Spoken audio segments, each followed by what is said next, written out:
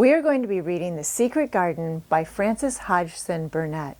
This story is about a girl who grew up in India and is sent to live at her uncle's in England. It is at his mansion that she finds a hidden door which leads to a secret garden and an unexpected friendship. Chapter 1. There is no one left. When Mary Lennox was sent to Misselthwaite Manor to live with her uncle, everybody said she was the most disagreeable-looking child ever seen. It was true, too. She had a little thin face and a little thin body, thin light hair, and a sour expression. Her hair was yellow, and her face was yellow because she had been born in India and had always been ill in one way or another. Her father had held a position under the English government and had always been busy and ill himself. And her mother had been a great beauty who cared only to go to parties and amuse herself with gay people.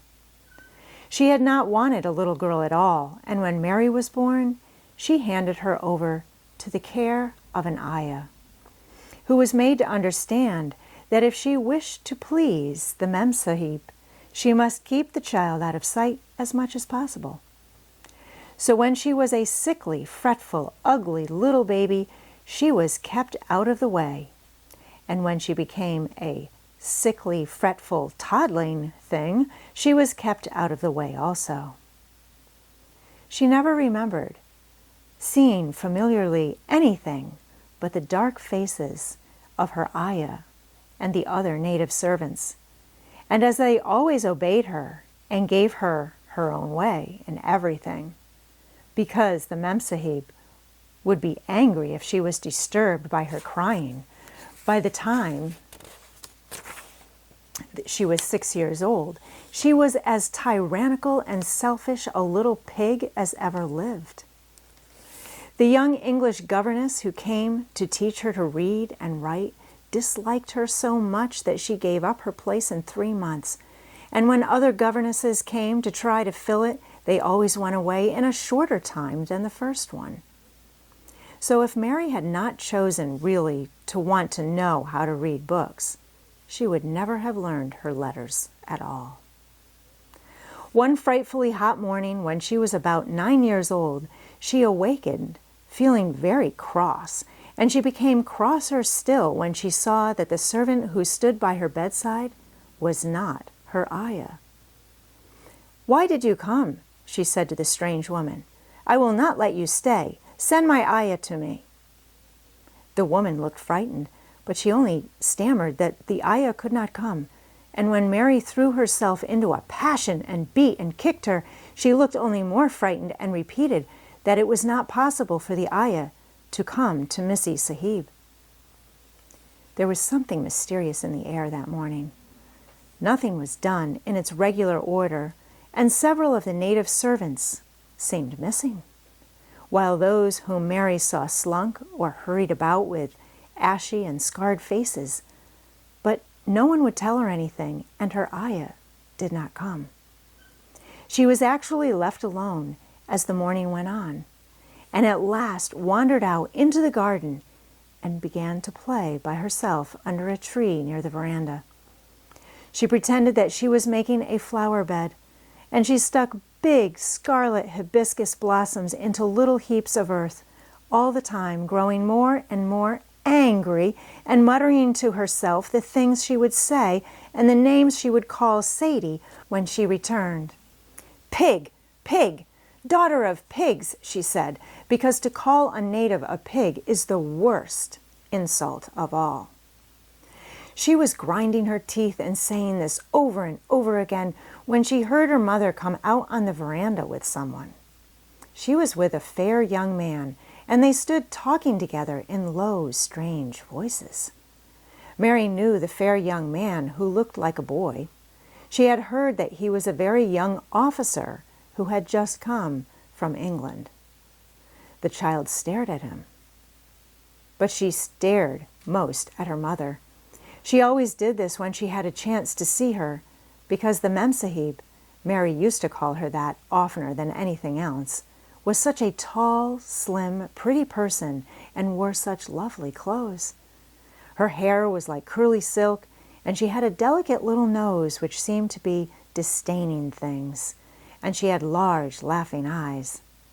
All her clothes were thin and floating, and Mary said they were full of lace. They looked fuller of lace than ever this morning, but her eyes were not laughing at all.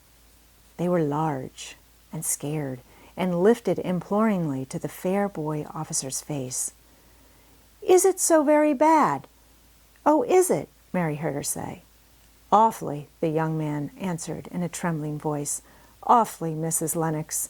You ought to have gone to the hills 2 weeks ago." The Memsahib wrung her hands.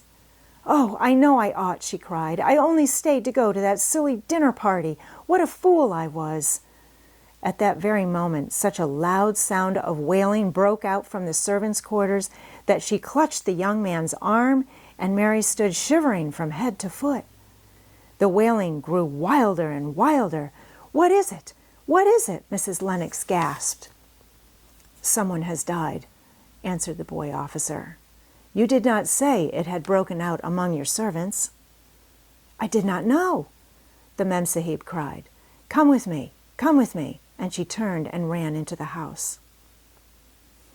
After that, appalling things happened, and the mysteriousness of the morning was explained to Mary. The cholera had broken out in its most fatal form, and people were dying like flies. The ayah had been taken ill in the night, and it was because she had just died that the servants had wailed in the huts. Before the next day, 3 other servants were dead, and others had run away in terror. There was panic on every side, and dying people in all the bungalows. During the confusion and bewilderment of the second day, Mary hid herself in the nursery and was forgotten by everyone. Nobody thought of her, nobody wanted her, and strange things happened of which she knew nothing. Mary alternately cried and slept through the hours. She only knew that people were ill and that she heard mysterious and frightening sounds. Once she crept into the dining room and found it empty, though a partly finished meal was on the table and chairs and plates looked as if they had been hastily pushed back when the diners rose suddenly for some reason. The child ate some fruit and biscuits, and being thirsty, she drank a glass of wine which stood nearly filled. It was sweet, and she did not know how strong it was. Very soon it made her intensely drowsy, and she went back to her nursery and shut herself in again, frightened by cries she heard in the huts and by the hurrying sound of feet. The wine made her so sleepy that she could scarcely keep her eyes open, and she lay down on her bed and knew nothing more for a long time. Many things happened during the hours in which she slept so heavily, but she was not disturbed by the wails and the sound of things being carried in and out of the bungalow. When she awakened, she lay and stared at the wall. The house was perfectly still. She had never known it to be so silent before. She heard neither voices nor footsteps, and wondered if everybody had got well of the cholera and all the trouble was over. She wondered also who would take care of her now that her ayah was dead. There would be a new ayah, and perhaps she would know some new stories. Mary had been rather tired of the old ones. She did not cry because her nurse had died. She was not an affectionate child and had never cared much for anyone. The noise and hurrying about and wailing over the cholera had frightened her, and she had been angry because no one seemed to remember that she was alive. Everyone was too panic-stricken to think of a little girl no one was fond of. When people had the cholera, it seemed that they remembered nothing but themselves. But if everyone had got well again, surely someone would remember and come to look for her. But no one came, and as she lay waiting, the house seemed to grow more and more silent. She heard something rustling on the matting, and when she looked down, she saw a little snake gliding along and watching her with eyes like jewels. She was not frightened, because he was a harmless little thing who would not hurt her, and he seemed in a hurry to get out of the room. He slipped under the door as she watched him. "How queer and quiet it is," she said. "It sounds as if there was no one in the bungalow but me and the snake." Almost the next minute she heard footsteps in the compound and then on the veranda. They were men's footsteps, and the men entered the bungalow and talked in low voices. No one went to meet or speak to them, and they seemed to open doors and look into rooms. "What desolation!" she heard one voice say. "That pretty, pretty woman! I suppose the child, too. I heard there was a child, though no one ever saw her." Mary was standing in the middle of the nursery when they opened the door a few minutes later. She looked an ugly, cross little thing and was frowning because she was beginning to be hungry and feel disgracefully neglected. The first man who came in was a large officer she had once seen talking to her father. He looked tired and troubled, but when he saw her he was so startled that he almost jumped back. "Barney!" he cried out. "There is a child here, a child alone, in a place like this. Mercy on us! Who is she?" I am Mary Lennox," the little girl said, drawing herself up stiffly. She thought the man was very rude to call her father's bungalow a place like this. "I fell asleep when everyone had the cholera, and I have only just wakened up. Why does nobody come?" "It is the child no one ever saw," exclaimed the man, turning to his companions. "She has actually been forgotten." "Why was I forgotten?" Mary said, stamping her foot. "Why does nobody come?" The young man, whose name was Barney, looked at her very sadly. Mary even thought she saw him wink his eyes as if to wink tears away. "Poor little kid," he said. "There is nobody left to come." It was in that strange and sudden way that Mary found out that she had neither father nor mother left, that they had died and been carried away in the night, and that the few native servants who had not died also had left the house as quickly as they could get out of it, none of them even remembering that there was a Missie Sahib. That was why the place was so quiet.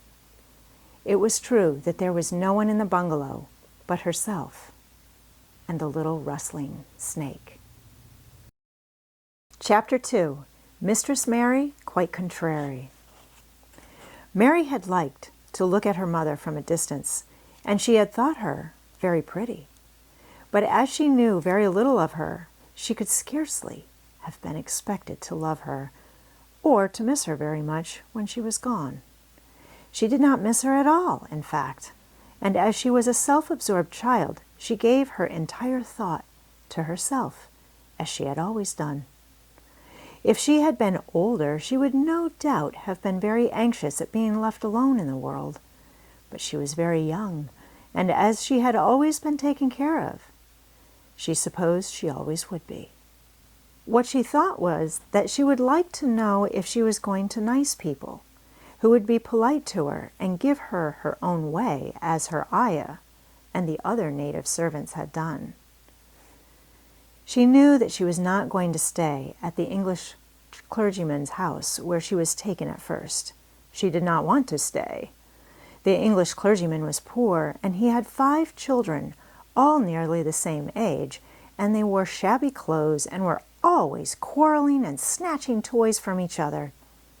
Mary hated their untidy bungalow and was so disagreeable to them that after the first day or two, nobody would play with her.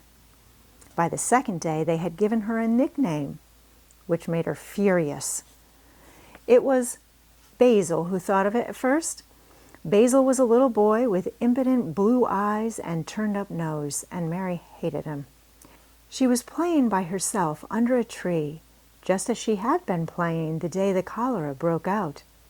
She was making heaps of earth and paths for a garden, and Basil came and stood near to watch her, Presently he got rather interested and suddenly made a suggestion. "Why don't you put a heap of stones there and pretend it is a rockery?" he said. "There in the middle." And he leaned over her to point. "Go away," cried Mary. "I don't want boys. Go away." For a moment Basil looked angry, and then he began to tease. He was always teasing his sisters. He danced round and round her and made faces and sang and laughed. "Mistress Mary, quite contrary, how does your garden grow? With silver bells and cockle shells and marigolds all in a row." He sang it until the other children heard and laughed too. And the crosser Mary got, the more they sang, "Mistress Mary, quite contrary." And after that, as long as she stayed with them, they called her Mistress Mary, quite contrary, when they spoke of her to each other, and often when they spoke to her. "You are going to be sent home," Basil said to her, "at the end of the week, and we're glad of it." "I am glad of it too," answered Mary. "Where is home?" "She doesn't know where home is," cried Basil, with 7-year-old scorn. "It's England, of course. Our grandmamma lives there, and our sister Mabel was sent to her last year. You are not going to your grandmamma. You have none. You are going to your uncle. His name is Mr. Archibald Craven." "I don't know anything about him," snapped Mary. "I know you don't," Basil answered. "You don't know anything. Girls never do. I heard Father and Mother talking about him. He lives in a great, big, desolate old house in the country, and no one goes near him. He's so cross he won't let them, and they wouldn't come if he would let them. He's a hunchback, and he's horrid." "I don't believe you," said Mary, and she turned her back and stuck her fingers in her ears because she would not listen any more. But she thought over it a great deal afterward, and when Mrs. Crawford told her that night that she was going to sail away to England in a few days, and going to her uncle, Mr. Archibald Craven, who lived at Misselthwaite Manor, she looked so stony and stubbornly uninterested that they did not know what to think about her. They tried to be kind to her, but she only turned her face away when Mrs. Crawford attempted to kiss her, and held herself stiffly when Mr. Crawford patted her shoulder. "She is such a plain child," Mrs. Crawford said pityingly afterward, "and her mother was such a pretty creature. She had a very pretty manner, too, and Mary has the most unattractive ways I ever saw in a child. The children call her Mistress Mary quite contrary, and though it's naughty of them, one can't help understanding it." Perhaps if her mother had carried her pretty face and her pretty manners oftener into the nursery, Mary might have learned some pretty ways too.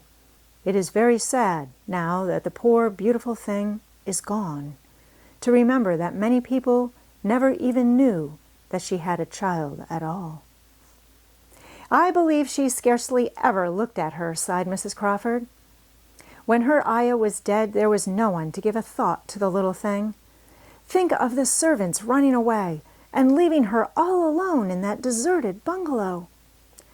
Colonel McGrew said he nearly jumped out of his skin when he opened the door and found her standing by herself in the middle of the room."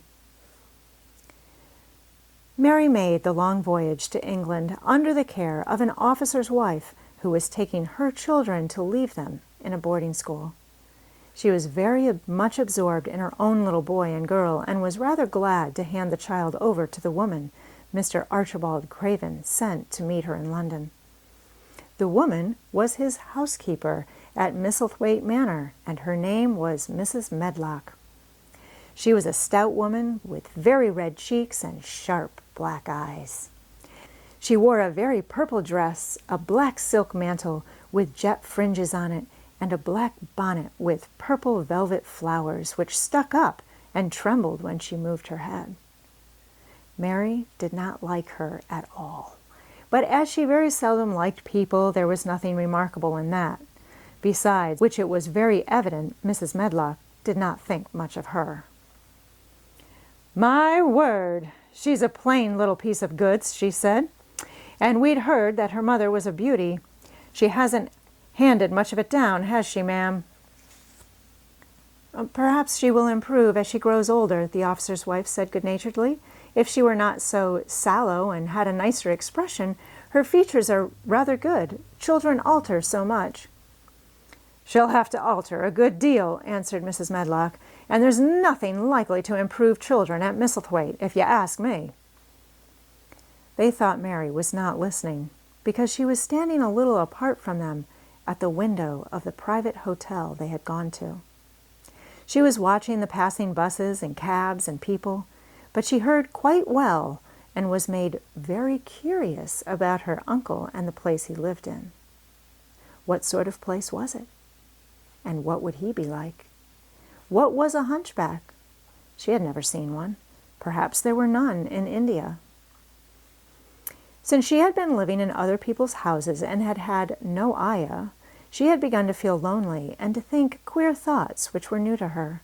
She had begun to wonder why she had never seemed to belong to anyone, even when her father and mother had been alive. Other children seemed to belong to their fathers and mothers, but she had never seemed to really be anyone's little girl. She had had servants and food and clothes, but no one had taken any notice of her. She did not know that this was because she was a disagreeable child. But then, of course, she did not know she was disagreeable. She often thought that other people were, but she did not know that she was so herself. She thought Mrs. Medlock the most disagreeable person she had ever seen, with her common, highly colored face and her common fine bonnet. When the next day they set out on their journey to Yorkshire, she walked through the station to the railway carriage with her head up and trying to keep as far away from her as she could, because she did not want to seem to belong to her. It would have made her very angry to think people imagined she was her little girl. But Mrs. Medlock was not in the least disturbed by her and her thoughts. She was the kind of woman who would stand no nonsense from young ones. At least that is what she would have said if she had been asked. She had not wanted to go to London just when her sister Maria's daughter was going to be married, but she had a comfortable, well-paid place as housekeeper at Misselthwaite Manor, and the only way in which she could keep it was to do at once what Mr. Archibald Craven told her to do. She never dared even to ask a question. "Captain Lennox and his wife died of the cholera," Mr. Craven had said in a short, cold way. "Captain Lennox was my wife's brother, and I am their daughter's guardian. The child is to be brought here. You must go to London and bring her yourself." So she packed her small trunk and made the journey. Mary sat in her corner of the railway carriage and looked plain and fretful. She had nothing to read or to look at, and she had folded her thin little black-gloved hands in her lap. Her black dress made her look yellower than ever, and her limp light hair straggled from under her black crape hat. "A more marred-looking young one I've never saw in my life," Mrs. Medlock thought. Marred is a Yorkshire word and means spoiled and pettish. She had never seen a child who sat so still without doing anything, and at last she got tired of watching her and began to talk in a brisk, hard voice. "I suppose I may as well tell you something about where you are going to," she said. "Do you know anything about your uncle?" "No," said Mary. "Never heard your father and mother talk about him?" "No," said Mary, frowning. She frowned because she remembered that her father and mother had never talked to her about anything in particular. Certainly they had never told her things. "Hm," muttered Mrs. Medlock, staring at her queer, unresponsive little face. She did not say any more for a few moments, and then she began again. "I suppose you might as well be told something to prepare you. You are going to a queer place." Mary said nothing at all, and Mrs. Medlock looked rather discomfited by her apparent indifference. But after taking a breath, she went on. "Not but that it's a grand big place in a gloomy way, and Mr. Craven's proud of it in his way, and that's gloomy enough, too. The house is 600 years old, and it's on the edge of the moor, and there's near 100 rooms in it. though most of them's shut up and locked, and there's pictures and fine old furniture and things that's been there for ages, and there's a big park round it, and gardens and trees with branches trailing to the ground. Some of them. She paused and took a deep breath. But there's nothing else, she ended suddenly. Mary had begun to listen, in spite of herself. It all sounded so unlike India, and anything new rather attracted her, but she did not intend to look as if she were interested. That was one of her unhappy, disagreeable ways, so she sat still. "Well," said Mrs. Medlock, "what do you think of it?" "Nothing," she answered. "I know nothing about such places." That made Mrs. Medlock laugh, a short sort of laugh. "Ha!" she said, "but you are like an old woman. Don't you care?" "It doesn't matter," said Mary, "whether I care or not." "You are right enough there," said Mrs. Medlock. "It doesn't. What you're to be kept at Misselthwaite Manor for, I don't know, unless because it's the easiest way. He's not going to trouble himself about you, that's sure and certain. He never troubles himself about no one."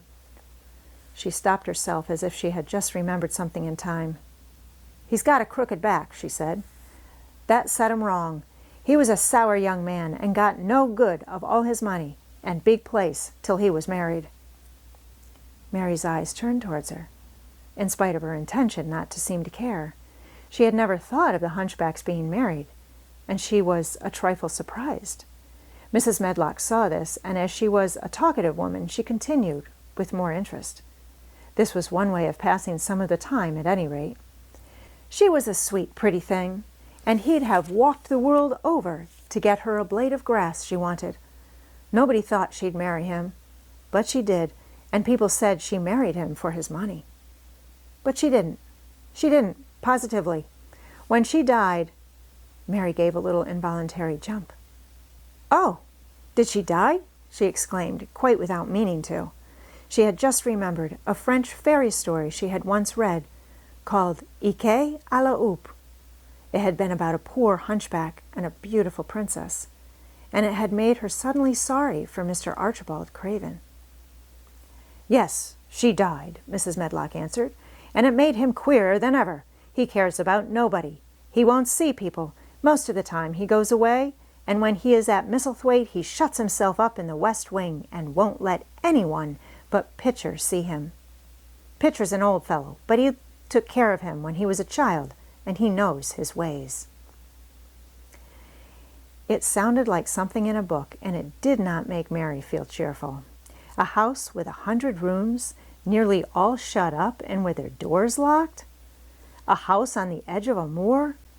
Whatsoever a moor was, sounded dreary. A man with a crooked back who shut himself up also? She stared out of the window with her lips pinched together, and it seemed quite natural that the rain should have begun to pour down in gray, slanting lines and splash and stream down the window panes.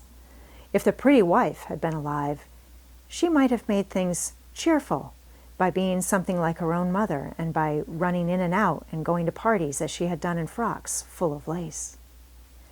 But she was not there anymore. "You needn't expect to see him, because 10 to 1 you won't," said Mrs. Medlock, "and you mustn't expect that there will be people to talk to you. You'll have to play about and look after yourself. You'll be told what rooms you can go into and what rooms you're to keep out of. There's gardens enough, but when you're in the house, don't go wandering and poking about. Mr. Craven won't have it." "I shall not want to go poking about," said sour little Mary, and just as suddenly as she had begun to be rather sorry for Mr. Archibald Craven, she began to cease to be sorry and to think he was unpleasant enough to deserve all that had happened to him. And she turned her face towards the streaming panes of the window of the railway carriage and gazed out at the gray rainstorm, which looked as if it would go on forever and ever. She watched it so long and steadily that the grayness grew heavier and heavier before her eyes, and she fell asleep.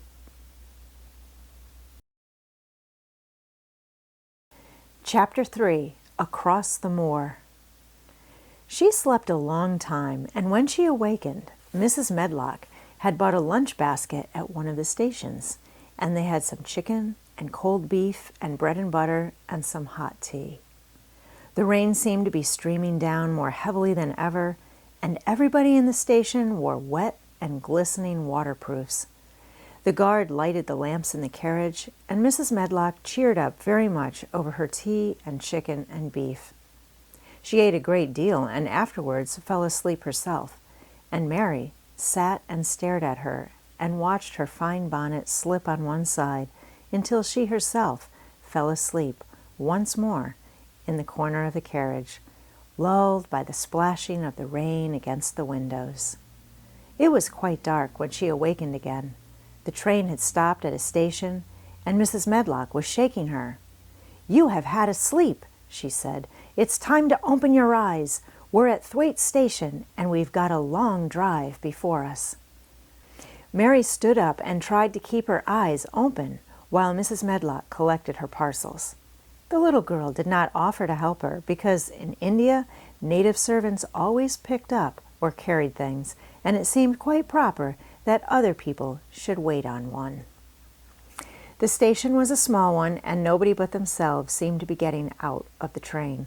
The station master spoke to Mrs. Medlock in a rough, good-natured way, pronouncing his words in a queer, broad fashion, which Mary found out afterwards was Yorkshire.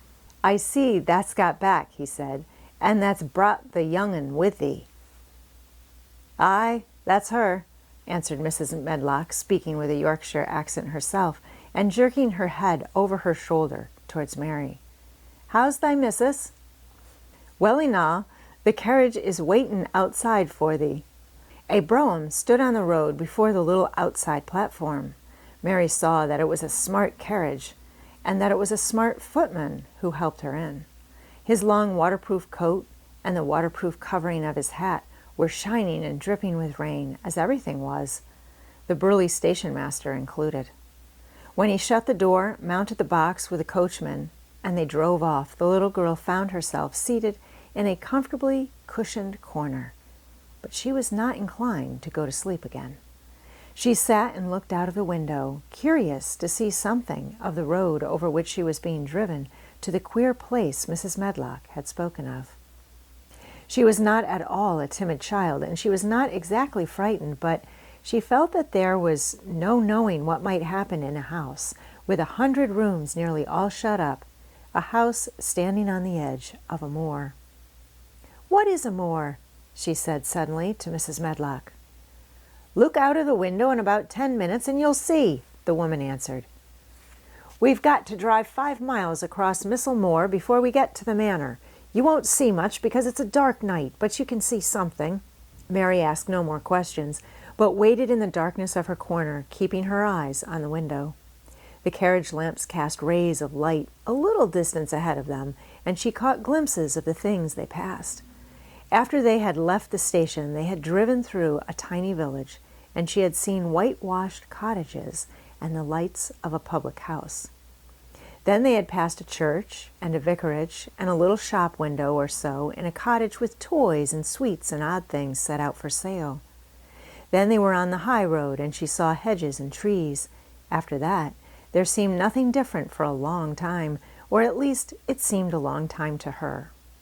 At last, the horses began to go more slowly, as if they were climbing uphill, and presently there seemed to be no more hedges and no more trees.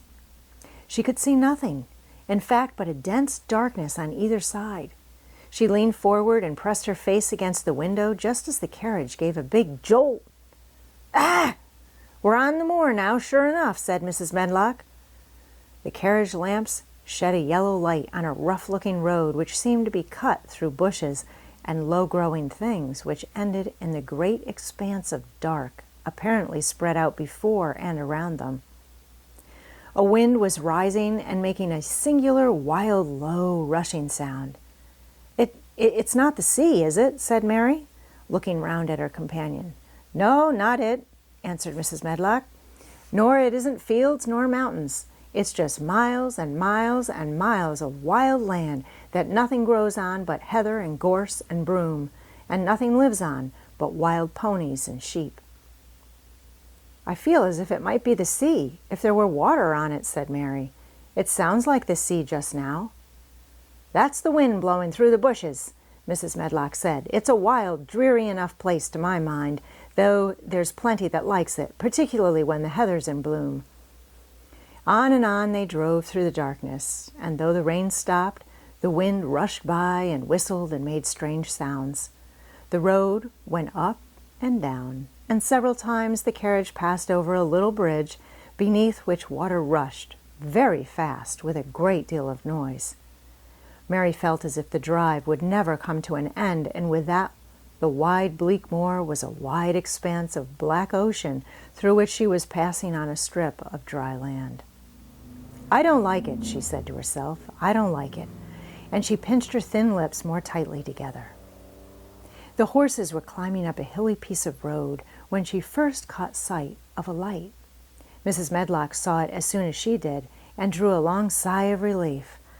"I'm glad to see that bit of light twinkling," she exclaimed. "It's the light in the lodge window. We shall get a good cup of tea after a bit, at all events." It was after a bit, as she said, for when the carriage passed through the park gates, there was still 2 miles of avenue to drive through, and the trees, which nearly met overhead, made it seem as if they were driving through a long, dark vault. They drove out of the vault into a clear space and stopped before an immensely long but low-built house, which seemed to ramble round a stone court. At first Mary thought there were no lights at all in the windows, but as she got out of the carriage, she saw that one room in a corner upstairs showed a dull glow. The entrance door was a huge one made of massive, curiously shaped panels of oak, studded with big iron nails and bound with great iron bars. It opened into an enormous hall, which was so dimly lighted that the faces in the portraits on the walls and the figures in the suits of armor made Mary feel that she did not want to look at them.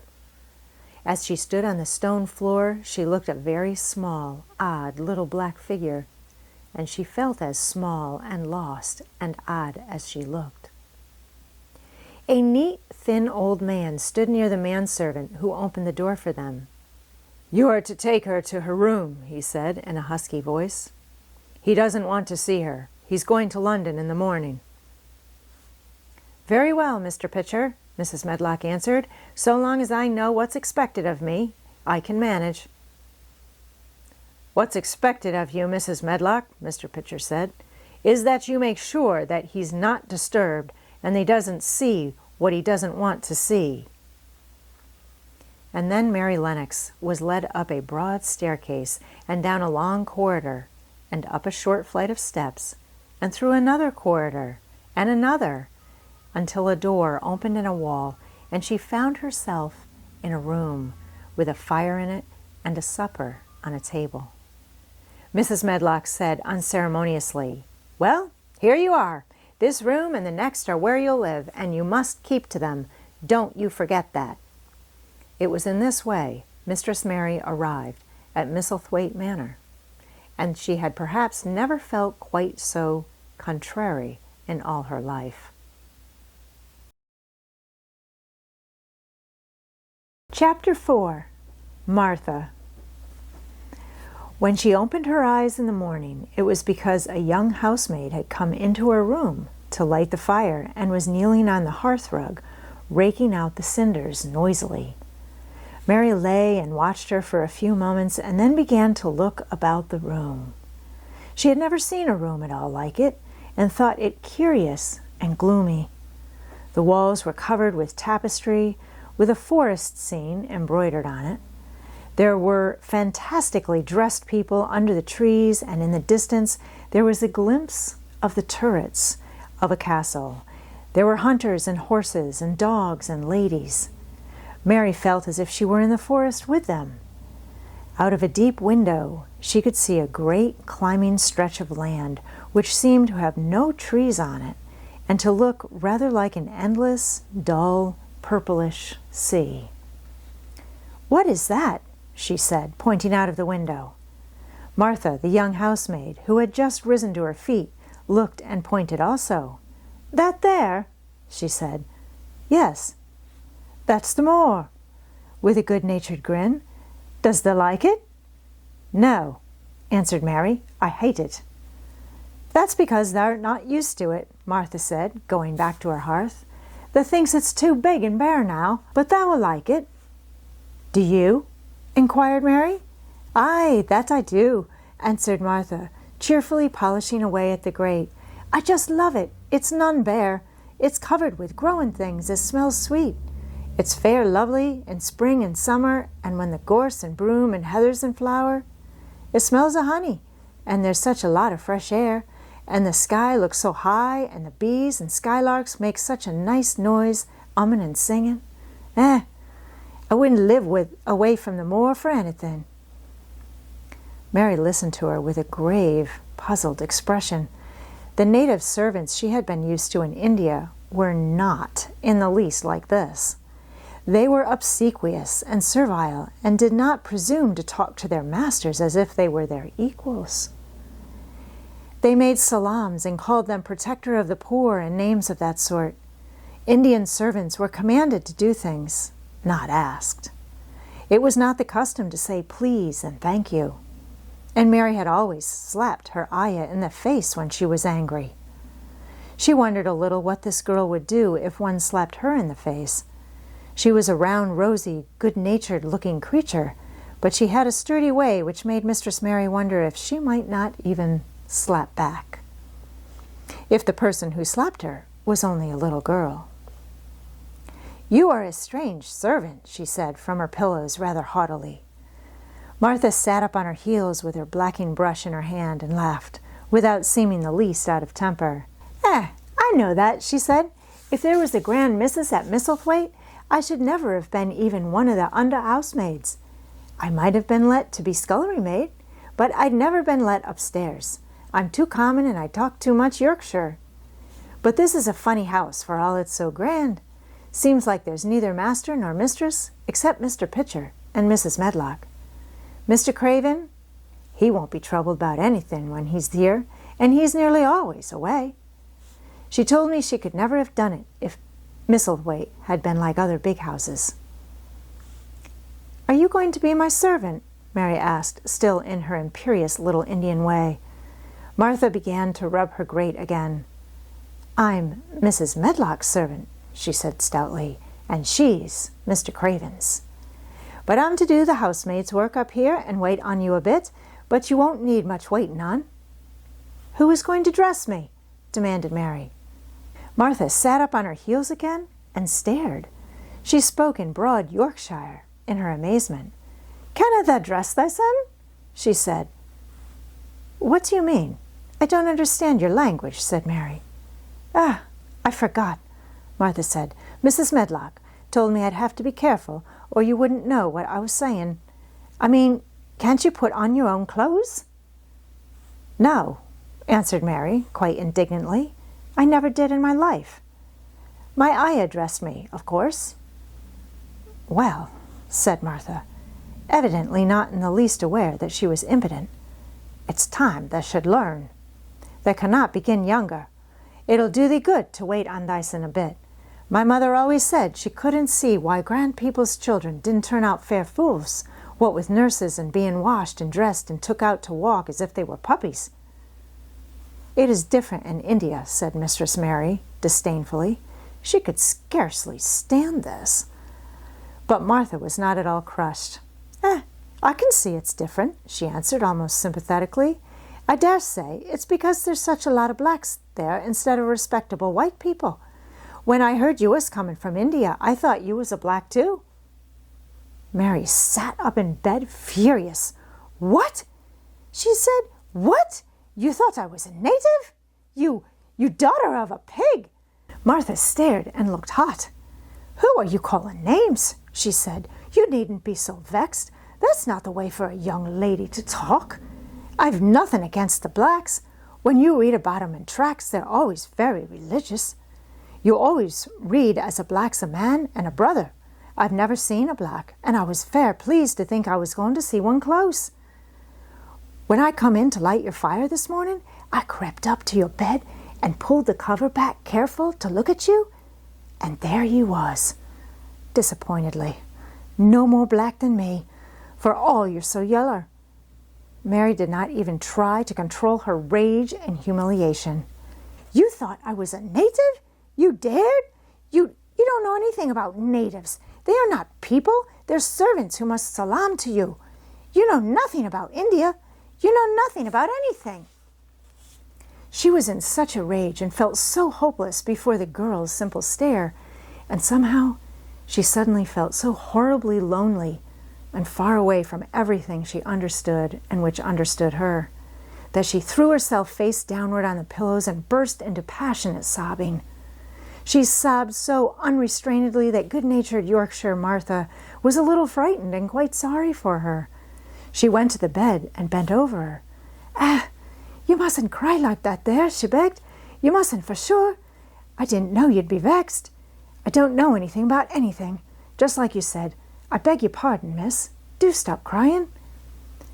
There was something comforting and really friendly in her queer Yorkshire speech and sturdy way which had a good effect on Mary. She gradually ceased crying and became quiet. Martha looked relieved. "It's time for thee to get up now," she said. "Mrs. Medlock said I was to carry the breakfast and tea and dinner into the room next to this. It's been made into a nursery for thee. I'll help thee on with thy clothes if they'll get out of bed. If the buttons are at the back, thou cannot button them up thyself." When Mary at last decided to get up, the clothes Martha took from the wardrobe were not the ones she had worn when she arrived the night before with Mrs. Medlock. "Those are not mine," she said. "Mine are black." She looked the thick white wool coat and dress over and added with cool approval, "Those are nicer than mine." "These are the ones that must be put on," Martha answered. "Mr. Craven ordered Mrs. Medlock to get 'em in London. He said, 'I won't have a child dressed in black wandering about like a lost soul,' he said. 'It'd make the place sadder than it is. Put color on her.' Mother said she knew what he meant. Mother always knows what a body means. She doesn't hold with black herself." "I hate black things," said Mary. The dressing process was one which taught them both something. Martha had buttoned up her little sisters and brothers, but she had never seen a child who stood still and waited for another person to do things for her as if she had neither hands nor feet of her own.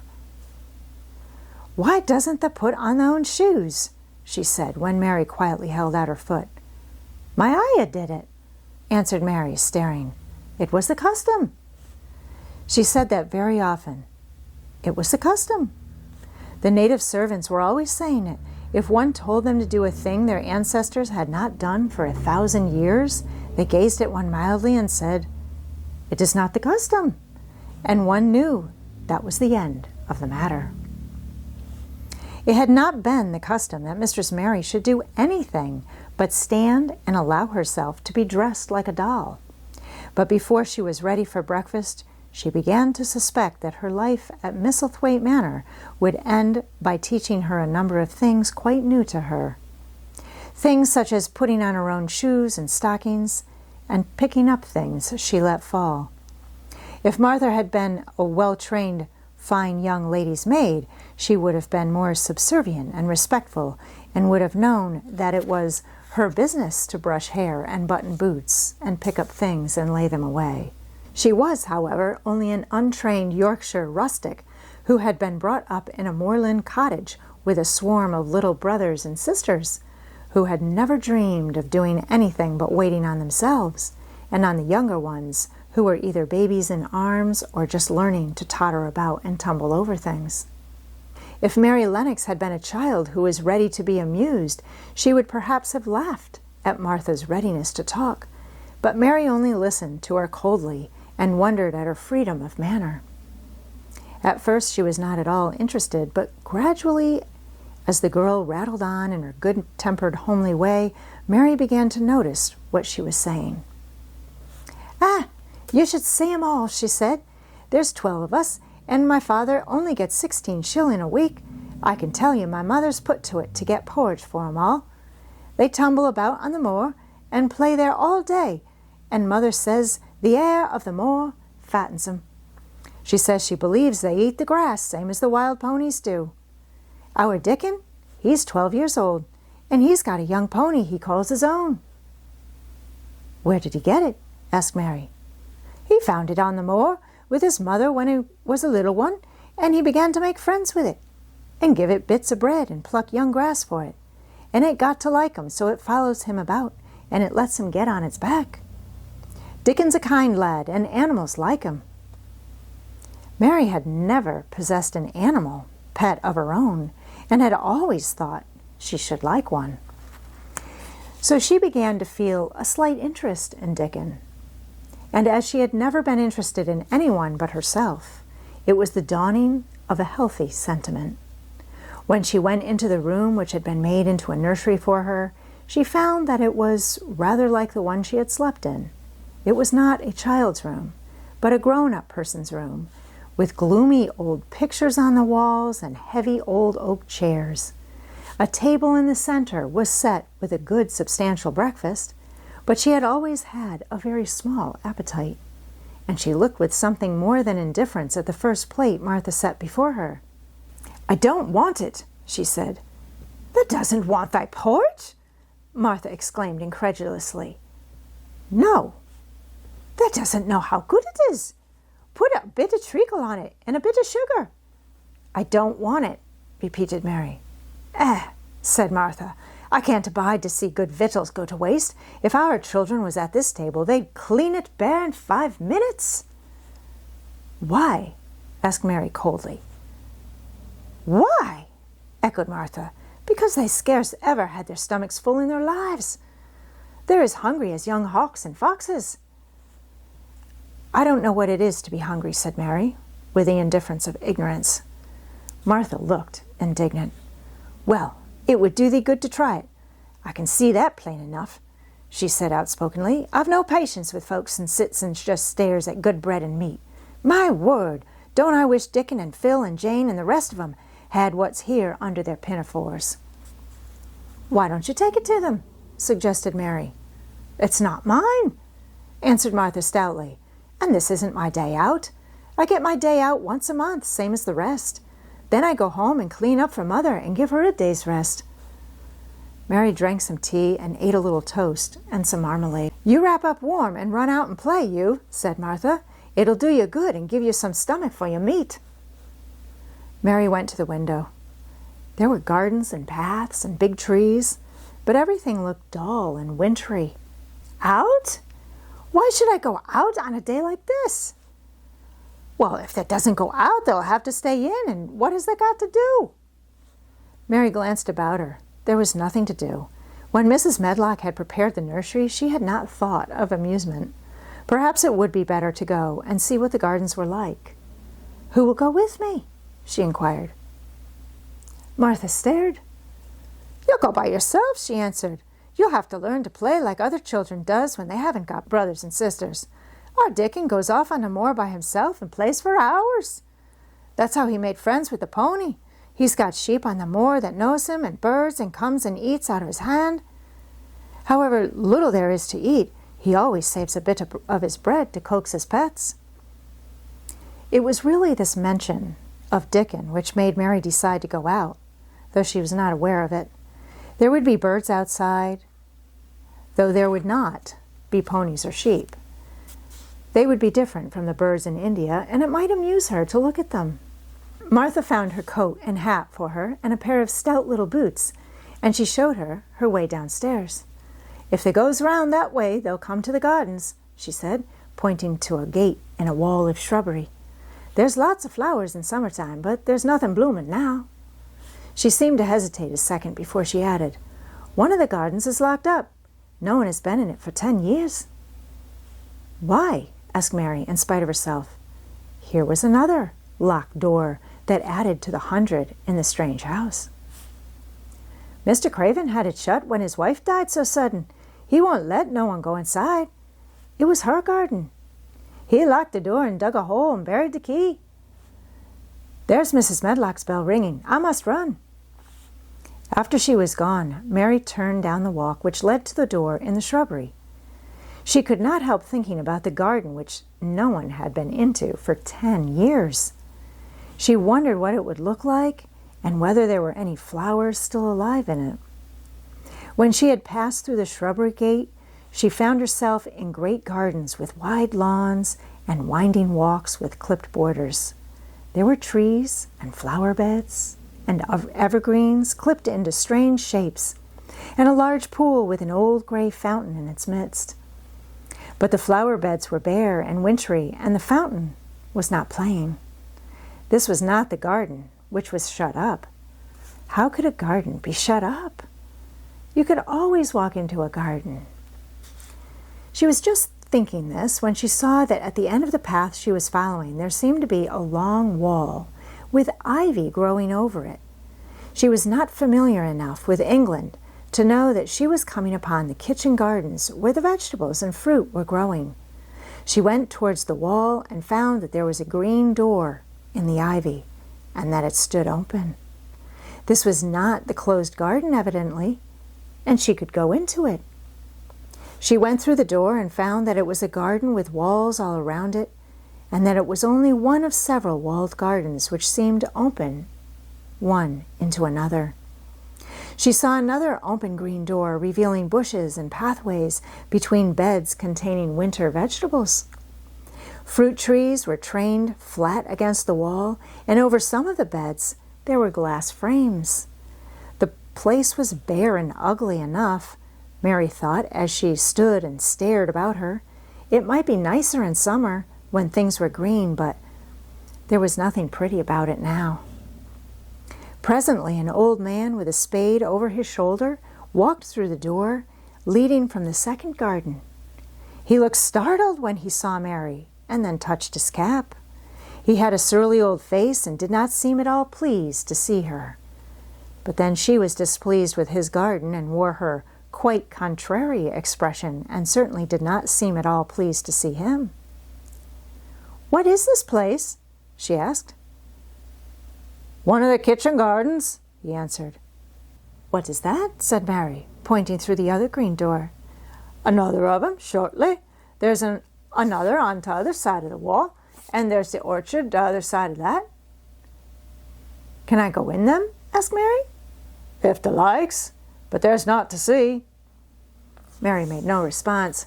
She went down the path and through the second green door. There she found more walls and winter vegetables and glass frames, but in the second wall there was another green door, and it was not open. Perhaps it led into the garden which no one had seen for 10 years. As she was not at all a timid child and always did what she wanted to do, Mary went to the green door and turned the handle. She hoped the door would not open because she wanted to be sure she had found the mysterious garden. But it did open quite easily, and she walked through it and found herself in an orchard. There were walls all around it also, and trees trained against them, and there were bare fruit trees growing in the winter-browned grass. But there was no green door to be seen anywhere. Mary looked for it, and yet when she had entered the upper end of the garden, she had noticed that the wall did not seem to end with the orchard, but to extend beyond it as if it enclosed a place at the other side. She could see the tops of trees above the wall, and when she stood still she saw a bird with a bright red breast sitting on the topmost branch of one of them. And suddenly he burst into his winter song, almost as if he had caught sight of her and was calling to her. She stopped and listened to him, and somehow his cheerful, friendly little whistle gave her a pleased feeling. Even a disagreeable little girl may be lonely, and the big closed house and big bare moor and big bare gardens had made this one feel as if there was no one left in the world but herself. If she had been an affectionate child who had been used to being loved, she would have broken her heart. But even though she was Mistress Mary, quite contrary, she was desolate, and the bright-breasted little bird brought a look into her sour little face which was almost a smile. She listened to him until he flew away. He was not like an Indian bird, and she liked him and wondered if she should ever see him again. Perhaps he lived in the mysterious garden and knew all about it. Perhaps it was because she had nothing whatever to do that she thought so much of the deserted garden. She was curious about it and wanted to see what it was like. Why had Mr. Archibald Craven buried the key? If he had liked his wife so much, why did he hate her garden? She wondered if she should ever see him, but she knew that if she did, she should not like him, and he would not like her, and that she should only stand and stare at him and say nothing, though she should be wanting dreadfully to ask him why he had done such a queer thing. People never like me, and I never like people, she thought. And I never can talk as the Crawford children could. They were always talking and laughing and making noises. She thought of the robin and of the way he seemed to sing his song at her, and as she remembered the treetop he perched on, she stopped rather suddenly on the path. I believe that tree was in the secret garden. I feel sure it was, she said. There was a wall round the place, and there was no door. She walked back into the first kitchen garden she had entered and found the old man digging there. She went and stood beside him and watched him a few moments in her cold little way. He took no notice of her, and so at last she spoke to him. I have been into the other gardens, she said. There's nothing to prevent thee, he answered crustily. I went into the orchard. There was no dog at the door to bite thee, he answered. There was no door there into the other garden, said Mary. What garden? He said in a rough voice, stopping his digging for a moment. The one on the other side of the wall, answered Mistress Mary. There were trees there. I saw the tops of them. A bird with a red breast was sitting on one of them, and he sang. To her surprise, the surly old weather-beaten face actually changed its expression. A slow smile spread over it, and the gardener looked quite different. It made her think that it was curious how much nicer a person looked when he smiled. She had not thought of it before.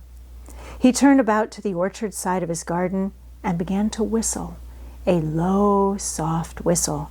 She could not understand how such a surly man could make such a coaxing sound. Almost the next moment, a wonderful thing happened. She heard a soft little rushing flight through the air, and it was the bird with the red breast flying to them, and he actually alighted on the big clod of earth quite near to the gardener's foot. Here he is, chuckled the old man, and then he spoke to the bird as if he were speaking to a child. Where has thou been, the cheeky little beggar? He said. I've not seen thee before today. Hast thou begun the courting this early in the season? Thou'rt too forward. The bird put his tiny head on one side and looked up at him with his soft bright eye, which was like a black dewdrop. He seemed quite familiar and not the least afraid. He hopped about and pecked the earth briskly, looking for seeds and insects. It actually gave Mary a queer feeling in her heart because he was so pretty and cheerful and seemed so like a person. He had a tiny plump body and a delicate beak and slender, delicate legs. Will he always come when you call him? She asked, almost in a whisper. Aye, that he will. I've knowed him ever since he was a fledgling. He come out of the nest in the other garden, and when first he flew over the wall, he was too weak to fly back for a few days, and we got friendly. When he went over the wall again, the rest of the brood was gone, and he was lonely and come back to me.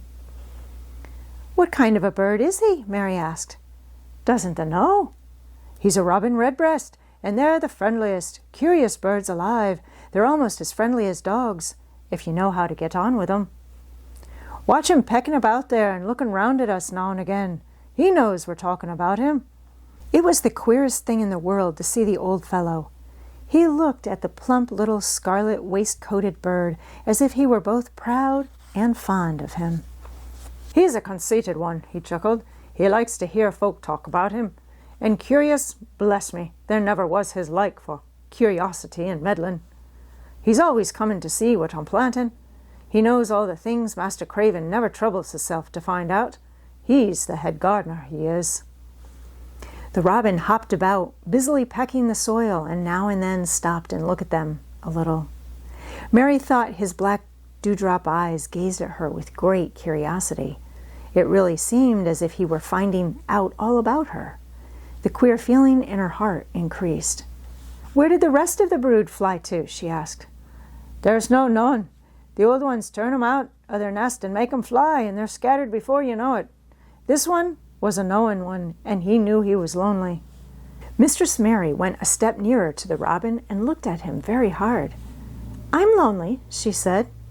She had not known before that this was one of the things which made her feel sour and cross. She seemed to find it out when the robin looked at her and she looked at the robin.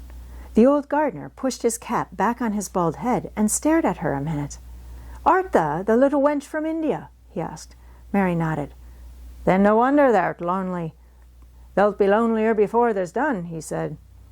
He began to dig again, driving his spade deep into the rich black garden soil, while the robin hopped about, very busily employed.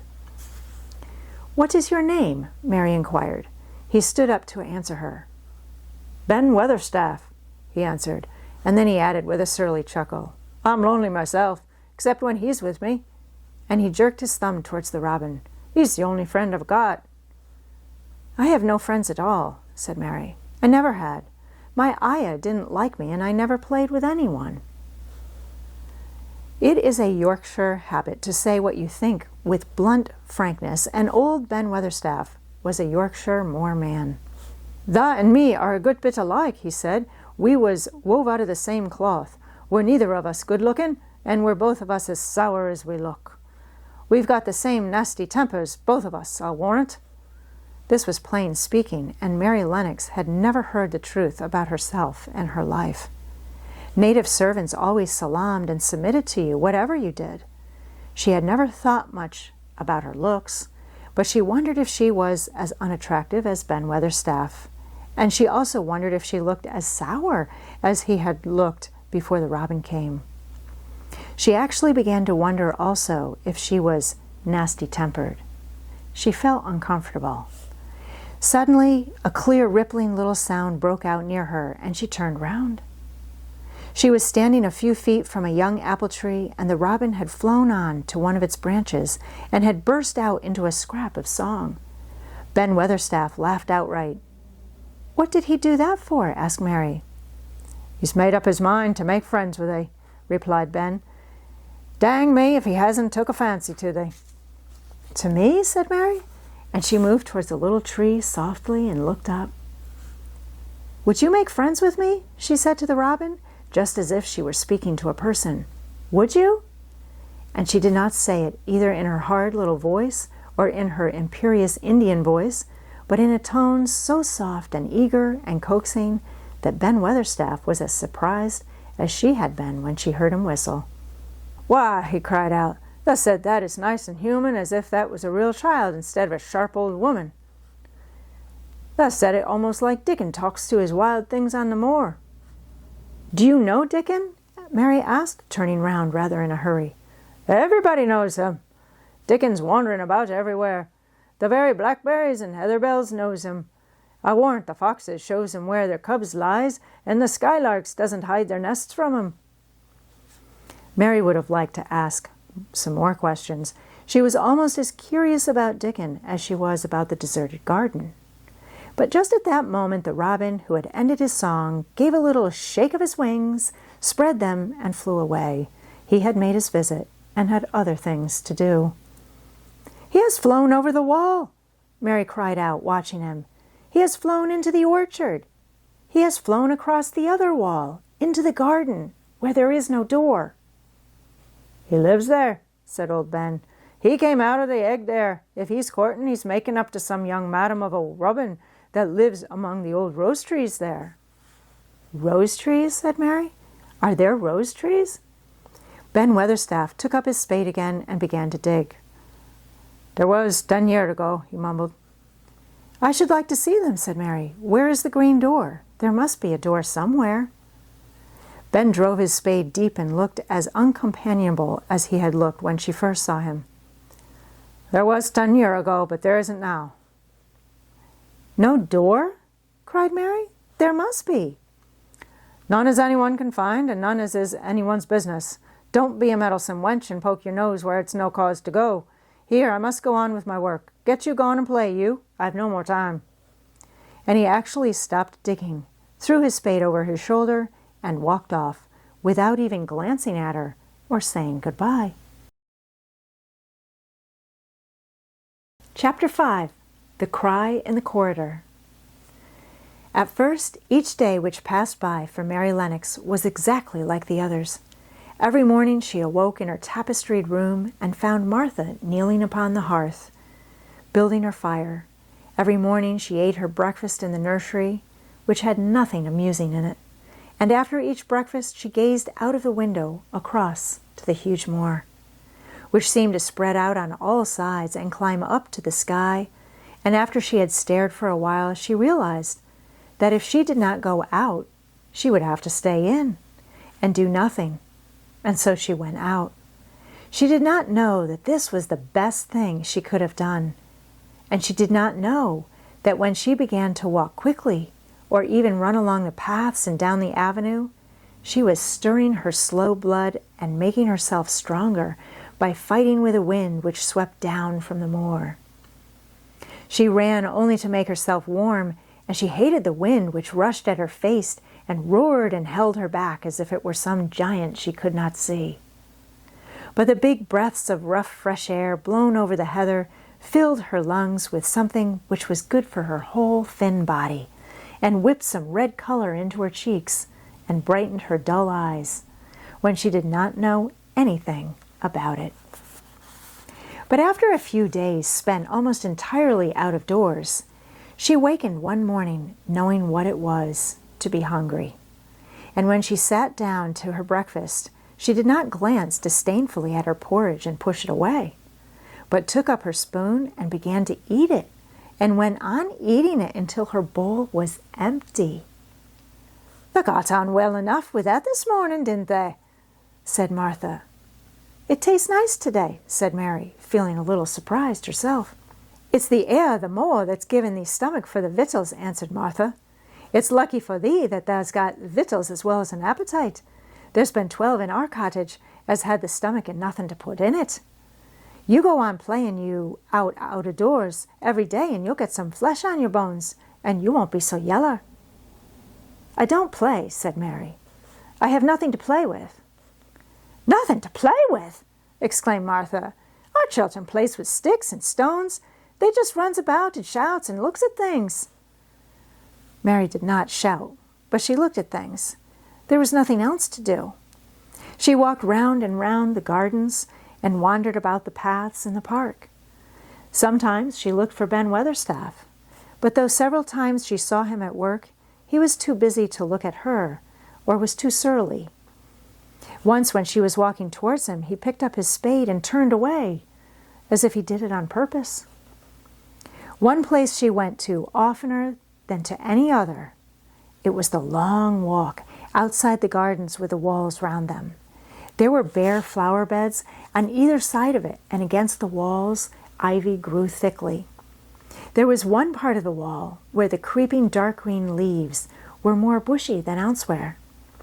It seemed as if for a long time that part had been neglected.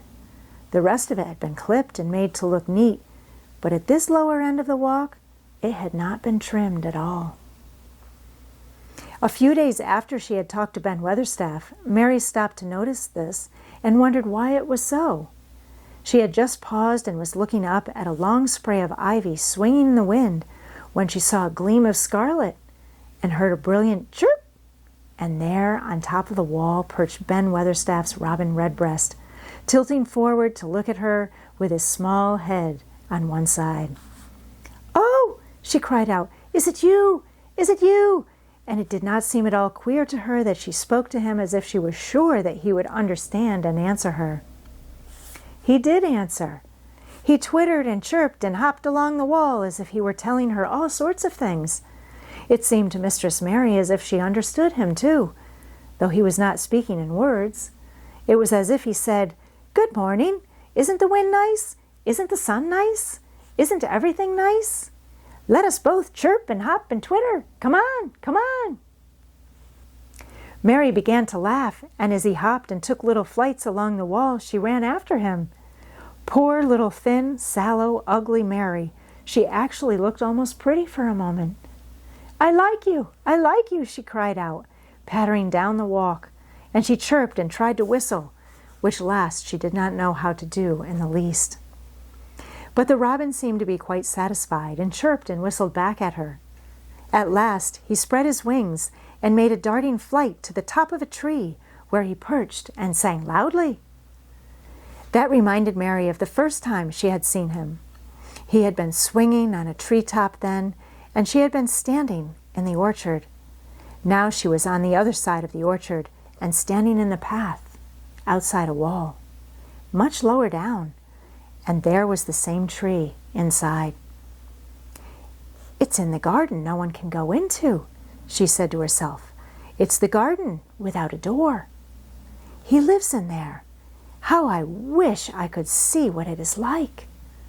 She ran up the walk to the green door she had entered the first morning.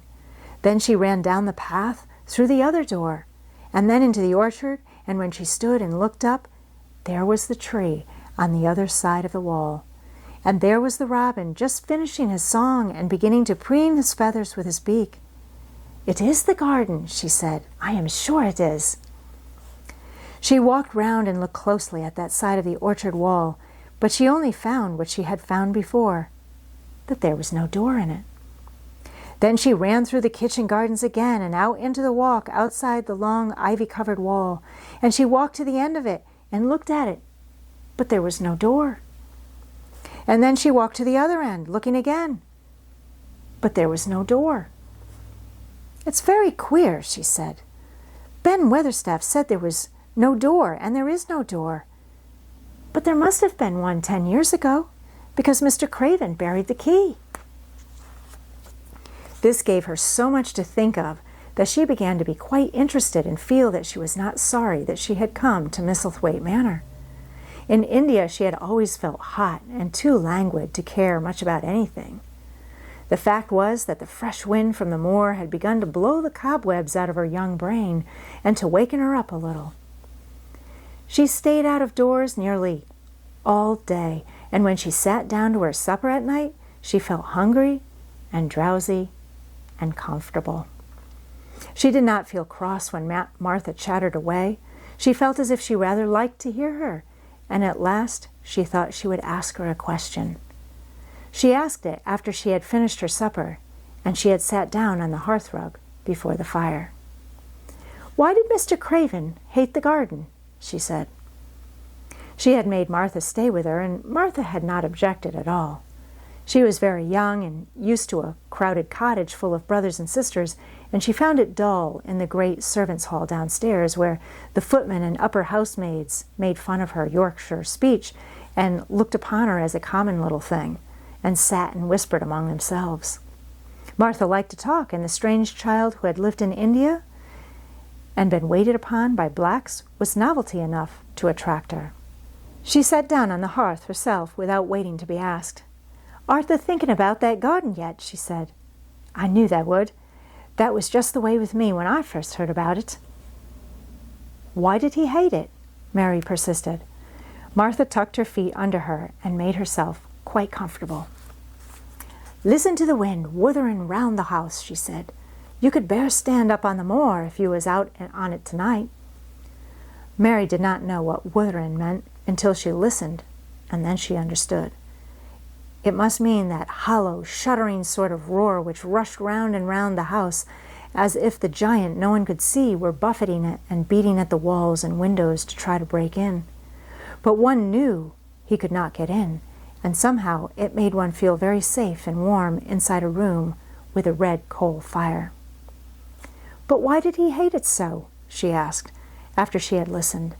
She intended to know if Martha did. Then Martha gave up her store of knowledge. "Mind," she said, "Mrs. Medlock said it's not to be talked about. There's lots of things in this place that's not to be talked over. That's Mr. Craven's orders. His troubles are none servant's business, he says.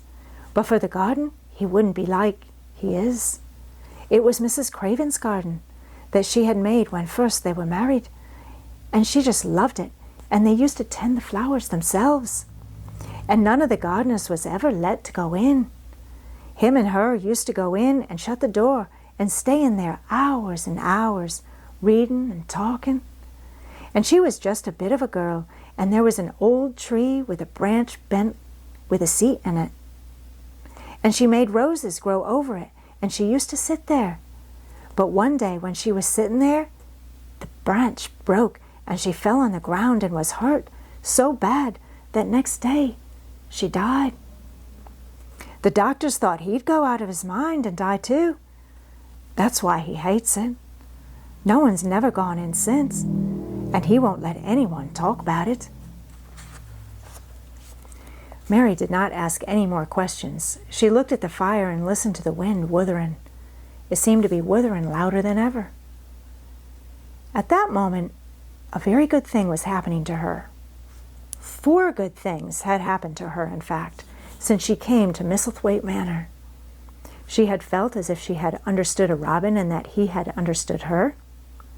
She had run in the wind until her blood had grown warm. She had been healthily hungry for the first time in her life. And she had found out what it was to be sorry for someone. She was getting on. But as she was listening to the wind, she began to listen to something else. She did not know what it was, because at first she could scarcely distinguish it from the wind itself. It was a curious sound. It seemed almost as if a child were crying somewhere. Sometimes the wind sounded rather like a child crying. But presently Mistress Mary felt quite sure that this sound was inside the house, not outside it. It was far away, but it was inside. She turned round and looked at Martha. "Do you hear anyone crying?" she said. Martha suddenly looked confused. "No," she answered. "It's the wind. Sometimes it sounds as if someone was lost on the moor and wailing. It's got all sorts of sounds." "But listen," said Mary. It's in the house, down one of those long corridors." And at that very moment, a door must have been opened somewhere downstairs, for a great rushing draught blew along the passage, and the door of the room they sat in was blown open with a crash, and as they both jumped to their feet, the light was blown out, and the crying sound was swept down the far corridor, so that it was to be heard more plainly than ever. "There," said Mary, "I told you so. It is someone crying, and it isn't a grown-up person." Martha ran and shut the door and turned the key, but before she did it, they both heard the sound of a door in some far passage shutting with a bang, and then everything was quiet, for even the wind ceased wuthering for a few moments. "It was the wind," said Martha stubbornly, "and if it wasn't, it was little Betty Butterworth, the scullery maid. She's had the toothache all day." But something troubled and awkward in her manner made Mistress Mary stare very hard at her. She did not believe she was speaking the truth. Chapter 6. There was someone crying. There was. The next day the rain poured down in torrents again, and when Mary looked out of her window, the moor was almost hidden by gray mist and cloud. There could be no going out today. "What do you do in your cottage when it rains like this?" she asked Martha. "Try to keep from under each other's feet, mostly," Martha answered. There does seem a lot of us then. Mother's a good-tempered woman, but she gets fair moithered. The biggest ones goes out in the cowshed and plays there. Dickon, he doesn't mind the wet. He goes out just the same as if the sun was shining. He says he sees things on rainy days, as doesn't show when it's fair weather. He once found a little fox cub half drowned in its hole, and he brought it home in the bosom of his shirt to keep it warm. His mother had been killed nearby, and the hole was swum out, and the rest of the litter was dead. He's got it at home now. He found a half-drowned young crow another time, and he brought it home too and tamed it. It's named Soot because it's so black, and it hops and flies about with him everywhere." The time had come when Mary had forgotten to resent Martha's familiar talk. She had even begun to find it interesting and to be sorry when she stopped or went away. The stories she had been told by her ayah when she lived in India had been quite unlike those Martha had to tell about the moorland cottage, which held 14 people who lived in 4 little rooms and never had quite enough to eat.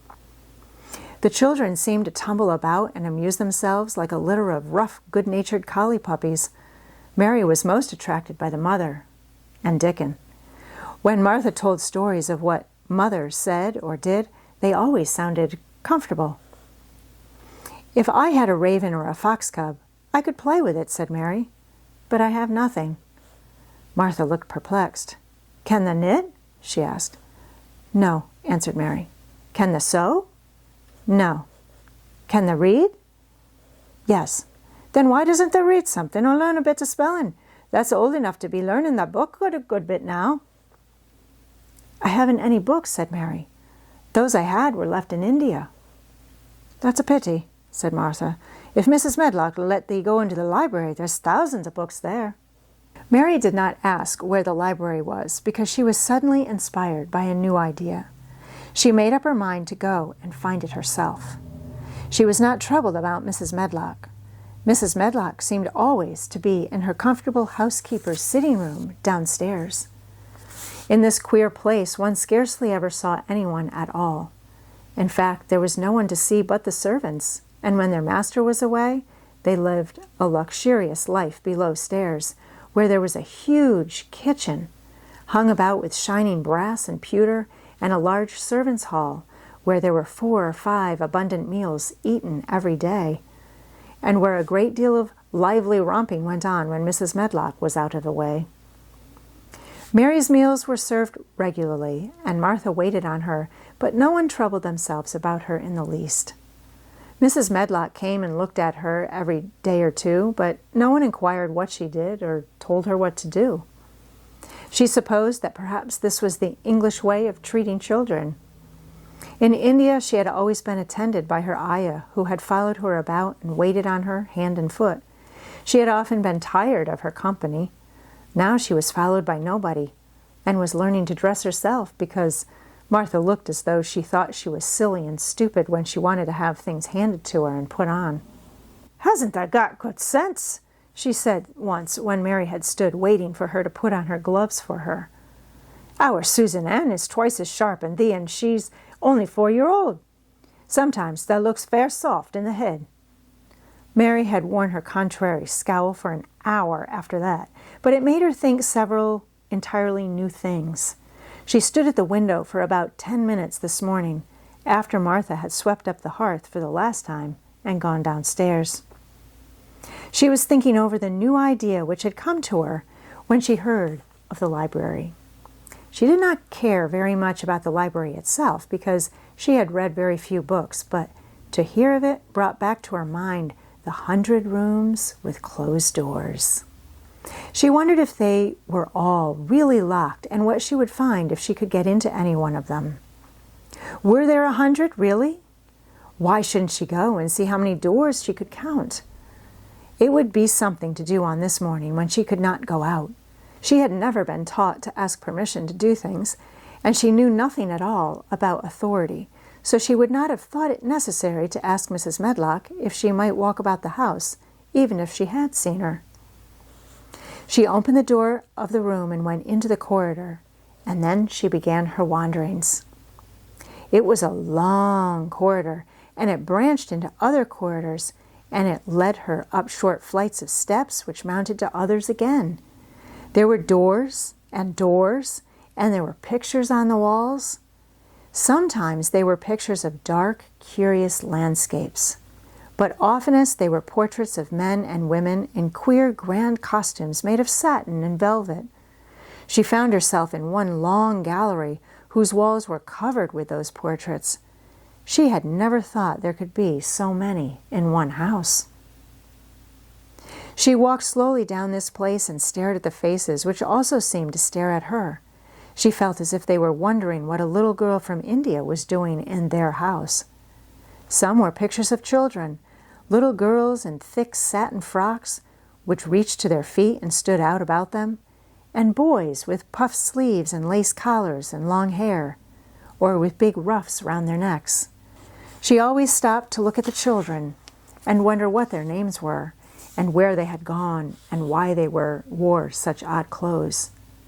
There was a stiff, plain little girl, rather like herself. She wore a green brocade dress and held a green parrot on her finger. Her eyes had a sharp, curious look. "Where do you live now?" said Mary aloud to her. "I wish you were here." Surely no other little girl ever spent such a queer morning. It seemed as if there was no one in all the huge rambling house but her own small self, wandering about upstairs and down, through narrow passages and wide ones, where it seemed to her that no one but herself had ever walked. Since so many rooms had been built, people must have lived in them, but it all seemed so empty that she could not quite believe it true. It was not until she climbed to the second floor that she thought of turning the handle of a door. All the doors were shut, as Mrs. Medlock had said they were, but at last she put her hand on the handle of one of them and turned it. She was almost frightened for a moment when she felt that it turned without difficulty, and that when she pushed open the door itself, it slowly and heavily opened. It was a massive door and opened into a big bedroom. There were embroidered hangings on the wall, and inlaid furniture such as she had seen in India stood about the room. A broad window with leaded panes looked out upon the moor, and over the mantel was another portrait of the stiff, plain little girl who seemed to stare at her more curiously than ever. "Perhaps she slept here once," said Mary. "She stares at me so that she makes me feel queer." After that she opened more doors and more. She saw so many rooms that she became quite tired and began to think that there must be 100, though she had not counted them. In all of them were old pictures or old tapestries with strange scenes worked on them. There were curious pieces of furniture and curious ornaments in nearly all of them. In one room, which looked like a lady's sitting room, the hangings were all embroidered velvet, and in a cabinet were about 100 little elephants made of ivory. They were of different sizes, and some had their mahouts or palanquins on their backs. Some were much bigger than the others, and some were so tiny that they seemed only babies. Mary had seen carved ivory in India, and she knew all about the elephants. She opened the door of the cabinet and stood on a footstool and played with these for quite a long time. When she got tired, she set the elephants in order and shut the door of the cabinet. In all her wanderings through the long corridors and the empty rooms, she had seen nothing alive. But in this room, she saw something. Just after she had closed the cabinet door, she heard a tiny rustling sound. It made her jump and look around at the sofa by the fireplace, from which it seemed to come. In the corner of the sofa there was a cushion, and in the velvet which covered it there was a hole, and out of the hole peeped a tiny head with a pair of frightened eyes in it. Mary crept softly across the room to look. The bright eyes belonged to a little gray mouse, and the mouse had eaten a hole into the cushion and made a comfortable nest there. 6 baby mice were cuddled up asleep near her. If there was no one else alive in the 100 rooms, there were 7 mice who did not look lonely at all. "If they wouldn't be so frightened, I would take them back with me," said Mary. She had wandered about long enough to feel too tired to wander any further, and she turned back. 2 or 3 times she lost her way by turning down the wrong corridor, and was obliged to ramble up and down until she found the right one. But at last she reached her own floor again, though she was some distance from her own room and did not know exactly where she was. "I believe I have taken a wrong turning again," she said, standing still at what seemed the end of a short passage with tapestry on the wall. "I don't know which way to go. How still everything is." It was while she was standing here, and just after she had said this, that the stillness was broken by a sound. It was another cry, but not quite like the one she had heard last night. It was only a short one, a fretful, childish whine, muffled by passing through walls. "It's nearer than it was," said Mary, her heart beating rather faster, "and it is crying." She put her hand accidentally upon the tapestry near her and then sprang back, feeling quite startled. The tapestry was the covering of a door which fell open and showed her that there was another part of the corridor behind it. And Mrs. Medlock was coming up it with her bunch of keys in her hand and a very cross look on her face. "What are you doing here?" she said, and she took Mary by the arm and pulled her away. "What did I tell you?" "I turned round the wrong corner," explained Mary. "I didn't know which way to go, and I heard someone crying." She quite hated Mrs. Medlock at that moment, but she hated her more the next. "You didn't hear anything of the sort," said the housekeeper. "You come along back to your nursery, or I'll box your ears." And she took her by the arm and half pushed, half pulled her up one passage and down another until she pushed her in at the door of her own room. "Now," she said, "you stay where you're told to stay, or you'll find yourself locked up. The master had better get you a governess, same as he said he would. You're one that needs someone to look sharp after you. I've got enough to do." She went out of the room and slammed the door after her, and Mary went and sat on the hearthrug, pale with rage. She did not cry, but ground her teeth. There was someone crying. There was, she said to herself. She had heard it twice now, and sometime she would find out. She had found out a great deal this morning. She felt as if she had been on a long journey. And at any rate, she had had something to amuse her all the time, and she had played with the ivory elephants, and had seen the gray mouse and its babies in their nest in the velvet cushion. Chapter 7, The Key of the Garden. 2 days after this, when Mary opened her eyes, she sat upright in bed immediately and called to Martha, "Look at the moor! Look at the moor!" The rainstorm had ended, and the gray mist and clouds had been swept away in the night by the wind. The wind itself had ceased, and a brilliant, deep blue sky arched high over the moorland. Never, never had Mary dreamed of a sky so blue. In India, skies were hot and blazing. This was of a deep, cool blue which almost seemed to sparkle, like the waters of some lovely bottomless lake. And here and there, high, high in the arched blueness, floated small clouds of snow-white fleece. The far-reaching world of the moor itself looked softly blue, instead of gloomy purple-black or awful dreary gray. "Aye," said Martha with a cheerful grin, "the storm's over for a bit. It does like this at this time of the year. It goes off in a night like it was pretending it had never been here and never meant to come again. That's because the springtime's on its way. It's a long way off yet, but it's coming." "I thought perhaps it always rained or looked dark in England," Mary said. "Ah, no," said Martha, sitting up on her heels among her black lead brushes. "Not of the sort." "What does that mean?" asked Mary seriously.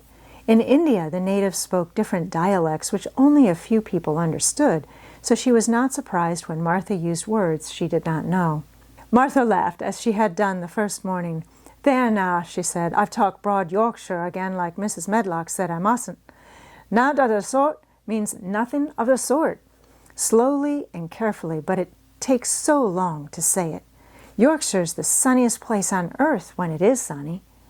I told thee to like the moor after a bit. Just you wait till you see the gold-colored gorse blossoms and the blossoms of the broom and the heather flowering, all purple bells and hundreds of butterflies fluttering and bees humming and skylarks soaring up and singing. You'll want to get out on it at sunrise and live out on it all day like DICKON does." "Could I ever get there?" asked Mary wistfully, looking through her window at the far-off blue. It was so new and big and wonderful, and such a heavenly color. "I don't know," answered Martha. "There's never used the legs since they was born, it seems to me. They couldn't walk 5 mile. It's 5 mile to our cottage." "I should like to see your cottage." Martha stared at her a moment curiously before she took up her polishing brush and began to rub the grate again.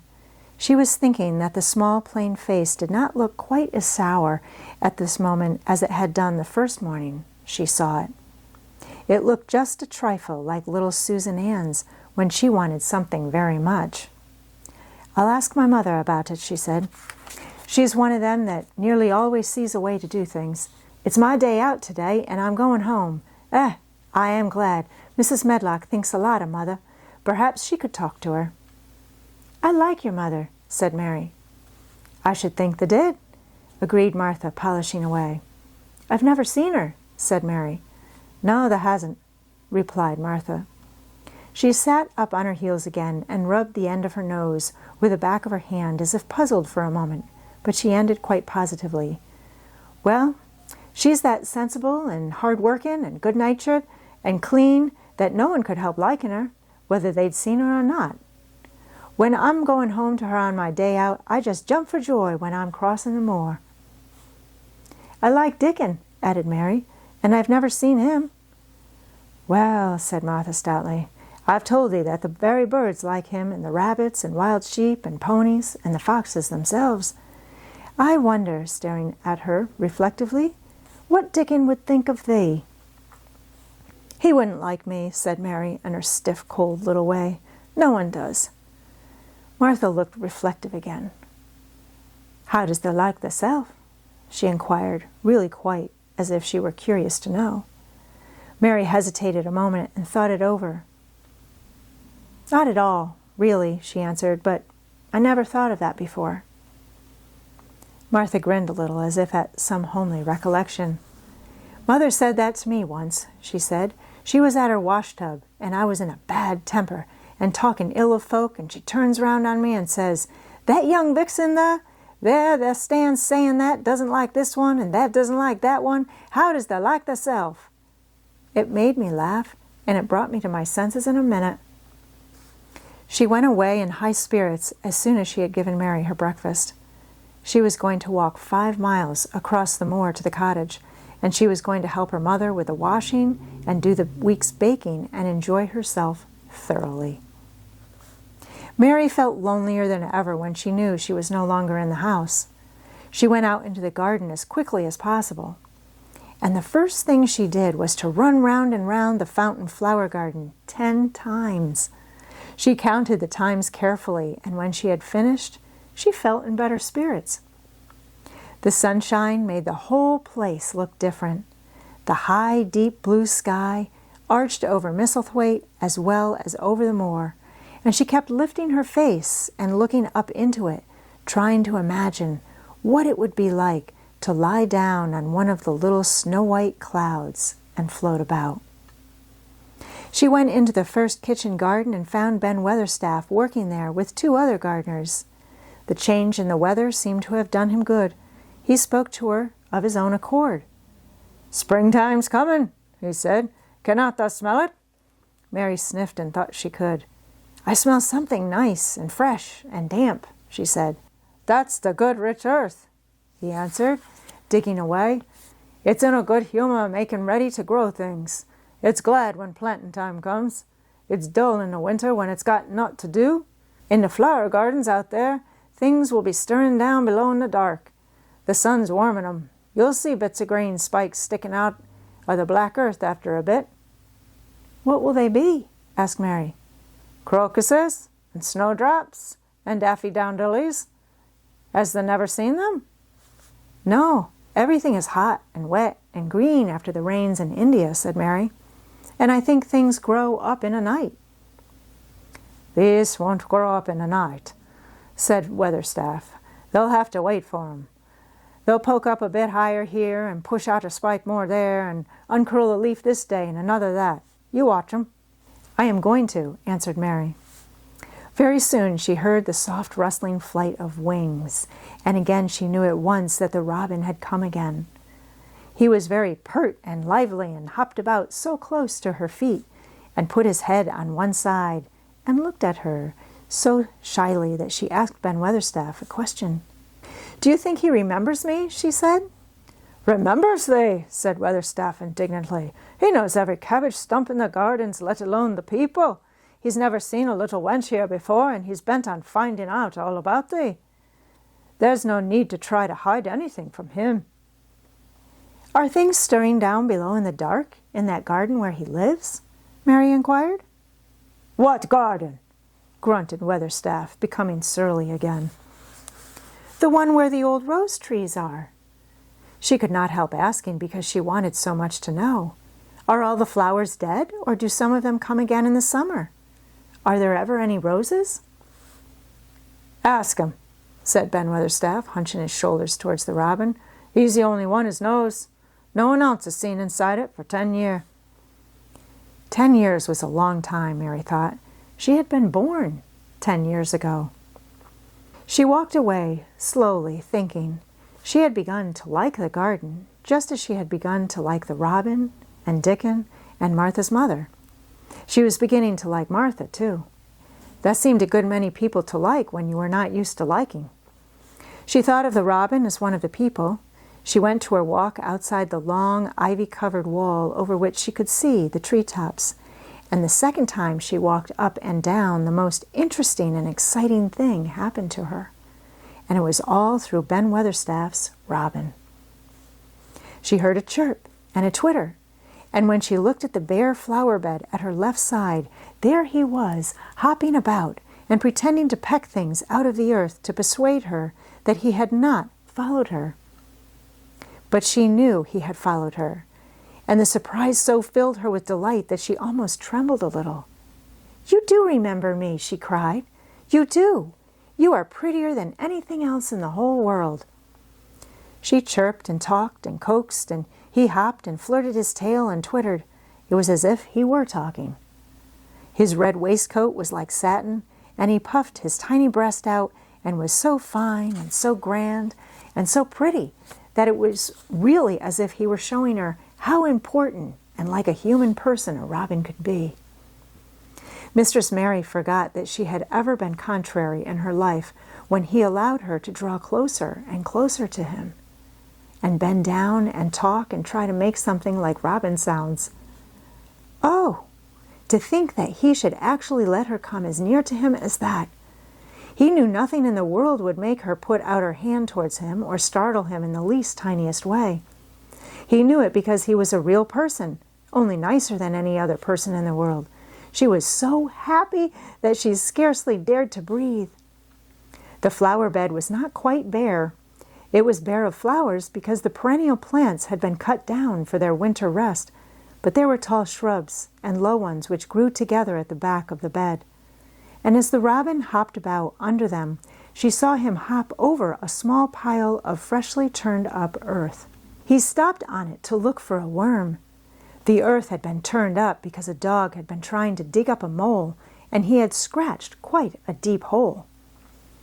Mary looked at it, not really knowing why the hole was there, and as she looked she saw something almost buried in the newly turned soil. It was something like a ring of rusty iron or brass, and when the robin flew up into a tree nearby, she put out her hand and picked the ring up. It was more than a ring. However, it was an old key which looked as if it had been buried a long time. Mistress Mary stood up and looked at it with an almost frightened face as it hung from her finger. "Perhaps it has been buried for 10 years, she said in a whisper. "Perhaps it is the key to the garden." Chapter 8. The Robin Who Showed the Way. She looked at the key quite a long time. She turned it over and thought about it. As I have said before, she was not a child who had been trained to ask permission or consult her elders about things. All she thought about the key was that if it was the key to the closed garden, and she could find out where the door was, she could perhaps open it and see what was inside the walls, and what had happened to the old rose trees. It was because it had been shut up so long that she wanted to see it. It seemed as if it must be different from other places and that something strange must have happened to it during 10 years. Besides that, if she liked it, she could go into it every day and shut the door behind her. And she could make up some play of her own and play it quite alone because nobody would ever know where she was, but would think the door was still locked and the key buried in the earth. The thought of that pleased her very much. living, as it were, all by herself in a house with 100 mysteriously closed rooms and having nothing whatever to do to amuse herself, had set her inactive brain to work and was actually awakening her imagination. There is no doubt that the fresh, strong, pure air of the moor had a great deal to do with it. Just as it had given her an appetite and fighting with the wind had stirred her blood, so the same things had stirred her mind. In India she had always been too hot and languid and weak to care much about anything, but in this place she was beginning to care and to want to do new things. Already she felt less contrary, though she did not know why. She put the key in her pocket and walked up and down her walk. No one but herself ever seemed to come there, so she could walk slowly and look at the wall, or rather at the ivy growing on it. The ivy was the baffling thing. Howsoever carefully she looked, she could see nothing but thickly growing, glossy, dark green leaves. She was very much disappointed. Something of her contrariness came back to her as she paced the wall and looked over it at the treetops inside. It seemed so silly, she said to herself, to be near it and not be able to get in. She took the key in her pocket when she went back to the house, and she made up her mind that she would always carry it with her when she went out, so that if she ever should find the hidden door, she would be ready. Mrs. Medlock had allowed Martha to sleep all night at the cottage, but she was back at her work in the morning with cheeks redder than ever and in the best of spirits. "I got up at 4 o'clock, she said. It was pretty on the moor, with the birds getting up and the rabbits scampering about and the sun rising. I didn't walk all the way. A man gave me a ride in his cart, and I can tell you I did enjoy myself." She was full of stories of the delights of her day out. Her mother had been glad to see her, and they had got the baking and washing all out of the way. She had even made each of the children a dough cake with a bit of brown sugar in it. "I had 'em all piping hot when they came in from playing on the moor, and the cottage all smelt of nice, clean, hot bacon, and there was a good fire, and they just shouted for joy. Our Dickon, he said our cottage was good enough for our king to live in." In the evening they had all sat round the fire, and Martha and her mother had sewed patches on torn clothes and mended stockings. And Martha had told them about the little girl who had come from India and who had been waited on all her life by what Martha called blacks until she didn't know how to put on her own stockings.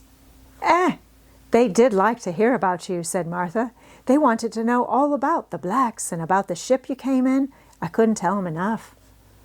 Mary reflected a little. "I'll tell you a great deal more before your next day out," she said, "so that you will have more to talk about. I dare say they would like to hear about riding on elephants and camels and about the officers going to hunt tigers." "My word!"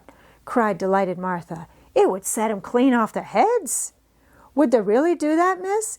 It would be the same as a wild beast show like we heard they had in York once." "India is quite different from Yorkshire," Mary said slowly, as she thought the matter over. "I never thought of that. Did Dickon and your mother like to hear you talk about me?" "Why, our Dickon's eyes nearly stared out of his head, they got that round," answered Martha.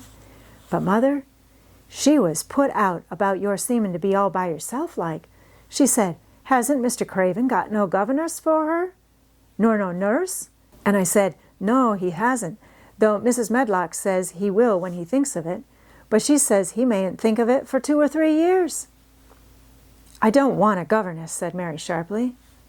"But Mother says you ought to be learning your book by this time, and you ought to have a woman to look after you. And she says, 'Now, Martha, you just think how you'd feel yourself in a big place like that, wandering about alone and no mother.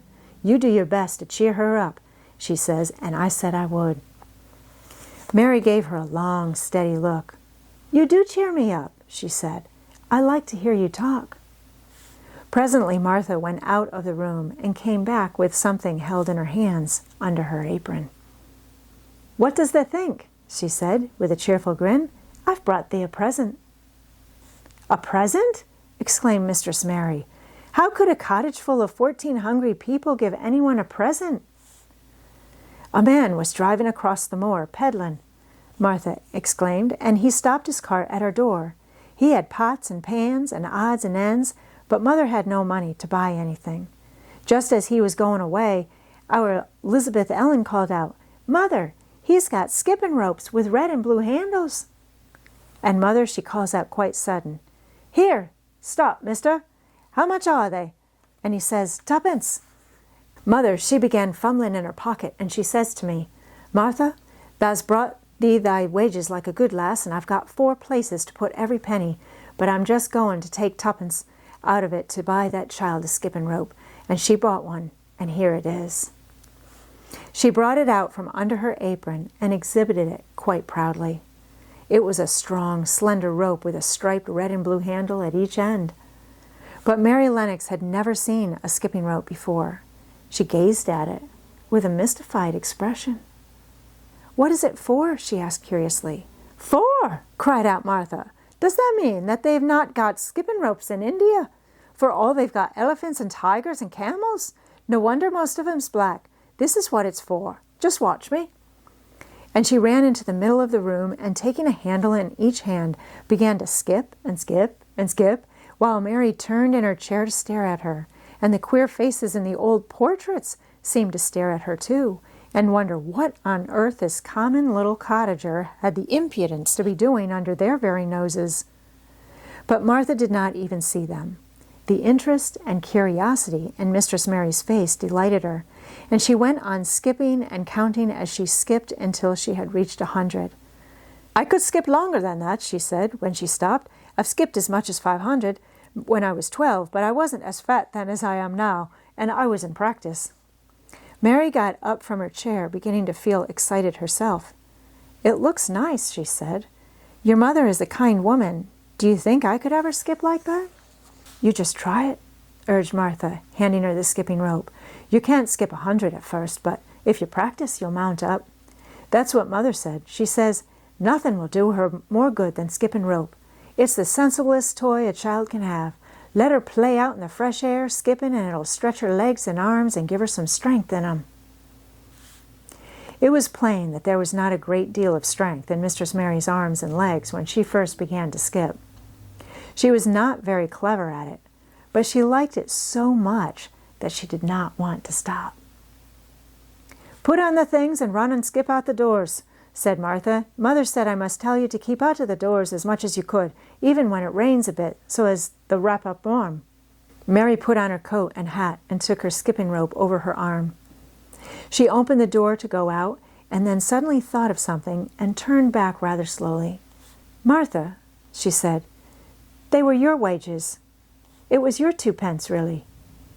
Thank you." She said it stiffly because she was not used to thanking people or noticing that they did things for her. "Thank you," she said, and held out her hand because she did not know what else to do. Martha gave her hand a clumsy little shake as if she was not accustomed to this sort of thing either. Then she laughed. "Eh, that oughta a queer old womanish thing," she said. "If that'd been our Elizabeth Ellen, that'd have given me a kiss." Mary looked stiffer than ever. "Do you want me to kiss you?" Martha laughed again. "Nay, not me," she answered. "If that was different, perhaps they'd want to thyself, but that isn't. Run off outside and play with thy rope."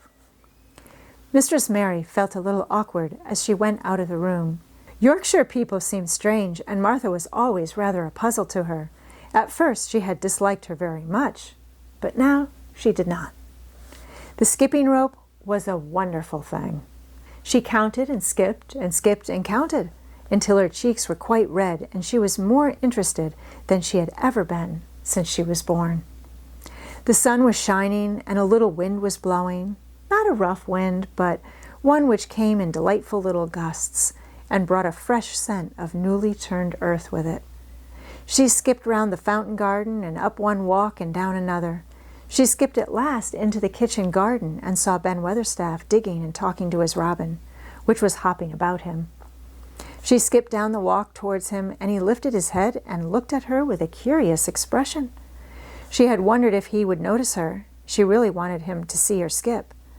"Well," he exclaimed, "upon my word, perhaps that art a young un after all, and perhaps has got child's blood in thy veins instead of sour buttermilk. Thou's skipped red into thy cheeks as sure as my name's Ben Weatherstaff. I wouldn't have believed that could do it." "I never skipped before," Mary said. "I'm just beginning. I can only go up to 20.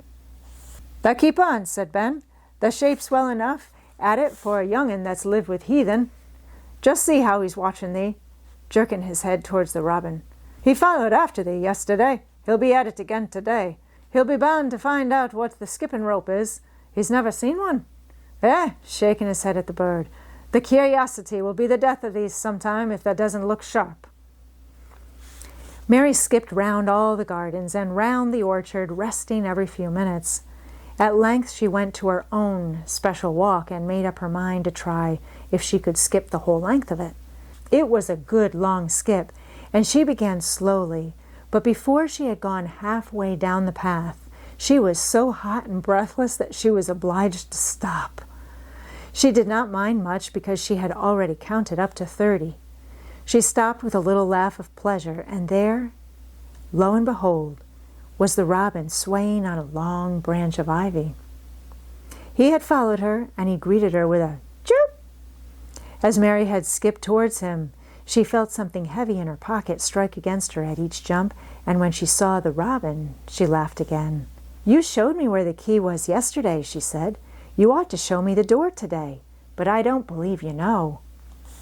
The robin flew from his swinging spray of ivy onto the top of the wall, and he opened his beak and sang a loud, lovely trill, merely to show off. Nothing in the world is quite as adorably lovely as a robin when he shows off, and they are nearly always doing it. Mary Lennox had heard a great deal about magic in her Ayah's stories, and she always said what happened almost at that moment was magic. One of the nice little gusts of wind rushed down the walk, and it was a stronger one than the rest. It was strong enough to wave the branches of the trees, and it was more than strong enough to sway the trailing sprays of untrimmed ivy hanging from the wall.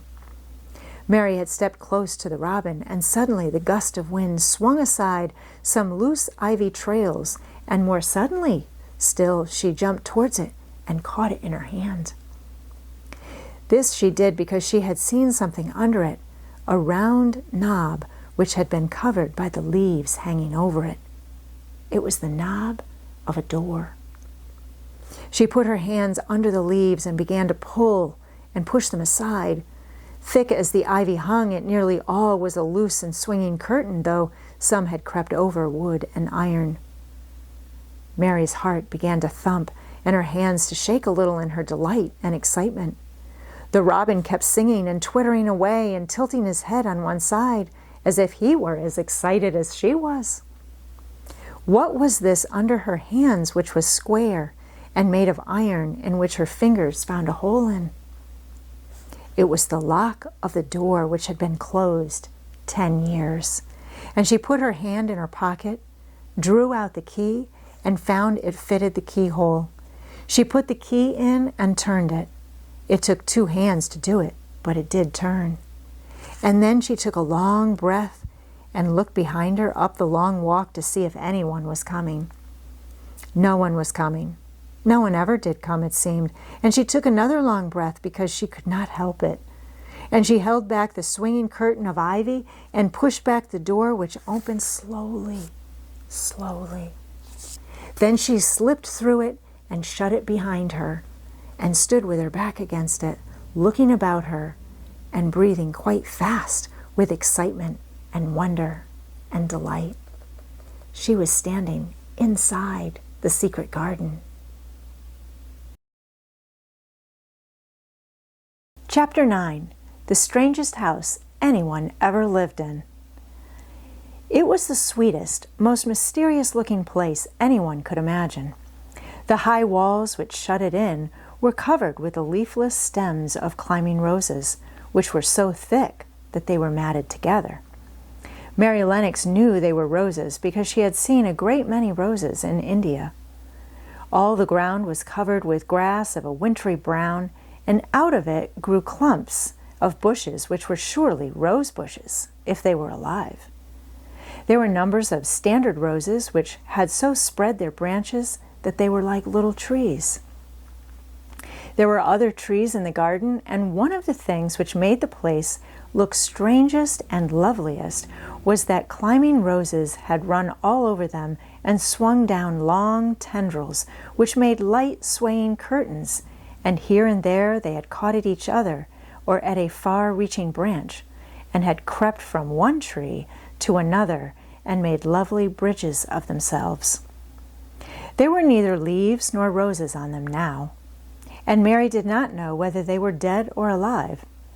But their thin gray or brown branches and sprays looked like a sort of hazy mantle spreading over everything, walls and trees and even brown grass, where they had fallen from their fastenings and run along the ground. It was this hazy tangle from tree to tree which made it look so mysterious. Mary had thought it must be different from other gardens which had not been left all by themselves so long, and indeed it was different from any other place she had ever seen in her life. "How still it is," she whispered. "How still." Then she waited a moment and listened at the stillness. The robin who had flown to his treetop was still as all the rest. He did not even flutter his wings. He sat without stirring and looked at Mary. "No wonder it is still," she whispered again. "I am the first person who has spoken in here for 10 years. She moved away from the door, stepping as softly as if she were afraid of awakening someone. She was glad that there was grass under her feet and that her steps made no sounds. She walked under one of the fairy-like arches between the trees and looked up at the sprays and tendrils which formed them. "I wonder if they are all quite dead," she said. "Is it all a quite dead garden? I wish it wasn't." If she had been Weatherstaff, she could have told whether the wood was alive by looking at it, but she could only see that there were only gray or brown sprays and branches, and none showed any signs of even a tiny leaf bud anywhere. But she was inside the wonderful garden, and she could come through the door under the ivy any time, and she felt as if she had found a world all her own. The sun was shining inside the 4 walls, and the high arch of blue sky over this particular piece of Misselthwaite seemed even more brilliant and soft than it was over the moor. The robin flew down from his treetop and hopped about, or flew after her from one bush to another. He chirped a good deal and had a very busy air, as if he were showing her things. Everything was strange and silent, and she seemed to be hundreds of miles away from anyone, but somehow she did not feel lonely at all. All that troubled her was her wish that she knew whether all the roses were dead, or if perhaps some of them had lived and might put out leaves and buds as the weather got warmer. She did not want it to be a quite dead garden. If it were a quite alive garden, how wonderful it would be, and what thousands of roses would grow on every side. Her skipping rope had hung over her arm when she came in, and after she had walked about for a while, she thought she would skip round the whole garden, stopping when she wanted to look at things. There seemed to have been grass paths here and there, and in 1 or 2 corners there were alcoves of evergreen with stone seats or all moss-covered flower urns in them. As she came near the second of these alcoves, she stopped skipping. There had once been a flower bed in it, and she thought she saw something sticking out of the black earth, some sharp little pale green points. She remembered what Ben Weatherstaff had said, and she knelt down to look at them. Yes, they are tiny growing things, and they might be crocuses or snowdrops or daffodils, she whispered. She bent very close to them and sniffed the fresh scent of the damp earth. She liked it very much. "Perhaps there are some other ones coming up in other places," she said. "I will go all over the garden and look." She did not skip, but walked. She went slowly and kept her eyes on the ground. She looked in the old border beds and among the grass, and after she had gone round, trying to miss nothing, she had found ever so many more sharp, pale green points, and she had become quite excited again. "It isn't a quite dead garden," she cried out softly to herself. "Even if the roses are dead, there are other things alive." She did not know anything about gardening, but the grass seemed so thick in some of the places where the green points were pushing their way through that she thought they did not seem to have room enough to grow. She searched about until she found a rather sharp piece of wood and knelt down and dug and weeded out the weeds and grass until she had made nice little clear places around them. "Now they look as if they could breathe," she said. After she had finished with the first ones, "I am going to do ever so many more. I'll do all I can see. If I haven't time today, I can come tomorrow." She went from place to place and dug and weeded and enjoyed herself so immensely that she was led on from bed to bed and into the grass under the trees. The exercise made her so warm that she first threw her coat off and then her hat, and without knowing it, she was smiling down onto the grass and the pale green points all the time. The robin was tremendously busy. He was very much pleased to see gardening begun on his own estate. He had often wondered at Ben Weatherstaff. Where gardening is done, all sorts of delightful things to eat are turned up with the soil. Now here was this new kind of creature who was not half Ben's size, and yet had the sense to come into his garden and begin at once. Mistress Mary worked in her garden until it was time to go to her midday dinner. In fact, she was rather late in remembering, and when she put on her coat and hat and picked up her skipping rope, she could not believe that she had been working 2 or 3 hours. She had been actually happy all the time, and dozens of the tiny pale green points were to be seen in cleared places, looking twice as cheerful as they had looked before when the grass and weeds had been smothering them. "I shall come back this afternoon," she said, looking all round her at her new kingdom, and speaking to the trees and rose bushes as if they heard her. Then she ran lightly across the grass, pushed open the slow old door, and slipped through it under the ivy. She had such red cheeks and such bright eyes and ate such a dinner that Martha was delighted. "2 pieces of meat and 2 helps of rice pudding," she said. Mother will be pleased when I tell her what the skipping rope's done for thee." In the course of her digging with her pointed stick, Mistress Mary had found herself digging up a sort of white root rather like an onion. She had put it back in its place and patted the earth carefully down on it, and just now she wondered if Martha could tell her what it was. "Martha," she said, "what are those white roots that look like onions?" "They're bulbs," answered Martha. "Lots of spring flowers grow from 'em. The very little ones are snowdrops and crocuses, and the big ones are narcissuses and jonquils and daffodillies. The biggest of all is lilies and purple flags. They are nice. Dickon's got a whole lot of 'em planted on our bit of a garden." "Does Dickon know all about them?" asked Mary, a new idea taking possession of her. "Our Dickon can make a flower grow out of a brick wall. Mother says he just whispers things out of the ground." "Do bulbs live a long time? Would they live years and years if no one helped them?" inquired Mary anxiously. "There are things as helps themselves," said Martha. "That's why poor folk can afford to have 'em. If you don't trouble 'em, most of 'em will work away underground for a lifetime and spread out and have little ones. There's a place in the park woods here where there's snowdrops by thousands. They're the prettiest sight in Yorkshire when the spring comes. No one knows when they was first planted." "I wish the spring was here now," said Mary. "I want to see all the things that grow in England." She had finished her dinner and gone to her favorite seat on the hearthrug. I wish I had a little spade," she said. Whatever does thou want a spade for? Asked Martha, laughing. Aren't they going to take to digging? I must tell Mother that too. Mary looked at the fire and pondered a little. She must be careful if she meant to keep her secret kingdom. She wasn't doing any harm, but if Mr. Craven found out about the open door, he would be fearfully angry and get a new key and lock it up forevermore. She really could not bear that.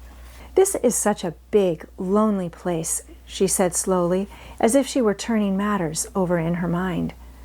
The house is lonely, and the park is lonely, and the gardens are lonely. So many places seem shut up. I never did many things in India, but there were more people to look at.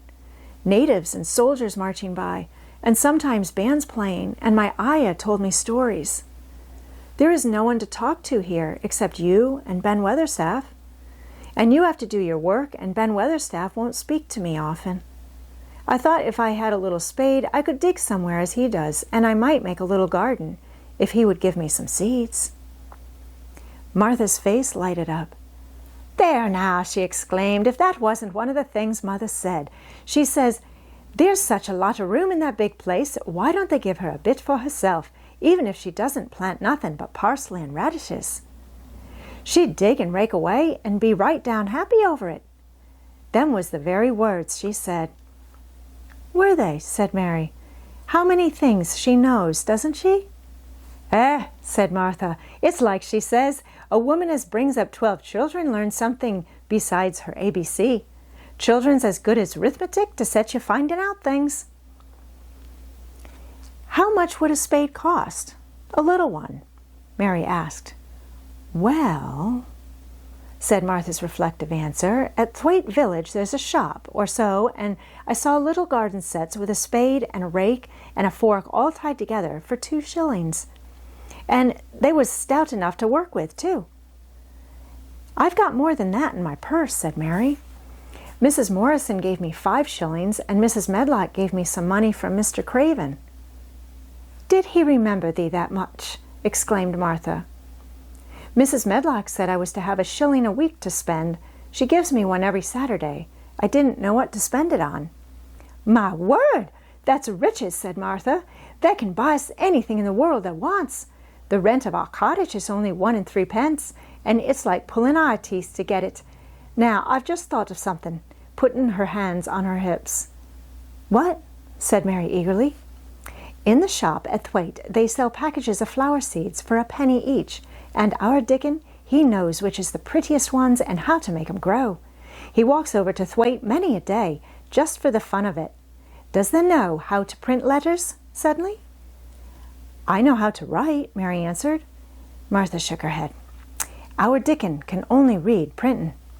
If that could print, we could write a letter to him and ask him to go and buy the garden tools and the seeds at the same time. Oh, you're a good girl, Mary cried. You are really. I didn't know you were so nice. I know I can print letters if I try. Let's ask Mrs. Medlock for a pen and ink and some paper. I've got some of my own, said Martha. I bought 'em so I could print a bit of a letter to Mother of a Sunday. I'll go and get it. She ran out of the room, and Mary stood by the fire and twisted her thin little hands together with sheer pleasure. If I have a spade, she whispered, I can make the earth nice and soft and dig up weeds. If I have seeds and can make flowers grow, the garden won't be dead at all. It will come alive. She did not go out again that afternoon, because when Martha returned with her pen and ink and paper, she was obliged to clear the table and carry the plates and dishes downstairs, and when she got into the kitchen, Mrs. Medlock was there and told her to do something. So Mary waited for what seemed to her a long time before she came back. Then it was a serious piece of work to write to Dickon. Mary had been taught very little because her governesses had disliked her too much to stay with her. She could not spell particularly well, but she found that she could print letters when she tried. This was the letter Martha dictated to her. My dear Dickon, this comes hoping to find you well, as it leaves me at present. Miss Mary has plenty of money and will go to Thwaite and buy her some flower seeds and a set of garden tools to make a flower bed. Pick the prettiest ones and easy to grow because she has never done it before and lived in India, which is different. Give my love to Mother and every one of you. Miss Mary is going to tell me a lot more so that on my next day out you can hear about elephants and camels and gentlemen going hunting lions and tigers. Your loving sister, Martha Phoebe Sowerby. We'll put the money in the envelope and I'll get the butcher's boy to take it in his cart. He's a great friend of Dickon's, said Martha. How shall I get the things when Dickon buys them? Asked Mary. He'll bring them to you himself. He'll like to walk over this way. Oh, exclaimed Mary, then I shall see him. I never thought I should see Dickon. Does thou want to see him? Asked Martha suddenly. She had looked so pleased. Yes, I do. I never saw a boy foxes and crows loved. I want to see him very much. Martha gave a little start as if she suddenly remembered something. Now to think, she broke out, to think of me forgetting it there and thought I was going to tell you first thing this morning. I asked Mother and she said she'd ask Mrs. Medlock her own self. Do you mean? Mary began. What I said Tuesday. Ask her if you might be driven over to our cottage some day and have a bit of Mother's hot cake and butter and glass of milk. It seemed as if all the interesting things were happening in one day. To think of going over the moor in the daylight and when the sky was blue. To think of going into the cottage which had 12 children. Does she think Mrs. Medlock would let me go? She asked quite anxiously. Aye, she thinks she would. She knows what a tidy woman Mother is and how clean she keeps the cottage. If I went, I should see your mother as well as Dickon, said Mary, thinking it over and liking the idea very much. She doesn't seem to be like the mothers in India. Her work in the garden and the excitement of the afternoon ended by making her feel quiet and thoughtful. Martha stayed with her until tea time, but they sat in comfortable quiet and talked very little. But just before Martha went downstairs for the tea tray, Mary asked a question. Martha, she said, has the scullery maid had the toothache again today? Martha certainly started slightly. What makes thee ask that? She said. Because when I waited so long for you to come back, I opened the door and walked down the corridor to see if you were coming. And I heard that far-off crying again, just as we heard it the other night. There isn't a wind today, so you see it wouldn't have been the wind. Said Martha restlessly, thou mustn't go walking about in the corridors and listening. Mr. Craven would be that there angry there's no knowing what he'd do. I wasn't listening, said Mary. I was just waiting for you, and I heard it. That's 3 times. My word. There's Mrs. Medlock's bell, said Martha, and she almost ran out of the room. It's the strangest house anyone ever lived in, said Mary drowsily, as she dropped her head on the cushioned seat of the armchair near her. Fresh air and digging and skipping rope had made her feel so comfortably tired that she fell asleep.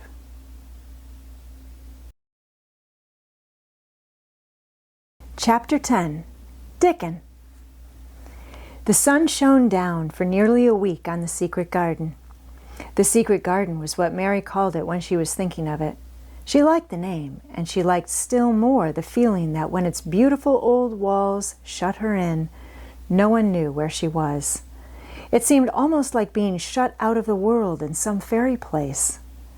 The few books she had read and liked had been fairy story books, and she had read of secret gardens in some of the stories. Sometimes people went to sleep in them for 100 years, which she had thought must be rather stupid.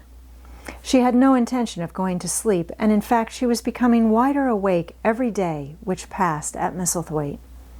She was beginning to like to be out of doors.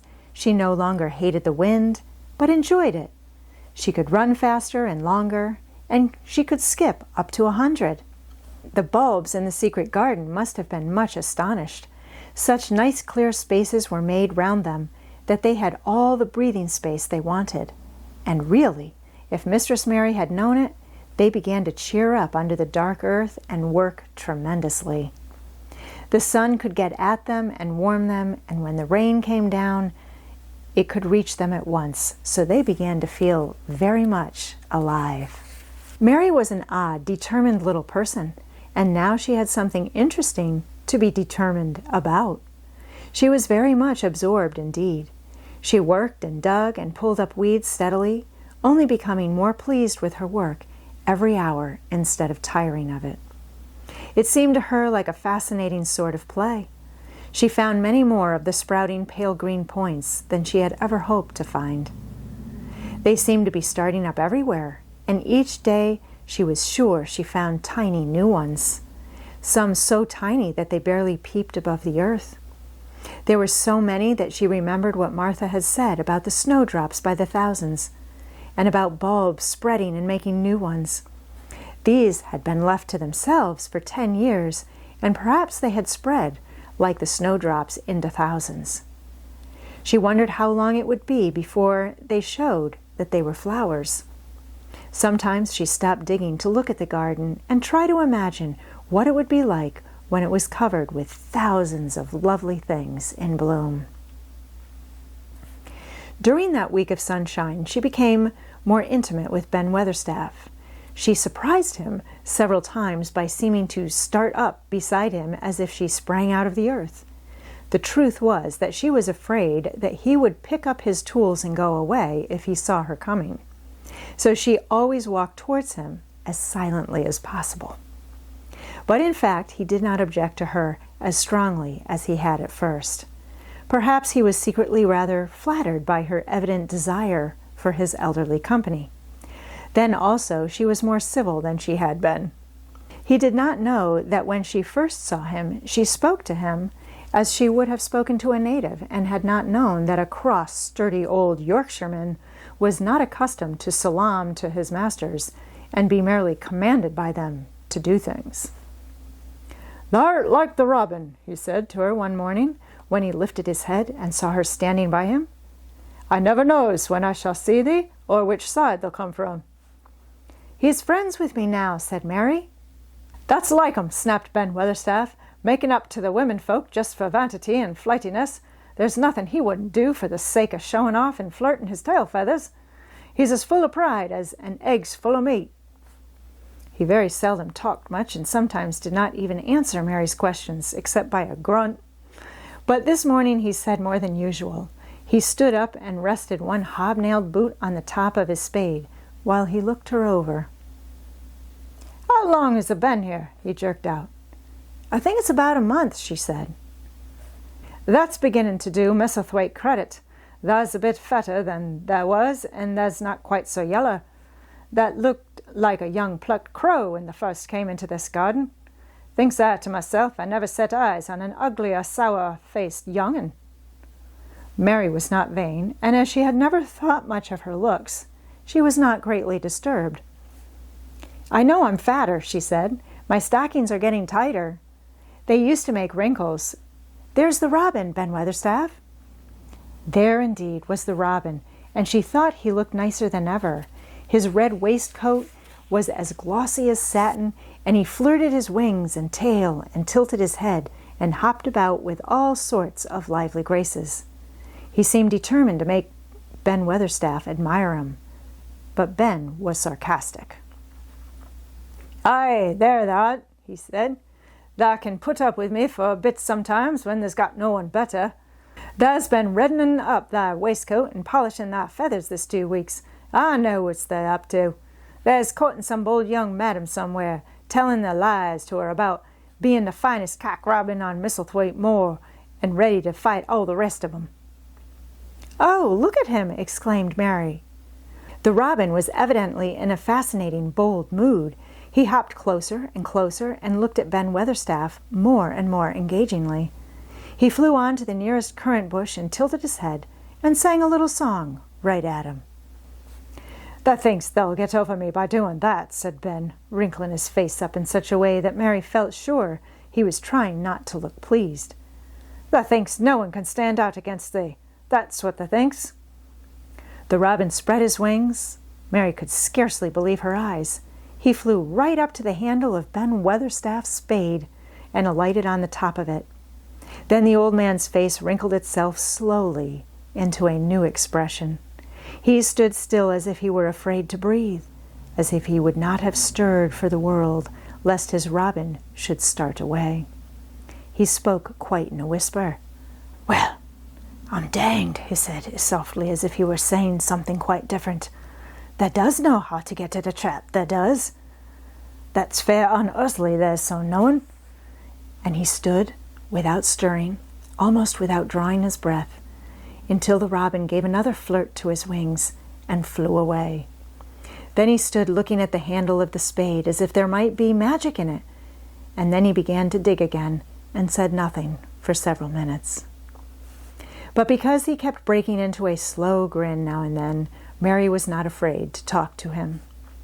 "Have you a garden of your own?" she asked. "No. I'm a bachelder and lodge with Martin at the gate." "If you had one," said Mary, "what would you plant?" "Cabbages, taters, and onions." "But if you wanted to make a flower garden," persisted Mary, "what would you plant?" "Bulbs and sweet-smelling things, but mostly roses." Mary's face lighted up. "Do you like roses?" she asked. Ben Weatherstaff rooted up a weed and threw it aside before he answered. "Well, yes, I do. I was learned that by a young lady I was gardener to. She had a lot in a place she was fond of, and she loved 'em like they was children, or robins. I've seen her bend over and kiss 'em."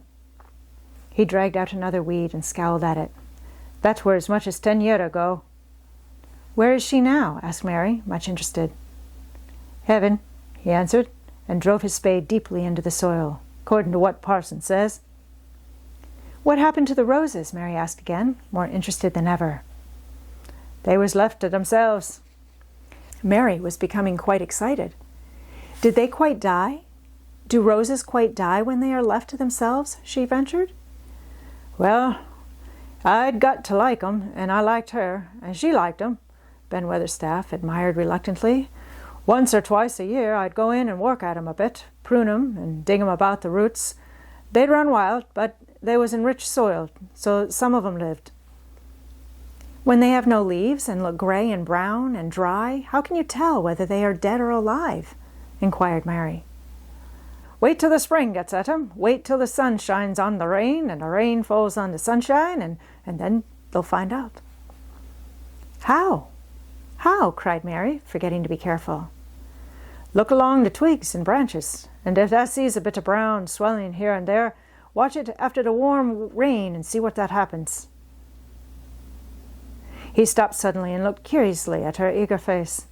"Why does he care so much about roses and such all of a sudden?" he demanded.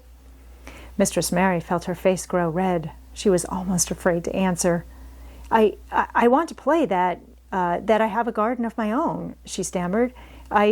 There's nothing for me to do. I have nothing and no one." "Well," said Ben Weatherstaff slowly, as if he watched her, "that's true. Thou hasn't." He said it in such an odd way that Mary wondered if he was actually a little sorry for her. She had never felt sorry for herself. She had only felt tired and cross because she disliked people and things so much. But now the world seemed to be changing and getting nicer. If no one found out about the secret garden, she should enjoy herself always. She stayed with him for 10 or 15 minutes longer and asked him as many questions as she dared. He answered every one of them in his queer, grunting way, and he did not seem really cross and did not pick up his spade and leave her. He said something about roses just as she was going away, and it reminded her of the ones he had said he had been fond of. "Do you go and see those other roses now?" she asked. "Not been this year. My rheumatics has made me too stiff in the joints." He said it in his grumbling voice, and then quite suddenly he seemed to get angry with her, though she did not see why he should. "Now look here," he said sharply. "Don't thou ask so many questions. Thou art the worst wench for asking questions I've ever come across. Get thee gone and play thee. I've done talking for today." And he said it so crossly that she knew there was not the least use in staying another minute.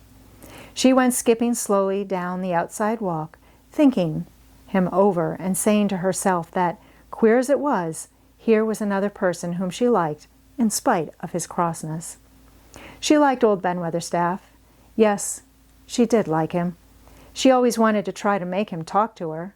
Also, she began to believe that he knew everything in the world about flowers. There was a laurel-hedged walk which curved round the secret garden and ended at a gate which opened into a wood in the park. She thought she would skip round this walk and look into the wood and see if there were any rabbits hopping about. She enjoyed the skipping very much, and when she reached the little gate, she opened it and went through because she heard a low, peculiar whistling sound and wanted to find out what it was. It was a very strange thing indeed. She quite caught her breath as she stopped to look at it. A boy was sitting under a tree with his back against it, playing on a rough wooden pipe. He was a funny-looking boy, about 12. He looked very clean, and his nose turned up, and his cheeks were as red as poppies, and never had Mistress Mary seen such round and such blue eyes in any boy's face. And on the trunk of the tree he leaned against, a brown squirrel was clinging and watching him, and from behind a bush nearby a cock pheasant was delicately stretching his neck to peep out, and quite near him were 2 rabbits sitting up and sniffing with tremulous noses, and actually it appeared as if they were all drawing near to watch him and listen to the strange, low little call his pipe seemed to make. When he saw Mary, he held up his hand and spoke to her in a voice almost as low as and rather like his piping. "Don't the move," he said. "It flight 'em." Mary remained motionless. He stopped playing his pipe and began to rise from the ground. He moved so slowly that it scarcely seemed as though he were moving at all. But at last he stood on his feet, and then the squirrel scampered back up into the branches of his tree. The pheasant withdrew his head, and the rabbits dropped on all fours and began to hop away, though not at all as if they were frightened. "I'm Dickon," the boy said. "I know thou'rt Miss Mary." Then Mary realized that somehow she had known at first that he was Dickon. Who else could have been charming rabbits and pheasants as the natives charm snakes in India? He had a wide, red, curving mouth, and his smile spread all over his face. "I got up slow," he explained, "because if they makes a quick move, it startles them. A body has to move gentle and speak low when wild things is about." He did not speak to her as if they had never seen each other before, but as if he knew her quite well. Mary knew nothing about boys, and she spoke to him a little stiffly because she felt rather shy. "Did you get Martha's letter?" she asked. He nodded his curly rust-colored hair. "That's why I come." He stooped to pick up something which had been lying on the ground beside him when he piped. "I've got the garden tools. There's a little spade and a rake and a fork and a hoe. They are good uns. There's a trowel too, and the woman in the shop threw in a packet of white poppy and one of blue larkspur when I bought the other seeds." "Will you show the seeds to me?" Mary said. She wished she could talk as he did. His speech was so quick and easy, it sounded as if he liked her and was not the least afraid she would not like him, though he was only a common moor boy, in patched clothes and with a funny face and a rough, rusty red head. As she came closer to him, she noticed that there was a clean, fresh scent of heather and grass and leaves about him, almost as if he were made of them. She liked it very much, and when she looked into his funny face with the red cheeks and round blue eyes, she forgot that she felt shy. "Let us sit down on this log and look at them," she said. They sat down, and he took a clumsy little brown paper package out of his coat pocket. He untied the string, and inside there were ever so many neater and small packages with a picture of a flower on each one. "There's a lot of mignonette and poppies," he said. "Mignonette's the sweetest smelling thing as grows, and it'll grow wherever you cast it, same as poppies will. Them as'll come up in bloom if you just whistle to 'em, them's the nicest of all." He stopped and turned his head quickly, his poppy-cheeked face lighting up. "Where's that robin as is calling us?" he said. The chirp came from a thick holly bush, bright with scarlet berries, and Mary thought she knew whose it was. "Is it really calling us?" she asked. "Aye," said Dickon, as if it was the most natural thing in the world. "He's calling someone he's friends with. That's same as saying, 'Here I am, look at me. I want a bit of a chat.' There he is in the bush. Whose is he?" "He's Ben Weatherstaff's, but I think he knows me a little," answered Mary. "Aye, he knows thee," said Dickon in his low voice again, "and he likes thee. He's took thee on. He'll tell me all about thee in a minute." He moved quite close to the bush with a slow movement Mary had noticed before, and then he made a sound almost like the robin's own twitter. The robin listened a few seconds intently, and then answered quite as if he were replying to a question. "Aye, he's a friend of yours," chuckled Dickon. "Do you think he is?" cried Mary eagerly. She did so want to know. "Do you think he really likes me?" "He wouldn't come near thee if he didn't," answered Dickon. "Birds is rare choosers, and a robin can flout a body worse than a man. See, he's making up to thee now. Cannot thee see a chap, he's saying?"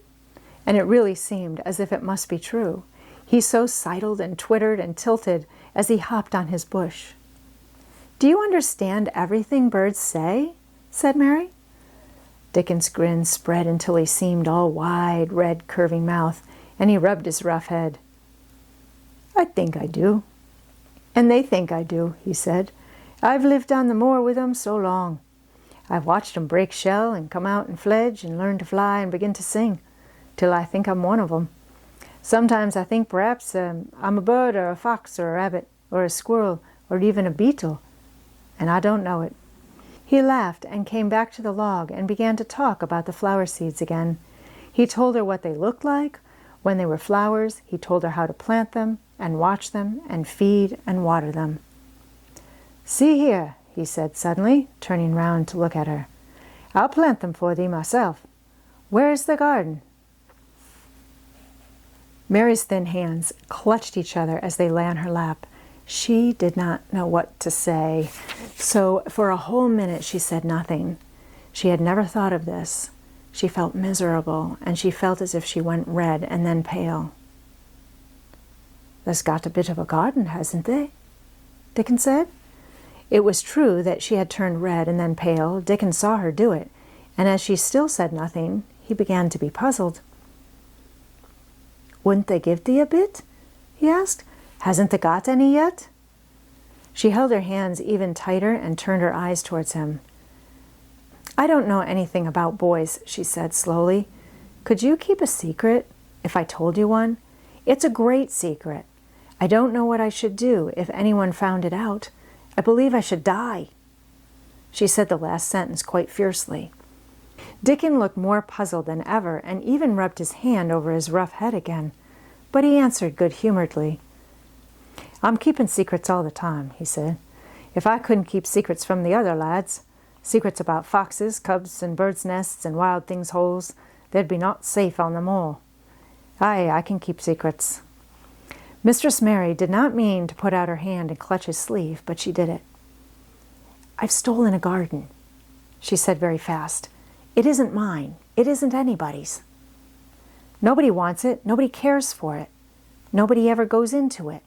Perhaps everything is dead in it already. I don't know." She began to feel hot and as contrary as she had ever felt in her life. "I don't care. I don't care. Nobody has any right to take it from me when I care about it and they don't. They're letting it die, all shut up by itself," she ended passionately, and she threw her arms over her face and burst out crying. Poor little Mistress Mary. Dickon's curious blue eyes grew rounder and rounder. "Ah!" he said, drawing his exclamation out slowly, and the way he did it, it meant both wonder and sympathy. "I've nothing to do," said Mary. "Nothing belongs to me. I found it myself, and I got into it myself. I was only just like the robin, and they wouldn't take it from the robin." "Where is it?" asked Dickon in a dropped voice. Mistress Mary got up from the log at once. She knew she felt contrary again, and obstinate, and she did not care at all. She was imperious and Indian and at the same time hot and sorrowful. "Come with me and I'll show you," she said. She led him round the laurel path and to the walk where the ivy grew so thickly. Dickon followed her with a queer, almost pitying look on his face. He felt as if he were being led to look at some strange bird's nest and must move softly. When she stepped to the wall and lifted the hanging ivy, he started. There was a door, and Mary pushed it slowly open, and they passed in together. And then Mary stood and waved her hand round defiantly. "It's this," she said. "It's a secret garden, and I'm the only one in the world who wants it to be alive." Dickon looked round and round about it, and round again. "Ah," he almost whispered, "it is a queer, pretty place. It's like as if a body was in a dream." Chapter 11. The Nest of the Missel Thrush. For 2 or 3 minutes he stood looking round him while Mary watched him, and then he began to walk about softly, even more lightly than Mary had walked the first time she had found herself inside the 4 walls. His eyes seemed to be taking in everything, the gray trees with the gray creepers climbing over them and hanging from their branches, the tangle on the wall and among the grass, the evergreen alcoves with the stone seats and tall flower urns standing in them. "I never thought I'd see this place," he said at last in a whisper. "Did you know about it?" said Mary. She had spoken aloud, and he made a sign to her. "We must talk low," he said, "or someone will hear us and wonder what's to do in here." "Oh, I forgot," said Mary, feeling frightened and putting her hand quickly against her mouth. "Did you know about the garden?" she asked again when she had recovered herself. Dickon nodded. "Martha told me there was one as no one ever went inside," he answered. "Us used to wonder what it was like." He stopped and looked round at the lovely gray tangle about him, and his round eyes looked queerly happy. The nests as'll be here come springtime," he said. "It'd be the safest nesting place in England. No one ever coming near, and tangles of trees and roses to build in. I wonder all the birds on the moor don't build here." Mistress Mary put her hand on his arm again without knowing it. "Will there be roses?" she whispered. "Can you tell? I thought perhaps they were all dead." No, not them. Not all of them," he answered. "Look here." He stepped over to the nearest tree, an old one with gray lichen all over its bark, but upholding a curtain of tangled sprays and branches. He took a thick knife out of his pocket and opened one of its blades. "There's lots of dead wood as ought to be cut out," he said. "And there's a lot of old wood, but it made some new last year. This here's a new bit," and he touched a shoot which looked brownish green instead of hard, dry gray. Mary touched it herself in an eager, reverent way. "That one?" she said. "Is that one quite alive? Quite?" Dickon curved his wide, smiling mouth. "It's as wick as you or me," he said, and Mary remembered that Martha had told her that wick meant alive or lively. "I'm glad it's wick," she cried out in her whisper. "I want them all to be wick. Let us go round the garden and count how many wick ones there are." She quite panted with eagerness, and Dickon was as eager as she was. They went from tree to tree and from bush to bush. Dickon carried his knife in his hand and showed her things which she thought wonderful. "They're run wild," he said, "but the strongest ones has fair thrived on it. The delicatest ones has died out, but the others has growed and growed and spread till they's a wonder. See here," and he pulled down a thick gray, dry-looking branch. "A body might think this was dead wood, but I don't believe it is. Down to the root. I'll cut it low down and see." He knelt and with his knife cut the lifeless-looking branch through, not far above the earth. "There," he said exultantly. "I told thee so. There's green in that wood yet. Look at it." Mary was down on her knees before he spoke, gazing with all her might. "When it looks a bit greenish and juicy like that, it's wick," he explained. "When the inside is dry and breaks easy, like this here piece I've cut off, it's done for. There's a big root here as all this live wood sprung out of, and if the old wood's cut off and it's dug round and took care of, there'll be—" He stopped and lifted his face to look up at the climbing and hanging sprays about him. "There'll be a fountain of roses here this summer." They went from bush to bush and from tree to tree. He was very strong and clever with his knife, and knew how to cut the dry and dead wood away, and could tell when an unpromising bough or twig had still green life in it. In the course of half an hour, Mary thought she could tell too, and when he cut through a lifeless-looking branch, she would cry out joyfully under her breath when she caught sight of the least shade of moist green. The spade and hoe and fork were very useful. He showed her how to use the fork while he dug about the roots with the spade and stirred the earth and let the air in. They were working industriously round one of the biggest standard roses when he caught sight of something which made him utter an exclamation of surprise. "Why!" he cried, pointing to the grass a few feet away. "Who did that?" It was one of Mary's own little clearings round the pale green points. "I did it," said Mary. "Why, I thought that didn't know nothing about gardening," he exclaimed.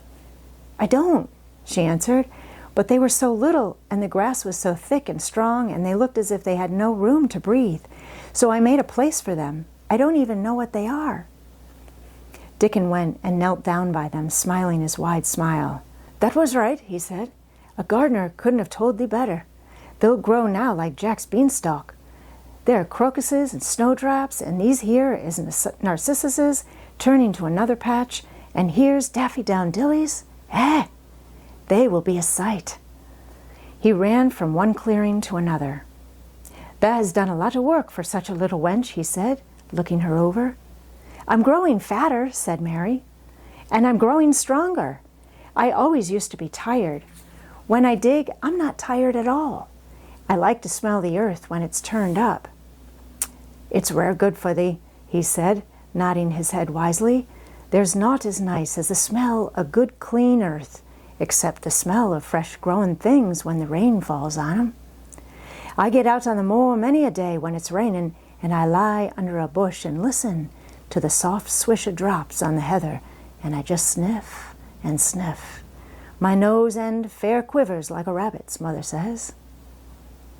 "Do you never catch cold?" inquired Mary, gazing at him wonderingly. She had never seen such a funny boy, or such a nice one. "Not me," he said, grinning. "I never catched cold since I was born. I wasn't brought up nice enough. I've chased about the moor in all weathers, same as the rabbit does. Mother says I've sniffed too much fresh air for 12 year to ever get to sniffing with cold. I'm as tough as whitethorn knobstick." He was working all the time he was talking, and Mary was following him and helping him with her fork or the trowel. "There's a lot of work to do here," he said once, looking about quite exultantly. "Will you come again and help me do it?" Mary begged. "I'm sure I can help too. I can dig and pull up weeds and do whatever you tell me. Oh, do come, Dickon." "I'll come every day if thou wants me, rain or shine," he answered stoutly. "It's the best fun I've ever had in my life, shutting here and wakening up a garden." "If you will come," said Mary, "if you will help me to make it alive, I don't know what I'll do," she ended helplessly. "What could you do for a boy like that?" "I'll tell thee what they'll do," said Dickon, with his happy grin. "They'll get fat, and they'll get as hungry as a young fox, and they'll learn how to talk to the robin, same as I do. We'll have a lot of fun." He began to walk about, looking up in the trees and at the walls and bushes with a thoughtful expression. "I wouldn't want to make it look like a gardener's garden, all clipped and spick and span, would you?" he said. "It's nicer like this, with things running wild and swinging and catching hold of each other." "Don't let us make it tidy," said Mary anxiously. "It wouldn't seem like a secret garden if it was tidy." Dickon stood rubbing his rusty red head with a rather puzzled look. "It's a secret garden, sure enough," he said, "but seems like someone besides the robin must have been in it since it was shut up 10 years ago." But the door was locked, and the key was buried, said Mary. No one could get in. That's true, he answered. It's a queer place. Seems to me as if there'd been a bit of pruning done here and there, later than 10 year ago. But how could it have been done? Said Mary.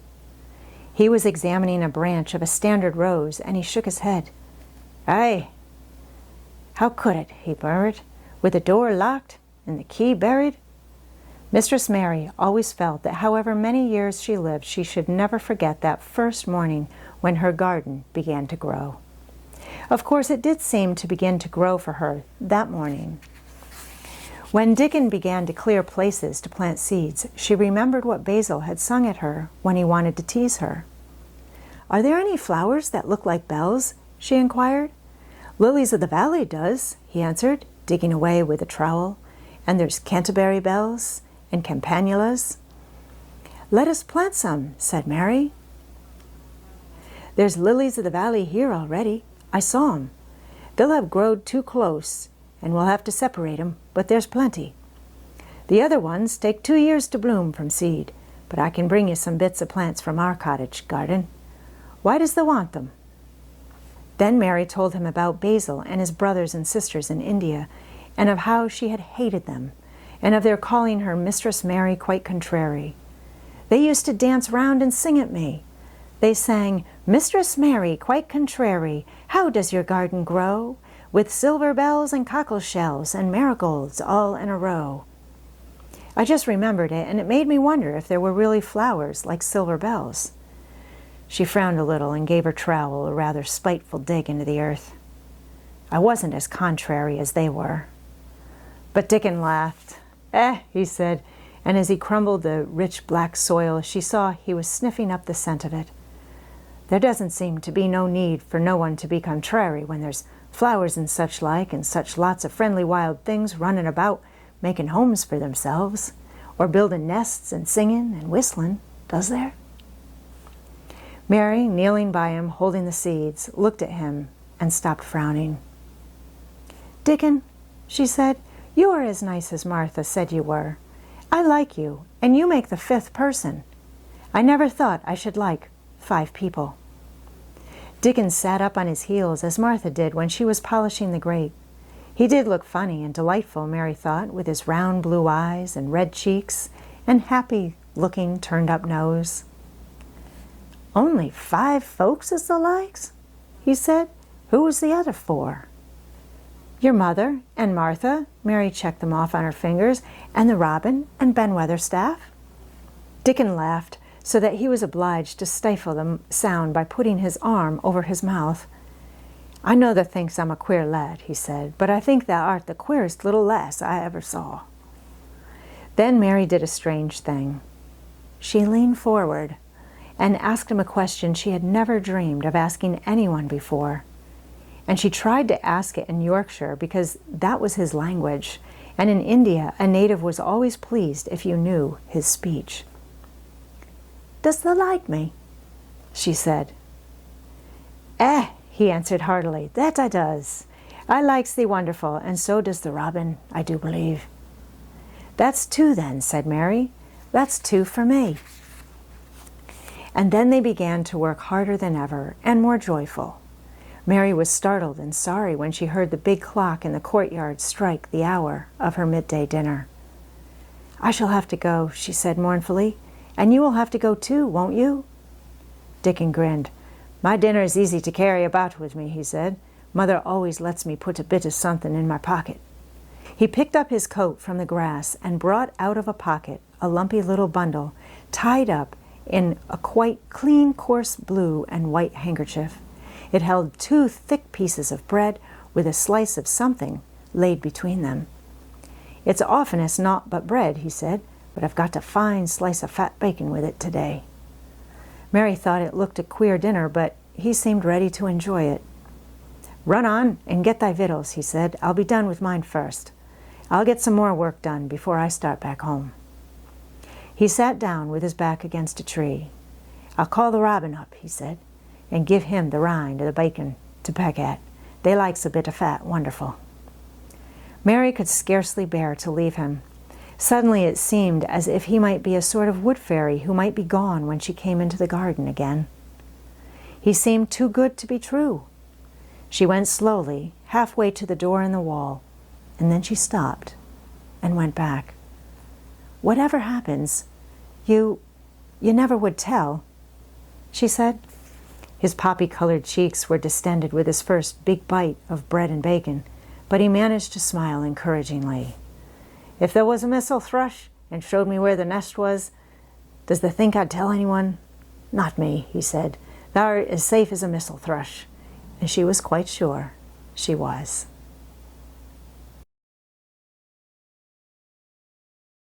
Chapter 12. Might I have a bit of earth? Mary ran so fast that she was rather out of breath when she reached her room. Her hair was ruffled on her forehead and her cheeks were bright pink. Her dinner was waiting on the table and Martha was waiting near it. "Thah's a bit late," she said. "Where has thee been?" "I've seen Dickon," said Mary. "I've seen Dickon." "I knew he'd come," said Martha exultantly. "How does thee like him?" I think he's beautiful," said Mary in a determined voice. Martha looked rather taken aback, but she looked pleased, too. "Well," she said, "he's the best lad as ever was born. But us never thought he was handsome. His nose turns up too much." "I like it to turn up," said Mary. "And his eyes is so round," said Martha, a trifle doubtful, "though they're a nice color." "I like them round," said Mary, "and they are exactly the color of the sky over the moor." Martha beamed with satisfaction. "Mother says he made 'em that color with always looking up at the birds and the clouds, but he has got a big mouth, hasn't he now?" "I love his big mouth," said Mary obstinately. "I wish mine were just like it." Martha chuckled delightedly. "It'd look rare and funny in thy bit of a face," she said, "but I knowed it would be that way when they saw him. How did they like the seeds and the garden tools?" "How did you know he brought them?" asked Mary. I never thought of his not bringing them. He'd be sure to bring 'em if they was in Yorkshire. He's such a trusty lad." Mary was afraid that she might begin to ask difficult questions, but she did not. She was very much interested in the seeds and gardening tools, and there was only one moment when Mary was frightened. This was when she began to ask where the flowers were to be planted. "Who did they ask about it?" she inquired. "I haven't asked anybody yet," said Mary, hesitantly. "Well, I wouldn't ask the head gardener. He's too grand, Mr. Roach is." "I've never seen him," said Mary. "I've only seen under gardeners and Ben Weatherstaff." "If I was you, I'd ask Ben Weatherstaff," advised Martha. "He's not half as bad as he looks for all he's so crabbed. Mr. Craven lets him do what he likes, because he was here when Mrs. Craven was alive, and he used to make her laugh. She liked him. Perhaps he'd find you a corner somewhere out of the way." "If it was out of the way, and no one wanted it, no one could mind my having it, could they?" Mary said anxiously. "There wouldn't be no reason," answered Martha. "You wouldn't do no harm." Mary ate her dinner as quickly as she could, and when she rose from the table, she was going to run to her room to put on her hat again. But Martha stopped her. "I've got something to tell you," she said. "I thought I'd let you eat your dinner first. Mr. Craven came back this morning, and I think he wants to see you." Mary turned quite pale. "Oh," she said. "Why? Why? He didn't want to see me when I came. I heard Pitcher say he didn't." "Well," explained Martha, "Mrs. Medlock says it's because of Mother. She was walking to Thwaite village and she met him. She'd never spoke to him before, but Mrs. Craven had been to our cottage 2 or 3 times. He'd forgot, but Mother hadn't, and she made bold to stop him. I don't know what she said to him about you, but she said something as put him in the mind to see you before he goes away again, tomorrow." "Oh," cried Mary, "is he going away tomorrow? I'm so glad." "He's going away for a long time. He mayn't come back till autumn or winter. He's going to travel in foreign places. He's always doing it." "Oh, I'm so glad, said Mary thankfully. If he did not come back until winter, or even autumn, there would be time to watch the secret garden come alive. Even if he found out then and took it away from her, she would have had that much at least. When do you think he will want to see? She did not finish the sentence because the door opened and Mrs. Medlock walked in. She had on her best black dress and cap, and her collar was fastened with a large brooch with a picture of a man's face on it. It was a colored photograph of Mr. Medlock, who had died years ago, and she always wore it when she was dressed up. She looked nervous and excited. "Your hair's rough," she said quickly. "Go and brush it. Martha, help her to slip on her best dress. Mr. Craven sent me to bring her to him in his study." All the pink left Mary's cheeks. Her heart began to thump, and she felt herself changing into a stiff, plain, silent child again. She did not even answer Mrs. Medlock, but turned and walked into her bedroom, followed by Martha. She said nothing while her dress was changed and her hair brushed, and after she was quite tidy, she followed Mrs. Medlock down the corridors in silence. What was there for her to say? She was obliged to go and see Mr. Craven, and he would not like her, and she would not like him. She knew what he would think of her. She was taken to a part of the house she had not been into before. At last Mrs. Medlock knocked at a door, and when someone said, "Come in," they entered the room together. A man was sitting in an armchair before the fire, and Mrs. Medlock spoke to him. "This is Miss Mary, sir," she said. "You can go and leave her here. I will ring for you when I want you to take her away," said Mr. Craven. When she went out and closed the door, Mary could only stand waiting, a plain little thing, twisting her thin hands together.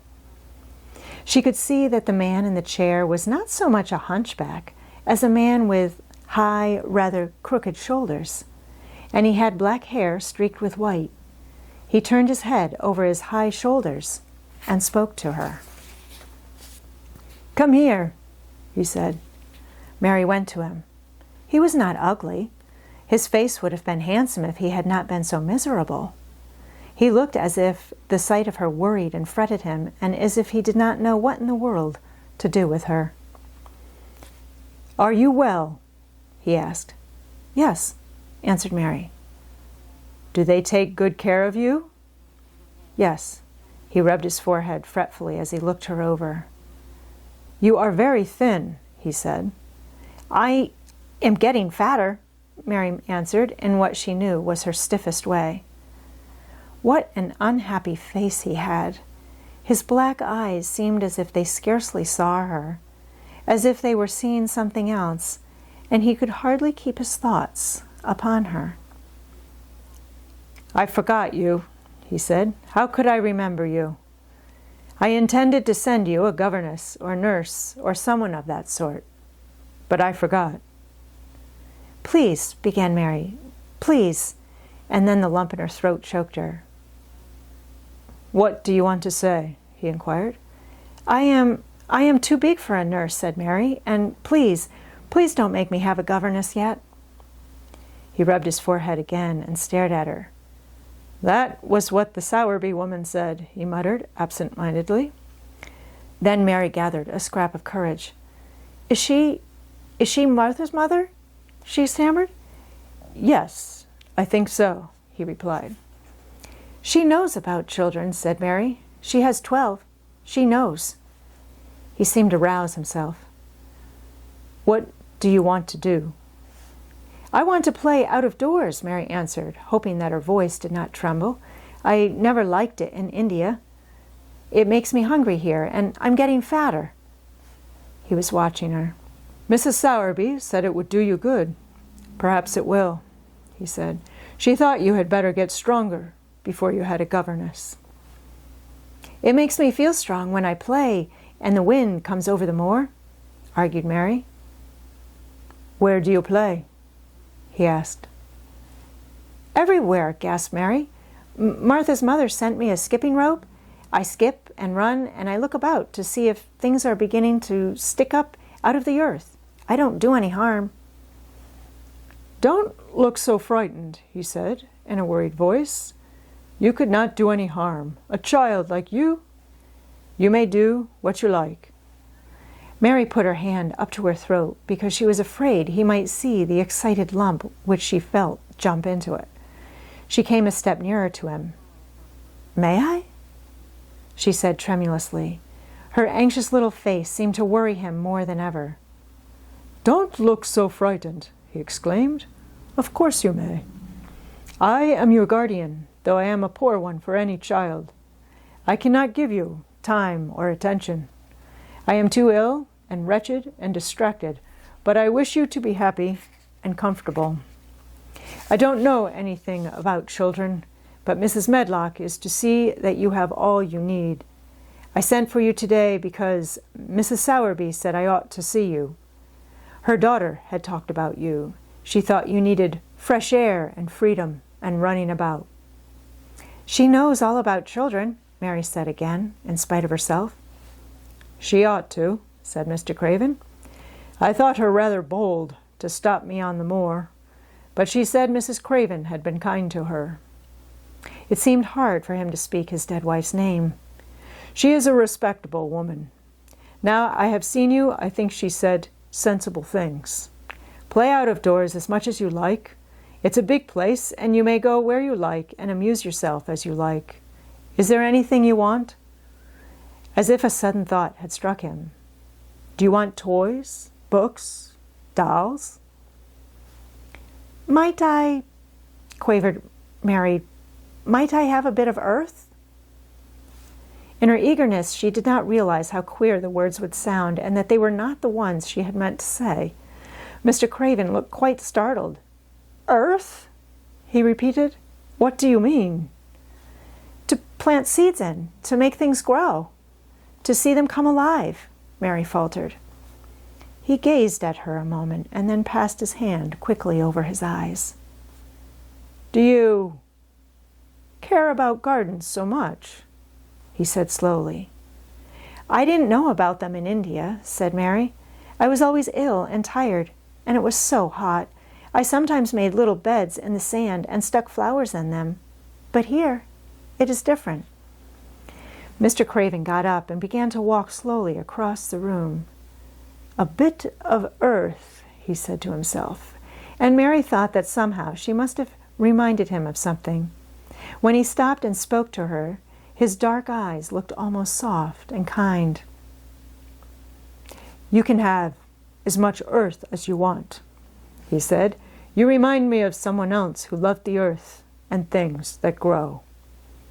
When you see a bit of earth you want, with something like a smile, take it, child, and make it come alive." "May I take it from anywhere, if it's not wanted?" "Anywhere," he answered. "There. You must go now. I am tired." He touched the bell to call Mrs. Medlock. "Goodbye. I shall be away all summer." Mrs. Medlock came so quickly that Mary thought she must have been waiting in the corridor. "Mrs. Medlock," Mr. Craven said to her, "now I have seen the child, I understand what Mrs. Sowerby meant. She must be less delicate before she begins lessons. Give her simple, healthy food. Let her run wild in the garden. Don't look after her too much. She needs liberty and fresh air and romping about. Mrs. Sowerby is to come and see her now and then, and she may sometimes go to the cottage." Mrs. Medlock looked pleased. She was relieved to hear that she need not look after Mary too much. She had felt her a tiresome charge, and had indeed seen as little of her as she dared. In addition to this, she was fond of Martha's mother. "Thank you, sir," she said. "Susan Sowerby and me went to school together, and she's as sensible and good-hearted a woman as you'd find in a day's walk. I never had any children myself, and she's had 12, and there never was healthier or better ones. Miss Mary can get no harm from them. I'd always take Susan Sowerby's advice about children myself. She's what you might call healthy-minded, if you understand me." "I understand," Mr. Craven answered. "Take Miss Mary away now, and send Pitcher to me." When Mrs. Medlock left her at the end of her own corridor, Mary flew back to her room. She found Martha waiting there. Martha had, in fact, hurried back after she had removed the dinner service. "I can have my garden. cried Mary. "I may have it where I like. I am not going to have a governess for a long time. Your mother is coming to see me, and I may go to your cottage. He says a little girl like me could do no harm, and I may do what I like, anywhere." "Eh?" said Martha, delighted. "That was nice of him, wasn't it?" "Martha," said Mary solemnly, "he is really a nice man. Only his face is so miserable, and his forehead is all drawn together." She ran as quickly as she could to the garden. She had been away so much longer than she had thought she should, and she knew Dickon would have to set out early on his 5-mile walk. When she slipped through the door, under the ivy, she saw he was not working where she had left him. The gardening tools were laid together under a tree. She ran to them, looking all round the place, but there was no Dickon to be seen. He had gone away, and the secret garden was empty, except for the robin, who had just flown across the wall and sat on a standard rose bush watching her. "He's gone," she said woefully. "Oh, was he only a wood fairy?" Something white fastened to the standard rose bush caught her eye. It was a piece of paper. In fact, it was the piece of the letter she had printed for Martha to send to Dickon. It was fastened on the bush with a long thorn, and in a minute she knew Dickon had left it there. There were some roughly printed letters on it, and a sort of picture. At first she could not tell what it was. Then she saw it was meant for a nest with a bird sitting on it. Underneath were the printed letters, and they said, "I will come back."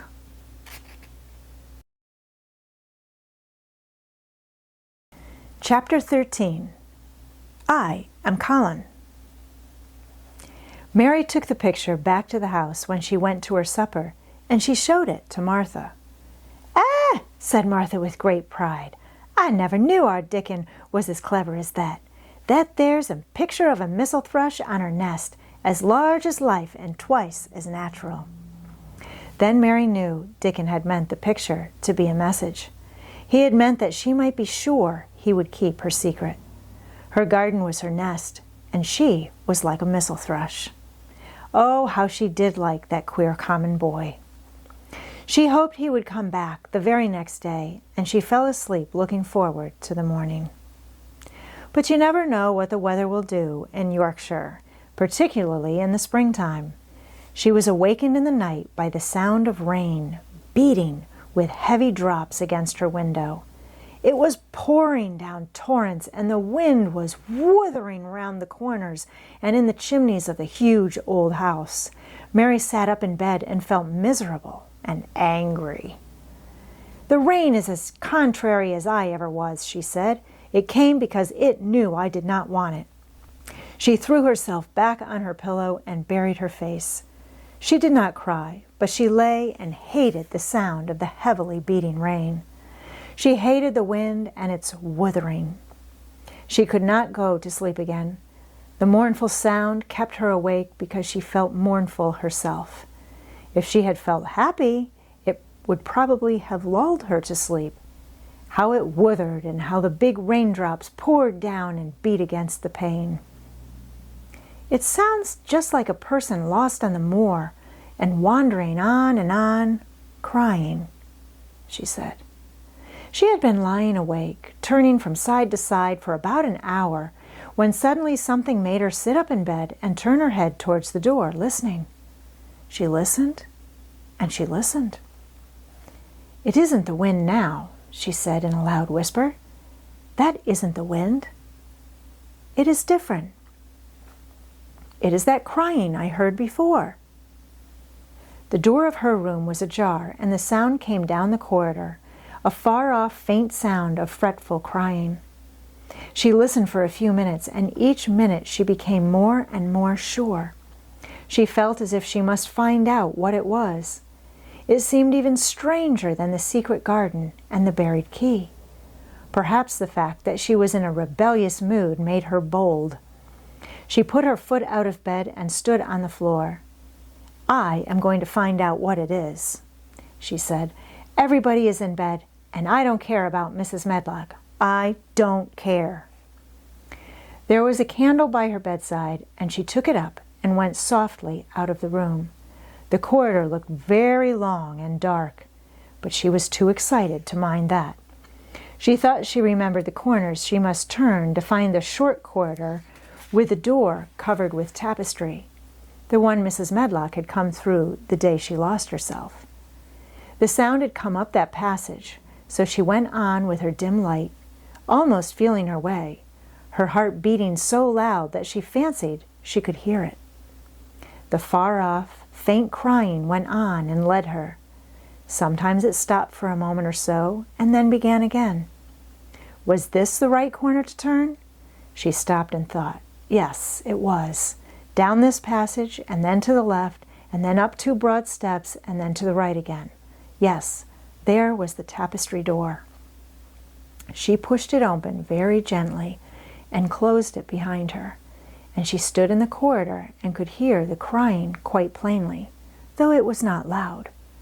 It was on the other side of the wall at her left, and a few yards farther on there was a door.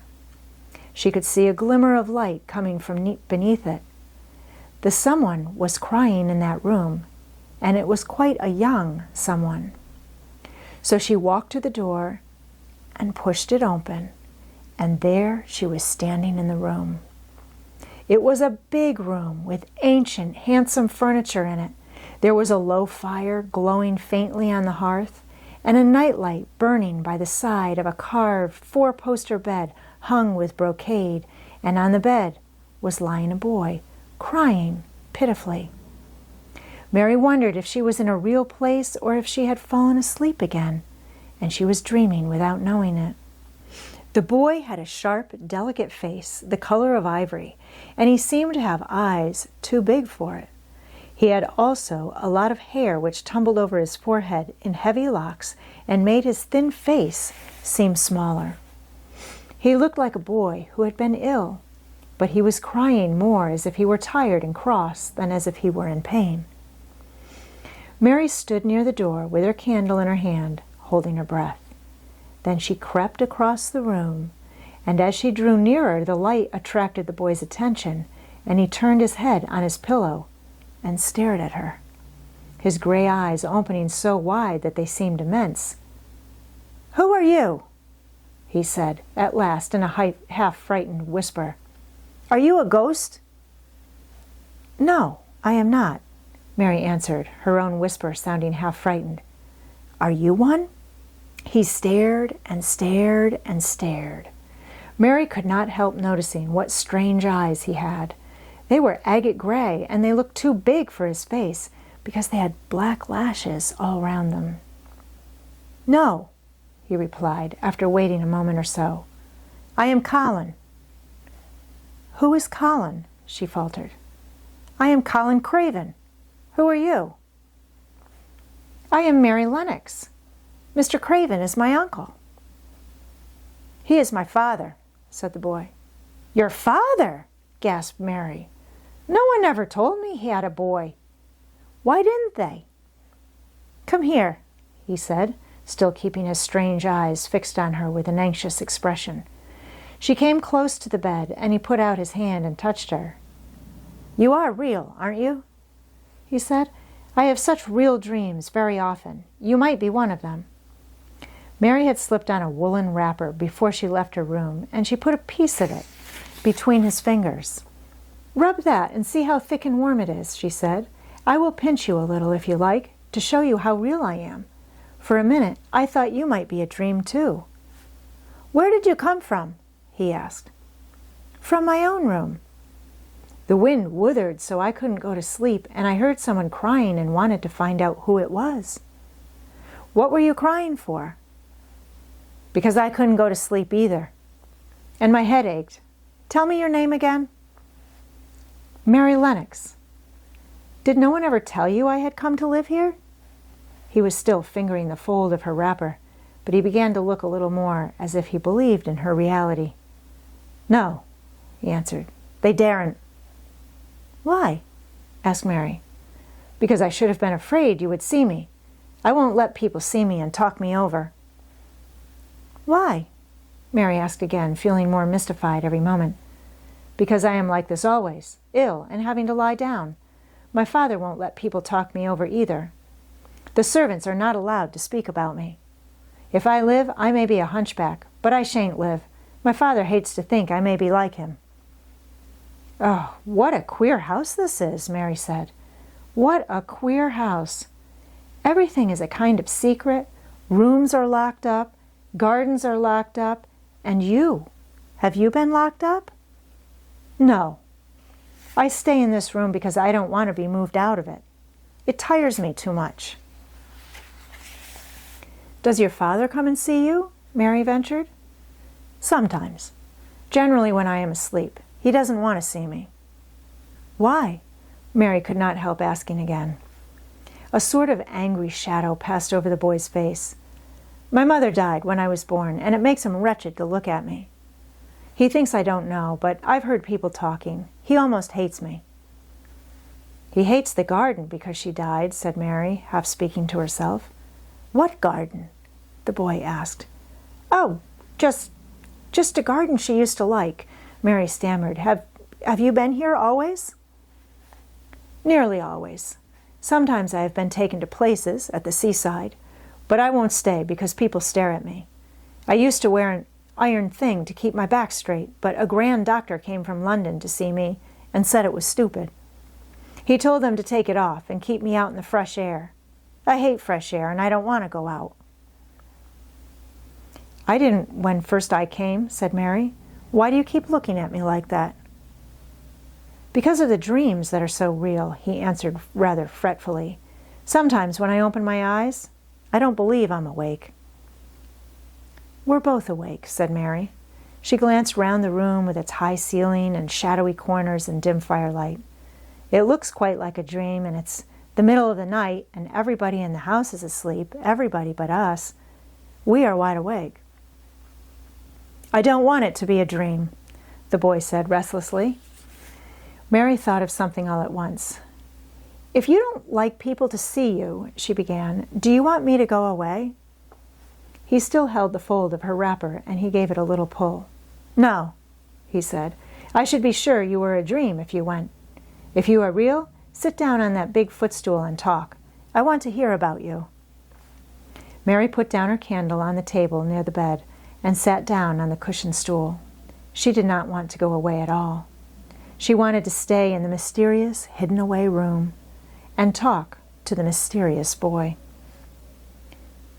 "What do you want me to tell you?" she said. He wanted to know how long she had been at Misselthwaite. He wanted to know which corridor her room was on. He wanted to know what she had been doing, if she disliked the moor as he disliked it, where she had lived before she came to Yorkshire. She answered all these questions and many more, and he lay back on his pillow and listened. He made her tell him a great deal about India and about her voyage across the ocean. She found out that because he had been an invalid, he had not learned things as other children had. One of his nurses had taught him to read when he was quite little, and he was always reading and looking at pictures and splendid books. Though his father rarely saw him when he was awake, he was given all sorts of wonderful things to amuse himself with. He never seemed to have been amused, however. He could have anything he asked for, and was never made to do anything he did not like to do. "Everyone is obliged to do what pleases me," he said indifferently. "It makes me ill to be angry. No one believes I shall live to grow up." He said it as if he was so accustomed to the idea that it had ceased to matter to him at all. He seemed to like the sound of Mary's voice. As she went on talking, he listened in a drowsy, interested way. Once or twice she wondered if he were not gradually falling into a doze. But at last he asked a question which opened up a new subject. "How old are you?" he asked. "I am 10, answered Mary, forgetting herself for the moment. "And so are you." "How do you know that?" he demanded in a surprised voice. "Because when you were born, the garden door was locked and the key was buried. And it has been locked for 10 years. Colin half sat up, turning towards her, leaning on his elbows. "What garden door was locked? Who did it? Where was the key buried?" he exclaimed, as if he were suddenly very much interested. It was the garden Mr. Craven hates," said Mary nervously. "He locked the door. No one knew where he buried the key." "What sort of a garden is it?" Colin persisted eagerly. "No one has been allowed to go into it for 10 years, was Mary's careful answer. But it was too late to be careful. He was too much like herself. He too had nothing to think about, and the idea of a hidden garden attracted him as it had attracted her. He asked question after question. Where was it? Had she never looked for the door? Had she never asked the gardeners? "They won't talk about it," said Mary. "I think they have been told not to answer questions." "I would make them," said Colin. "Could you?" Mary faltered, beginning to feel frightened. If he could make people answer questions, who knew what might happen? "Everyone is obliged to please me. I told you that," he said. "If I were to live, this place would sometime belong to me. They all know that. I would make them tell me." Mary had not known that she herself had been spoiled, but she could see quite plainly that this mysterious boy had been. He thought that the whole world belonged to him. How peculiar he was, and how coolly he spoke of not living. "Do you think you won't live?" she asked, partly because she was curious, and partly in hope of making him forget the garden. "I don't suppose I shall," he answered, as indifferently as he had spoken before. "Ever since I remember anything, I have heard people say I shan't. At first they thought I was too little to understand, and now they think I don't hear, but I do. My doctor is my father's cousin. He is quite poor, and if I die, he will have all Misselthwaite when my father is dead. I should think he wouldn't want me to live." "Do you want to live?" inquired Mary. "No," he answered in a cross, tired fashion, "but I don't want to die. When I feel ill, I lie here and think about it until I cry and cry." "I have heard you crying 3 times, Mary said, "but I did not know who it was."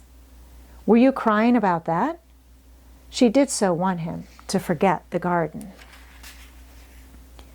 "I dare say," he answered. "Let us talk about something else. Talk about that garden. Don't you want to see it?" "Yes," answered Mary in quite a low voice. "I do," he went on persistently. "I don't think I ever really wanted to see anything before. But I want to see that garden. I want the key dug up. I want the door unlocked. I would let them take me there in my chair. That would be getting fresh air. I am going to make them open the door." He had become quite excited, and his strange eyes began to shine like stars and look more immense than ever. "They have to please me," he said. "I will make them take me there, and I will let you go, too." Mary's hands clutched each other. Everything would be spoiled. Everything. Dickon would never come back. She would never again feel like a missel thrush with a safe hidden nest. "Oh, don't do that," she cried out. He stared as if he thought she had gone crazy. "Why?" he exclaimed. "You said you wanted to see it." "I do," she answered, almost with a sob in her throat. "But if you make them open the door and take you in like that, it will never be a secret again." He leaned still farther forward. "A secret," he said. "What do you mean? Tell me." Mary's words almost tumbled over one another. You see, she panted, "if no one knows but ourselves, if there was a door hidden somewhere under the ivy, if there was, and we could find it, and if we could slip through it together and shut it behind us, and no one knew anyone was inside, and we called it our garden and pretended that we were missel thrushes and it was our nest, and if we played there almost every day and dug and planted seeds and made it all come alive—" "Is it dead?" he interrupted her. "It soon will be if no one cares for it," she went on. "The bulbs will live, but the roses—" He stopped her again, as excited as she was herself. "What are bulbs?" he put in quickly. "They are daffodils and lilies and snowdrops. They are working in the earth now, pushing up pale green points because the spring is coming." "Is the spring coming?" he said. "What is it like? You don't see it in rooms if you are ill." "It is the sun shining on the rain, and the rain falling on the sunshine, and things pushing up and working under the earth," said Mary. "If the garden was a secret, and we could get into it, we could watch the things grow bigger every day, and see how many roses are alive. Don't you see? Oh, don't you see how much nicer it would be if it was a secret?" He dropped back on his pillow and lay there with an odd expression on his face. "I never had a secret," he said, "except that one about not living to grow up. They don't know I know that. So it's a sort of secret. But I like this kind better." "If you won't make them take you to the garden," pleaded Mary, "perhaps I feel almost sure I can find out how to get in sometime. And then, if the doctor wants you to go out in your chair, and if you can always do what you want to do, perhaps we might find some boy who would push you, and we could go alone, and it would always be a secret garden." "I should like that," he said very slowly, his eyes looking dreamy. "I should like that. I should not mind fresh air in a secret garden." Mary began to recover her breath and feel safer, because the idea of keeping the secret seemed to please him.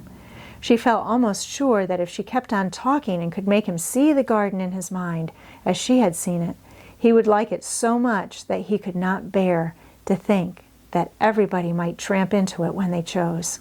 "I'll tell you what I think it would be like if you could go into it," she said. "It has been shut up so long, things have grown into a tangle, perhaps." He lay quite still and listened while she went on talking about the roses which might have clambered from tree to tree and hung down, about the many birds which might have built their nests there because it was so safe. And then she told him about the robin and Ben Weatherstaff, and there was so much to tell about the robin, and it was so easy and safe to talk about it that she ceased to feel afraid. The robin pleased him so much that he smiled until he looked almost beautiful, and at first Mary had thought that he was even plainer than herself, with his big eyes and heavy locks of hair. "I did not know birds could be like that," he said, "but if you stay in a room, you never see things. What a lot of things you know. I feel as if you had been inside that garden." She did not know what to say, so she did not say anything. He evidently did not expect an answer, and the next moment he gave her a surprise. "I am going to let you look at something," he said. "Do you see that rose-colored silk curtain hanging on the wall over the mantelpiece?" Mary had not noticed it before, but she looked up and saw it. It was a curtain of soft silk hanging over what seemed to be some picture. "Yes," she answered. "There is a cord hanging from it," said Colin. "Go and pull it." Mary got up, much mystified, and found the cord. When she pulled it, the silk curtain ran back on rings, and when it ran back, it uncovered a picture. It was the picture of a girl with a laughing face. She had bright hair tied up with a blue ribbon, and her gay, lovely eyes were exactly like Colin's unhappy ones, agate gray and looking twice as big as they really were because of the black lashes all round them. "She is my mother," said Colin complainingly. "I don't see why she died. Sometimes I hate her for doing it." "How queer," said Mary. "If she had lived, I believe I should not have been ill always," he grumbled. "I dare say I should have lived too, and my father would not have hated to look at me. I dare say I should have had a strong back. Draw the curtain again." Mary did as she was told and returned to her footstool. "She is much prettier than you," she said, "but her eyes are just like yours. At least they are the same shape and color. Why is the curtain drawn over her?" He moved uncomfortably. "I made them do it," he said. "Sometimes I don't like to see her looking at me. She smiles too much when I am ill and miserable. Besides, she is mine, and I don't want everyone to see her." There were a few moments of silence, and then Mary spoke.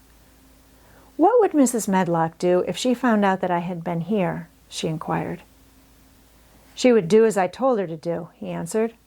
And I should tell her that I wanted you to come here and talk to me every day. I am glad you came."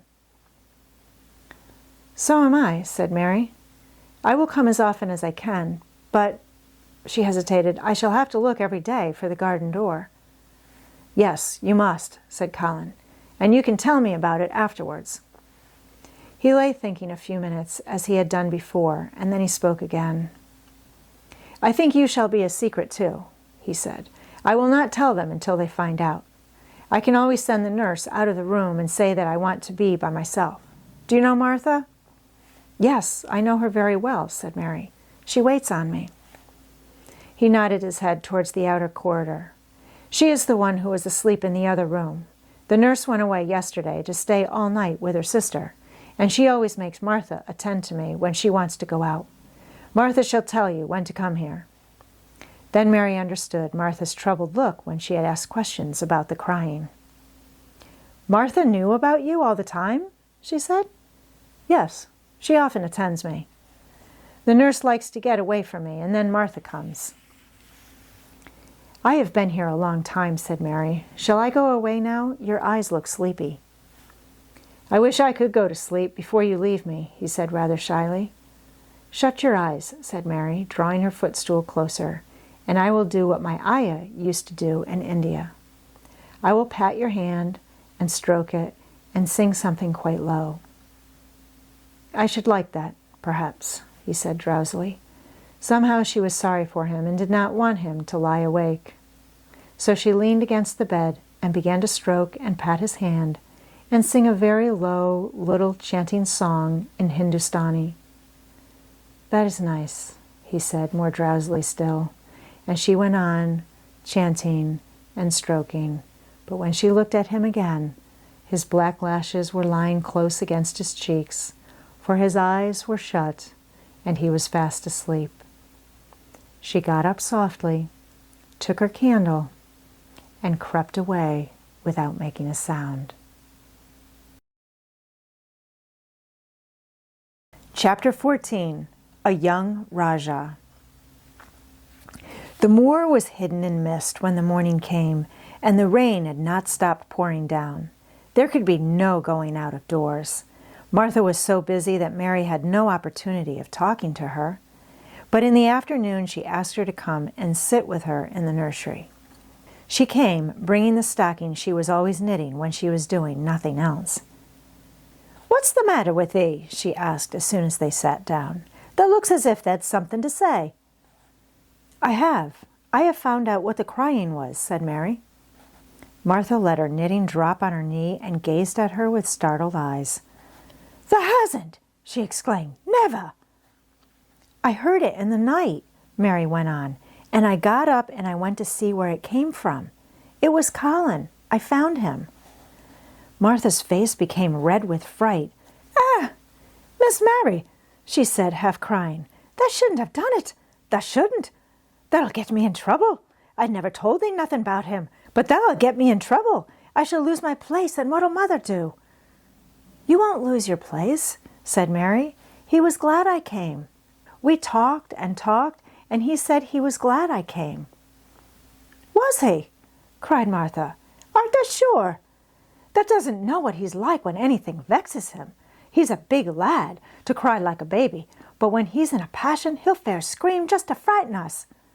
He knows us daren't call our souls our own." "He wasn't vexed," said Mary. "I asked him if I should go away, and he made me stay. He asked me questions, and I sat on a big footstool and talked to him about India and about the robin and gardens. He wouldn't let me go. He let me see his mother's picture. Before I left him, I sang him to sleep." Martha fairly gasped with amazement. "I can scarcely believe thee," she protested. "It's as if they'd walked straight into a lion's den. If he'd been like he is most times, he'd have thrown himself into one of his tantrums and roused the house. He won't let strangers look at him." "He let me look at him.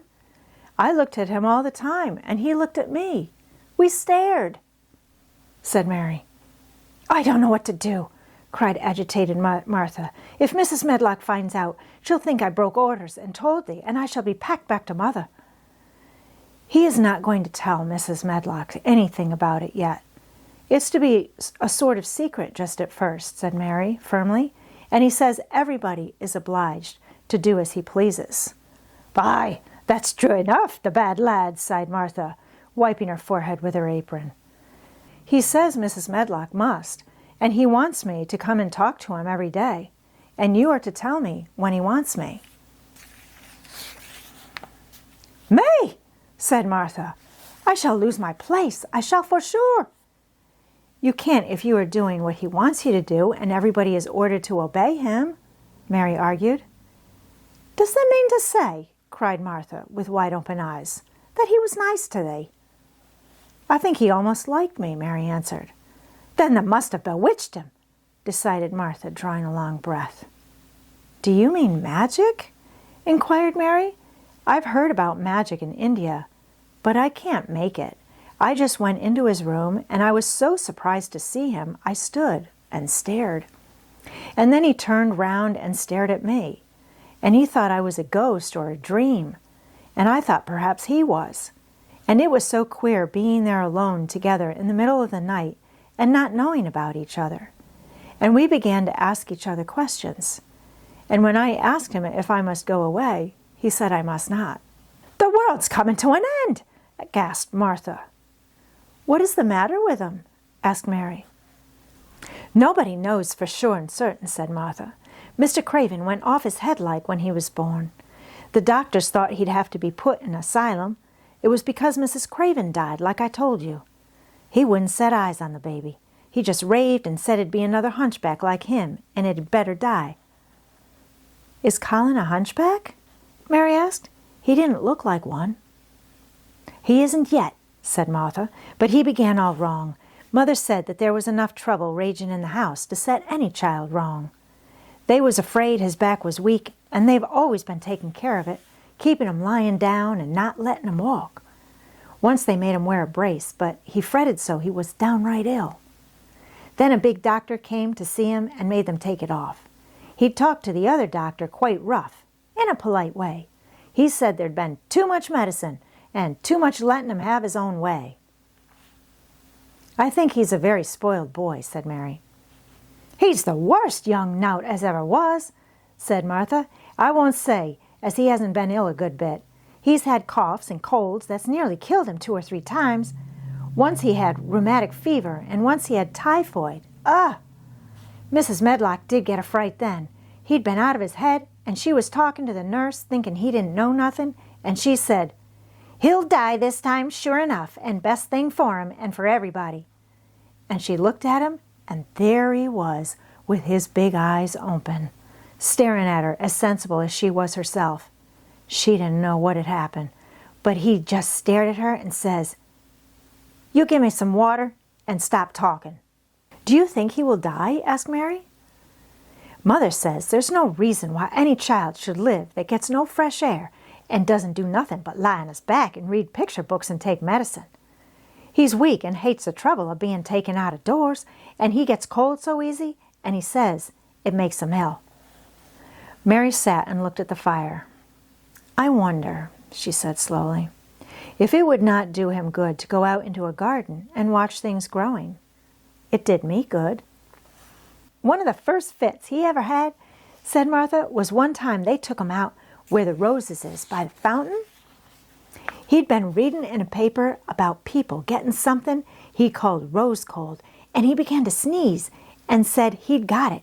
And then a new gardener, as didn't know the rules, passed by and looked at him curious. He threw himself into a passion, and he said he'd looked at him because he was going to be a hunchback. He cried himself into a fever and was ill all night. If he ever gets angry at me, I'll never go and see him again, said Mary. He'll have thee if he wants thee, said Martha. They may as well know that at the start. Very soon afterwards a bell rang, and she rolled up her knitting. I dare say the nurse wants me to stay with him a bit, she said. I hope he's in a good temper. She was out of the room about 10 minutes, and then she came back with a puzzled expression. Well, that has bewitched him, she said. He's up on his sofa with his picture books. He's told the nurse to stay away until 6 o'clock. I'm to wait in the next room. The minute she was gone, he called me to him and says, "I want Mary Lennox to come and talk to me. And remember, you're not to tell anyone. You'd better go as quick as you can." Mary was quite willing to go quickly. She did not want to see Colin as much as she wanted to see Dickon, but she wanted to see him very much. There was a bright fire on the hearth when she entered his room, and in the daylight she saw it was a very beautiful room indeed. There were rich colors in the rugs and hangings and pictures and books on the walls, which made it look glowing and comfortable, even in spite of the gray sky and falling rain. Colin looked rather like a picture himself. He was wrapped in a velvet dressing gown and sat against a big brocaded cushion. He had a red spot on each cheek. "Come in," he said. "I've been thinking about you all the morning." "I've been thinking about you too," answered Mary. "You don't know how frightened Martha is. She says Mrs. Medlock will think she told me about you, and then she will be sent away." He frowned. "Go and tell her to come here," he said. "She is in the next room." Mary went and brought her back. Poor Martha was shaking in her shoes. Colin was still frowning. "Have you to do what I please, or have you not?" he demanded. "I have to do what you please, sir," Martha faltered, turning quite red. "Has Medlock to do what I please?" "Everybody has, sir," said Martha. "Well then, if I order you to bring Miss Mary to me, how can Medlock send you away if she finds it out?" "Please don't let her, sir," pleaded Martha. "I'll send her away if she dares to say a word about such a thing," said Master Craven grandly. "She wouldn't like that, I can tell you." "Thank you, sir," bobbing a curtsy. "I want to do my duty, sir." "What I want is your duty," said Colin, more grandly still. "I'll take care of you. Now go away." When the door closed behind Martha, Colin found Mistress Mary gazing at him as if he had set her wondering. "Why do you look at me like that?" he asked her. "What are you thinking about?" "I am thinking about two things." "What are they?" "Sit down and tell me." "This is the first one," said Mary, seating herself on the big stool. "Once in India, I saw a boy who was a Rajah. He had rubies and emeralds and diamonds stuck all over him. He spoke to his people just as you spoke to Martha. Everybody had to do everything he told them in a minute. I think they would have been killed if they hadn't. "I shall make you tell me about Rajahs presently," he said. "But first, tell me what the second thing was." "I was thinking," said Mary, "how different you are from Dickon." "Who is Dickon?" he said. "What a queer name." She might as well tell him, she thought. She could talk about Dickon without mentioning the secret garden. She had liked to hear Martha talk about him. Besides, she longed to talk about him. It would seem to bring him nearer. "He is Martha's brother. He is 12 years old," she explained. "He is not like anyone else in the world. He can charm foxes and squirrels and birds, just as the natives in India charm snakes. He plays a very soft tune on a pipe, and they come and listen." There were some big books on a table at his side, and he dragged one suddenly towards him. "There is a picture of a snake charmer in this," he exclaimed. "Come and look at it." The book was a beautiful one with superb colored illustrations, and he turned to one of them. "Can he do that?" he asked eagerly. "He played on his pipe and they listened," Mary explained, "but he doesn't call it magic. He says it's because he lives on the moor so much and he knows their ways. He says he feels sometimes as if he was a bird or a rabbit himself. He likes them so. I think he asked the robin questions. It seemed as if they talked to each other in soft chirps." Colin lay back on his cushion, and his eyes grew larger and larger, and the spots on his cheeks burned. "Tell me some more about him," he said. "He knows all about eggs and nests," Mary went on, "and he knows where foxes and badgers and otters live. He keeps them secret so that other boys won't find their holes and frighten them. He knows about everything that grows or lives on the moor." "Does he like the moor?" said Colin. "How can he when it's such a great, bare, dreary place?" "It's the most beautiful place," protested Mary. "Thousands of lovely things grow on it, and there are thousands of little creatures, all busy building nests and making holes and burrows, and chippering or singing or squeaking to each other. They are so busy and having such fun under the earth or in the trees or heather. It's their world. How do you know all that? Said Colin, turning on his elbow to look at her. I have never been there once, really, said Mary, suddenly remembering. I only drove over it in the dark. I thought it was hideous. Martha told me about it first, and then Dickon. When Dickon talks about it, you feel as if you saw things and heard them, and as if you were standing in the heather with the sun shining and the gorse smelling like honey, and all full of bees and butterflies. You never see anything if you are ill, said Colin restlessly. He looked like a person listening to a new sound in the distance and wondering what it was. You can't if you stay in a room, said Mary. I couldn't go on the moor, he said in a resentful tone. Mary was silent for a minute, and then she said something bold. You might, sometime. He moved as if he were startled. Go on the moor? How could I? I am going to die. How do you know? Said Mary unsympathetically. She didn't like the way he had of talking about dying. She did not feel very sympathetic. She felt rather as if he almost boasted about it. Oh, I've heard it ever since I remember, he answered crossly. They are always whispering about it and thinking I don't notice. They wish I would, too. Mistress Mary felt quite contrary. She pinched her lips together. If they wished I would, she said, I wouldn't. Who wishes you would? The servants, and of course Dr. Craven, because he would get Misselthwaite and be rich instead of poor. He daren't say so, but he always looks cheerful when I am worse. When I had typhoid fever, his face got quite fat. I think my father wishes it too. I don't believe he does, said Mary quite obstinately. That made Colin turn and look at her again. Don't you? He asked, and then he lay back on his cushion and was still as if he were thinking. And there was quite a long silence. Perhaps they were both of them thinking strange things children do not usually think of. I like the Grand Doctor from London because he made them take the iron thing off, said Mary at last. Did he say you were going to die? No. What did he say? He didn't whisper, Colin answered. Perhaps he knew I hated whispering. I heard him say one thing quite aloud. He said, the lad might live if he would make up his mind to it. Put him in the humor. It sounded as if he was in a temper. I'll tell you who would put you in the humor, perhaps, said Mary, reflecting. She felt as if she would like this thing to be settled one way or the other. I believe Dickon would. He is always talking about live things. He never talks about dead things or things that are ill. He's always looking up in the sky to watch birds flying or looking down at the earth to see something growing. He has such round blue eyes, and they are so wide open with looking about. And he laughs such a big laugh with his wide mouth, and his cheeks are as red as cherries. She pulled her stool nearer to the sofa, and her expression quite changed at the remembrance of the wide, curving mouth and wide, open eyes. See here, she said, don't let us talk about dying. I don't like it. Let us talk about living. Let us talk and talk about Dickon. And then we will look at your pictures.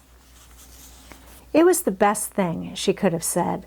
To talk about Dickon meant to talk about the moor and about the cottage and the 14 people who lived in it on 16 shillings a week, and the children who got fat on the moor grass like the wild ponies, and about Dickon's mother and the skipping rope and the moor with the sun on it, and about pale green points sticking up out of the black sod. And it was all so alive that Mary talked more than she had ever talked before. And Colin both talked and listened, as he had never done either before. And they both began to laugh over nothing, as children will when they are happy together. And they laughed so that in the end they were making as much noise as if they had been two ordinary, healthy, natural 2-year-old creatures, instead of a hard little unloving girl and a sickly boy who believed that he was going to die. They enjoyed themselves so much that they forgot the pictures and they forgot about the time.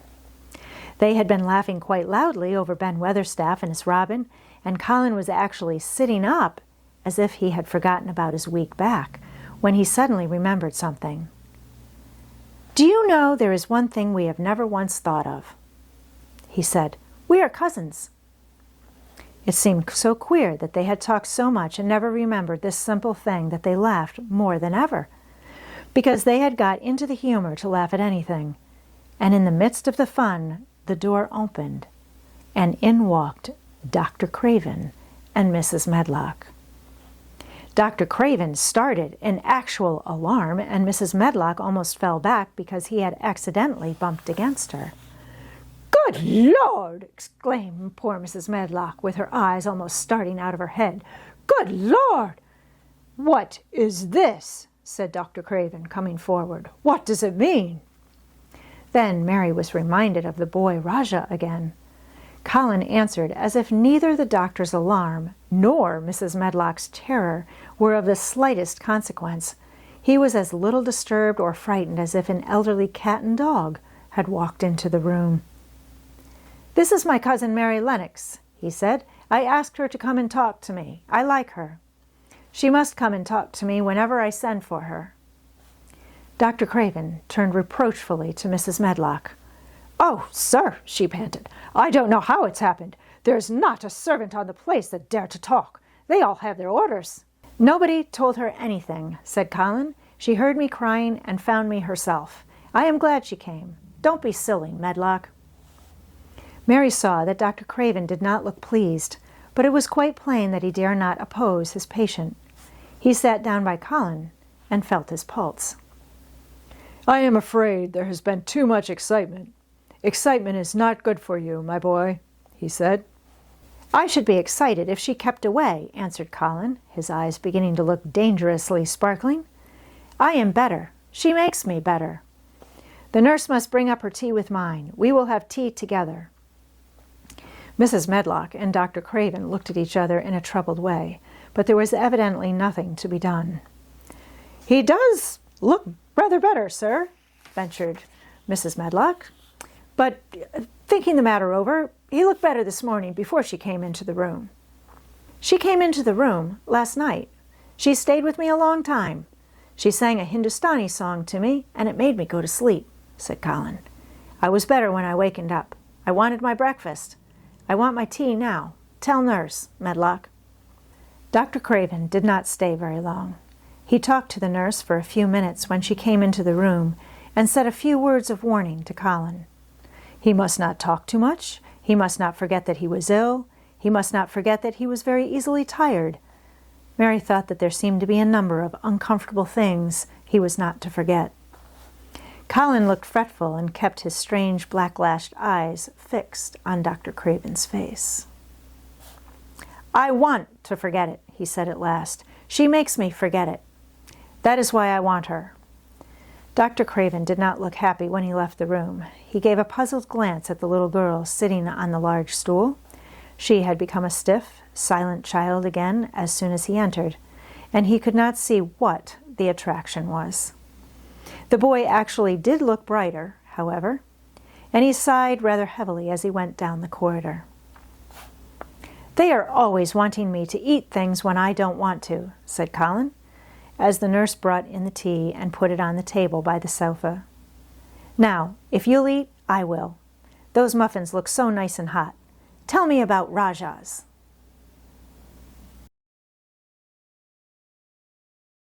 Chapter 15. Nest Building. After another week of rain, the high arch of blue sky appeared again, and the sun which poured down was quite hot. Though there had been no chance to see either the secret garden or Dickon, Mistress Mary had enjoyed herself very much. The week had not seemed long. She had spent hours of every day with Colin in his room, talking about Rajahs or gardens or Dickon and the cottage on the moor. They had looked at the splendid books and pictures, and sometimes Mary had read things to Colin, and sometimes he had read a little to her. When he was amused and interested, she thought he scarcely looked like an invalid at all, except that his face was so colorless and he was always on the sofa. "You are a sly young one to listen and get out of your bed to go following things up like you did that night," Mrs. Medlock said at once. "But there's no saying it's not been a sort of blessing to the lot of us. He's not had a tantrum or a whining fit since you made friends. The nurse was just going to give up the case because she was so sick of him, but she says she doesn't mind staying now you've gone on duty with her," laughing a little. In her talks with Colin, Mary had tried to be very cautious about the secret garden. There were certain things she wanted to find out from him, but she felt that she must find them out without asking him direct questions. In the first place, as she began to like to be with him, she wanted to discover whether he was the kind of boy you could tell a secret to. He was not in the least like Dickon, but he was evidently so pleased with the idea of a garden no one knew anything about that she thought perhaps he could be trusted. But she had not known him long enough to be sure. The second thing she wanted to find out was this: if he could be trusted, if he really could, wouldn't it be possible to take him to the garden without having anyone find it out? The grand doctor had said that he must have fresh air, and Colin had said that he would not mind fresh air in a secret garden. Perhaps if he had a great deal of fresh air and knew Dickon and the robin and saw things growing, he might not think so much about dying. Mary had seen herself in the glass sometimes lately when she had realized that she looked quite a different creature from the child she had been when she arrived from India. This child looked nicer. Even Martha had seen a change in her. "The air from the moor has done thee good already," she had said. "Thou'rt not nigh so yeller, and thou'rt not nigh so scrawny. Even the hair doesn't slant down on the head so flat. It's got some life in it, so as it sticks out a bit." "It's like me," said Mary. "It's growing stronger and fatter. I'm sure there's more of it." "It looks it for sure," said Martha, ruffling it up a little round her face. "Thou'rt not half so ugly when it's that way, and there's a bit of red in the cheeks." If gardens and fresh air had been good for her, perhaps they would be good for Colin. But then, if he hated people to look at him, perhaps he would not like to see Dickon. "Why does it make you angry when you are looked at?" she inquired one day. "I always hated it," he answered, "even when I was very little. Then when they took me to the seaside and I used to lie in my carriage, everybody used to stare, and ladies would stop and talk to my nurse, and then they would begin to whisper. And I knew when they were saying I shouldn't live to grow up. Then sometimes the ladies would pat my cheeks and say, 'Poor child.' Once when a lady did that, I screamed out loud and bit her hand. She was so frightened she ran away." "She thought you had gone mad like a dog," said Mary, not at all admiringly. "I don't care what she thought," said Colin, frowning. "I wonder why you didn't scream and bite me when I came into your room," said Mary. Then she began to smile slowly. "I thought you were a ghost or a dream," he said. "You can't bite a ghost or a dream. And if you scream, they don't care." "Would you hate it if a boy looked at you?" Mary asked uncertainly. He lay back on his cushion and paused thoughtfully. "There's one boy," he said quite slowly, as if he were thinking over every word. "There's one boy I believe I shouldn't mind. It's that boy who knows where the foxes live, Dickon." "I'm sure you wouldn't mind him," said Mary. "The birds don't, and other animals," he said, still thinking it over. "Perhaps that's why I shouldn't. He's a sort of animal charmer, and I am a boy animal." Then he laughed, and she laughed too. In fact, it ended in their both laughing a great deal and finding the idea of a boy animal hiding in his hole very funny indeed. What Mary felt afterwards was that she need not fear about Dickon. On that first morning, when the sky was blue again, Mary wakened very early. The sun was pouring in slanting rays through the blinds, and there was something so joyous in the sight of it that she jumped out of bed and ran to the window. She drew up the blinds and opened the window itself, and a great waft of fresh scented air blew in upon her.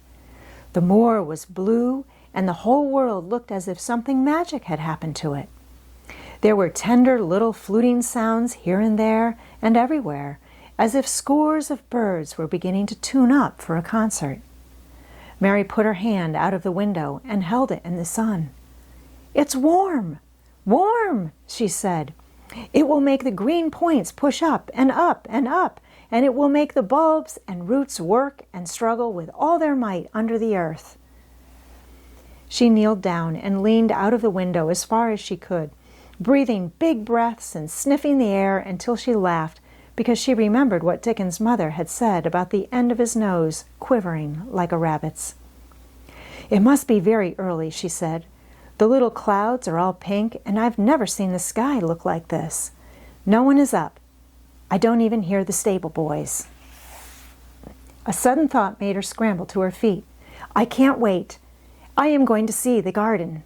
She had learnt to dress herself by this time, and she put on her clothes in 5 minutes. She knew a small side door which she could unbolt herself, and she flew downstairs in her stocking feet and put on her shoes in the hall. She unchained and unbolted and unlocked, and when the door was open, she sprang across the step with one bound, and there she was standing on the grass, which seemed to have turned green, and with the sun pouring down on her and warm, sweet wafts about her, and the fluting and twittering and singing coming from every bush and tree. She clasped her hands for pure joy and looked up in the sky, and it was so blue and pink and pearly and white and flooded with springtime light that she felt she must flute and sing aloud herself, and knew that thrushes and robins and skylarks could not possibly help it. She ran round the shrubs and paths toward the secret garden. "It's all different already," she said. "The grass is greener, and things are sticking up everywhere, and things are uncurling, and green buds of leaves are showing. This afternoon I am sure Dickon will come." The long warm rain had done strange things to the herbaceous beds which bordered the walk by the lower wall.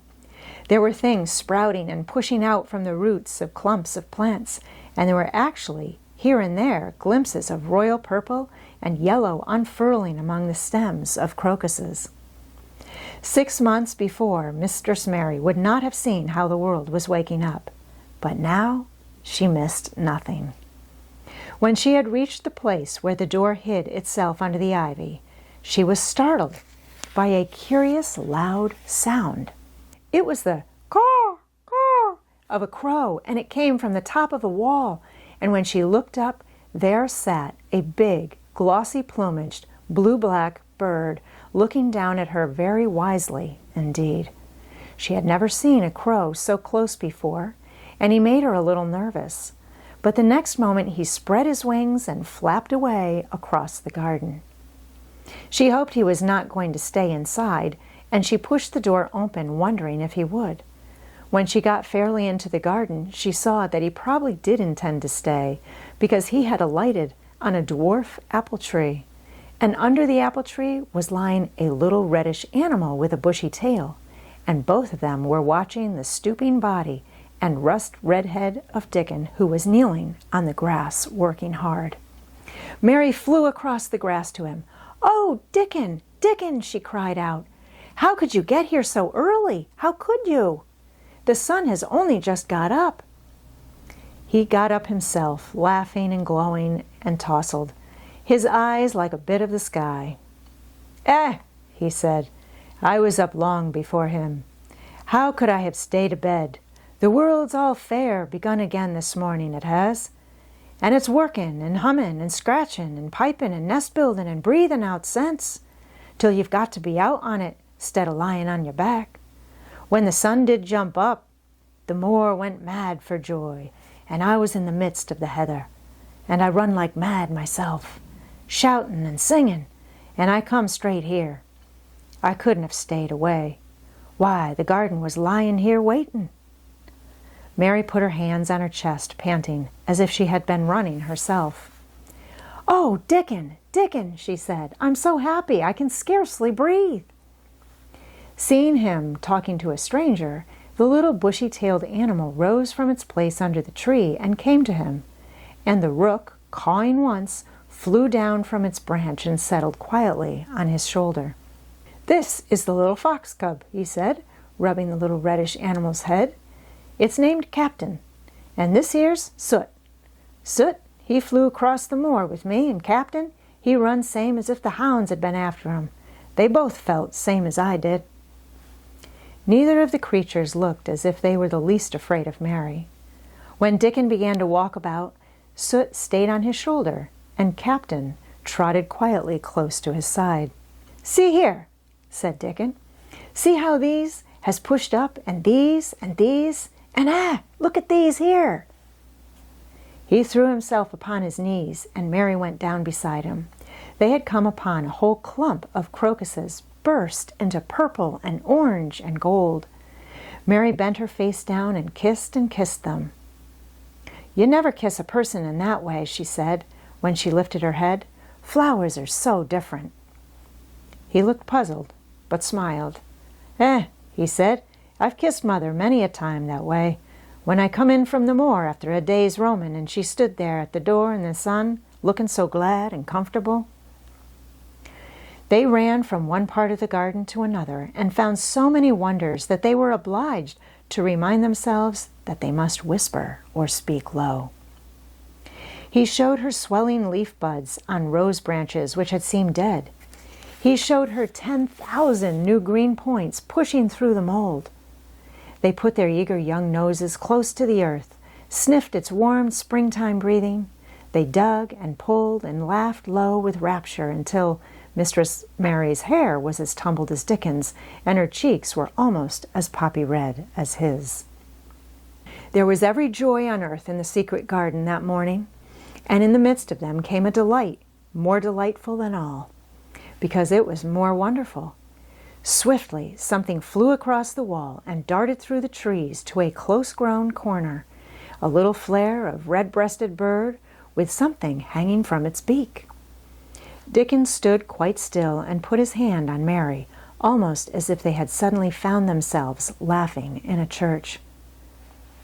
"We munnot stir," he whispered in broad Yorkshire.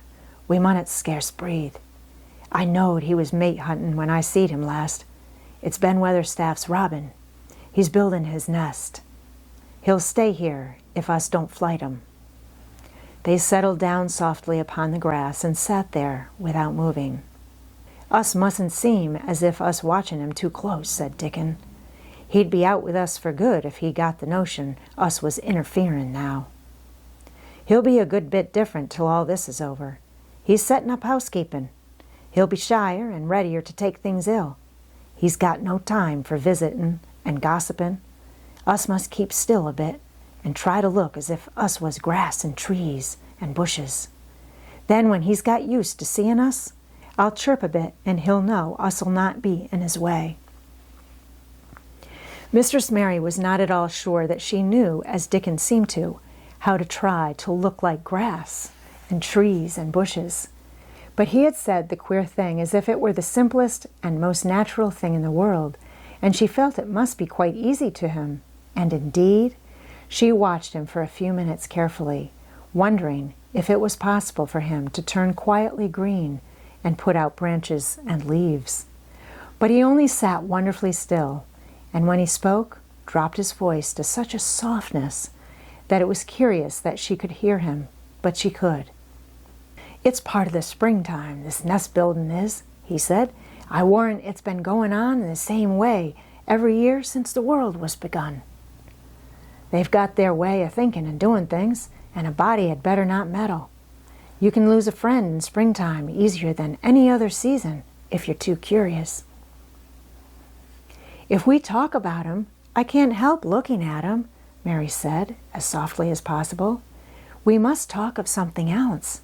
There is something I want to tell you." "He'll like it better if us talks of something else," said Dickon. "What is it that's got to tell me?" "Well, do you know about Colin?" she whispered. He turned his head to look at her. "What does thee know about him?" he asked. "I've seen him. I have been to talk to him every day this week. He wants me to come. He says I'm making him forget about being ill and dying," answered Mary. Dickon looked actually relieved as soon as the surprise died away from his round face. "I'm glad of that," he exclaimed. "I'm right down glad. It makes me easier. I knowed I must say nothing about him, and I don't like having to hide things." "Don't you like hiding the garden?" said Mary. "I'll never tell about it," he answered. "But I says to Mother, 'Mother,' I says, 'I got a secret to keep. It's not a bad un that knows that. It's no worse than hiding where a bird's nest is. That doesn't mind it, does they?'" Mary always wanted to hear about Mother. "What did she say?" she asked, not at all afraid to hear. Dickon grinned sweet-temperedly. "It was just like her, what she said," he answered.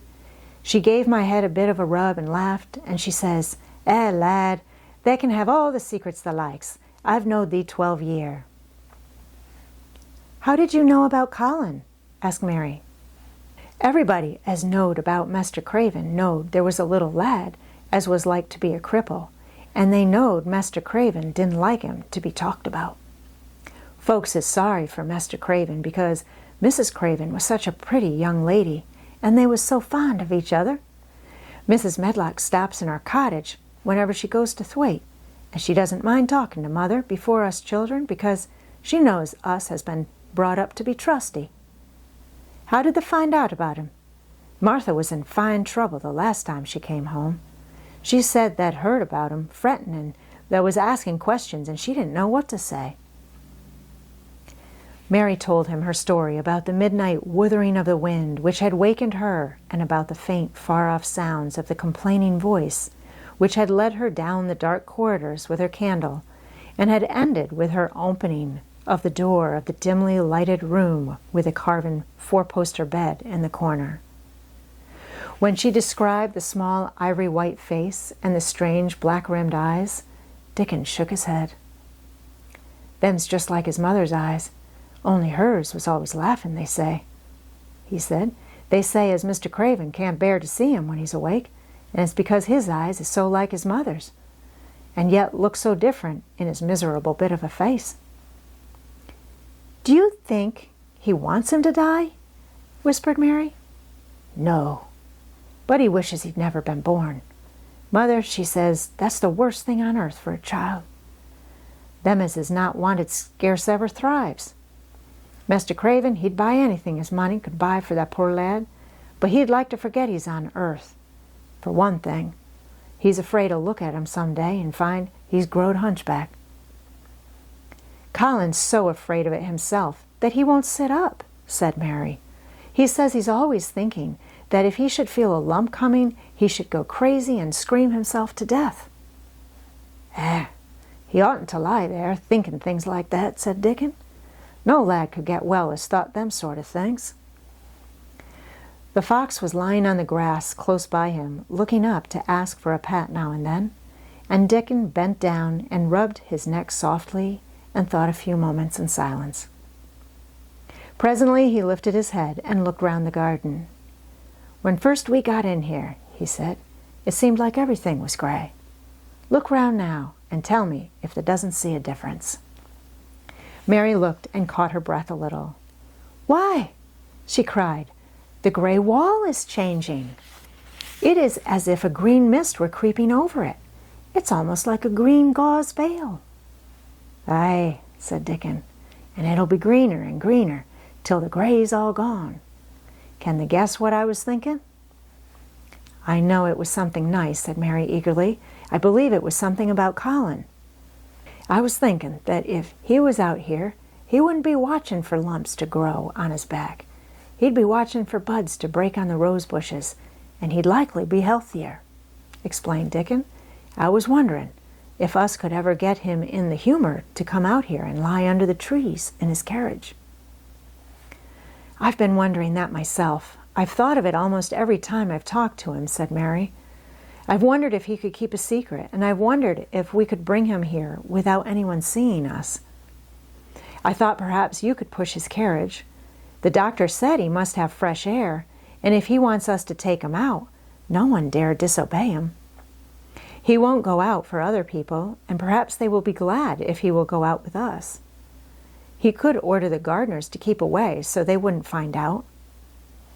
Dickon was thinking very hard as he scratched Captain's back. "It'd be good for him, I warrant," he said. "Us not be thinking he'd better never been born. Us be just two children watching a garden grow, and he'd be another. Two lads and a little lass just looking on at the springtime. I wonder it'd be better than doctor's stuff. He's been lying in his room so long, and he's always been so afraid of his back that it has made him queer," said Mary. "He knows a good many things out of books, but he doesn't know anything else. He says he has been too ill to notice things, and he hates going out of doors and hates gardens and gardeners. But he likes to hear about this garden because it is a secret. I daren't tell him much, but he said he wanted to see it." "Us'll have him out here sometime for sure," said Dickon. "I could push his carriage well enough. Has thou noticed how the robin and his mate has been working while we've been sitting here? Look at him, perched on that branch, wondering where it'd be best to put that twig he's got in his beak." He made one of his low whistling calls, and the robin turned his head and looked at him inquiringly, still holding his twig. Dickon spoke to him as Ben Weatherstaff did, but Dickon's tone was one of friendly advice. "Whereas ever thou puts it," he said, "it'll be all right. Thou knew how to build the nest before they came out of the egg. Get on with it, lad. Thou's got no time to lose." "Oh, I do like to hear you talk to him," Mary said, laughing delightedly. "Ben Weatherstaff scolds him and makes fun of him, but he hops about and looks as if he understood every word, and I know he likes it. Ben Weatherstaff says he is so conceited he would rather have stones thrown at him than not be noticed." Dickon laughed too and went on talking. "Thou knows us won't trouble thee," he said to the robin. "Us is near being wild things ourselves. Us is nest building too, bless thee. Look out thou doesn't tell on us." And though the robin did not answer because his beak was occupied, Mary knew that when he flew away with his twig to his own corner of the garden, the darkness of his dew-bright eye meant that he would not tell their secret for the world.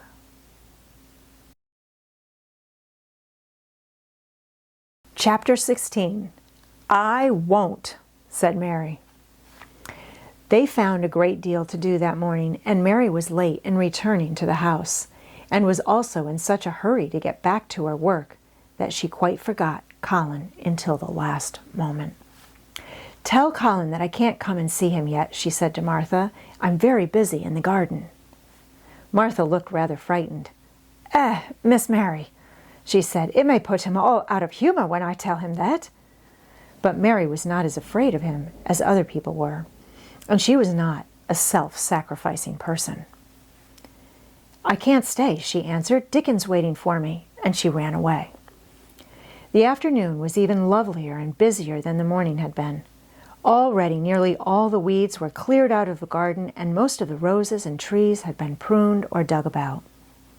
Dickon had brought a spade of his own, and he had taught Mary to use all her tools, so that by this time it was plain that though the lovely wild place was not likely to become a gardener's garden, it would be a wilderness of growing things before the springtime was over. "There'll be apple blossoms and cherry blossoms overhead," Dickon said, working away with all his might, "and there'll be peach and plum trees bloom against the walls, and the grass'll be a carpet of flowers." The little fox and the rook were as happy and busy as they were, and the robin and his mate flew backwards and forwards like tiny streaks of lightning. Sometimes the rook flapped his black wings and soared away over the treetops in the park. Each time he came back and perched near Dickon and cawed several times as if he were relating his adventures. And Dickon talked to him just as he had talked to the robin. Once, when Dickon was so busy that he did not answer him at first, Soot flew onto his shoulder and gently tweaked his ear with his large beak. When Mary wanted to rest a little, Dickon sat down with her under a tree, and once he took his pipe out of his pocket and played the soft, strange little notes, and two squirrels appeared on the wall and looked and listened.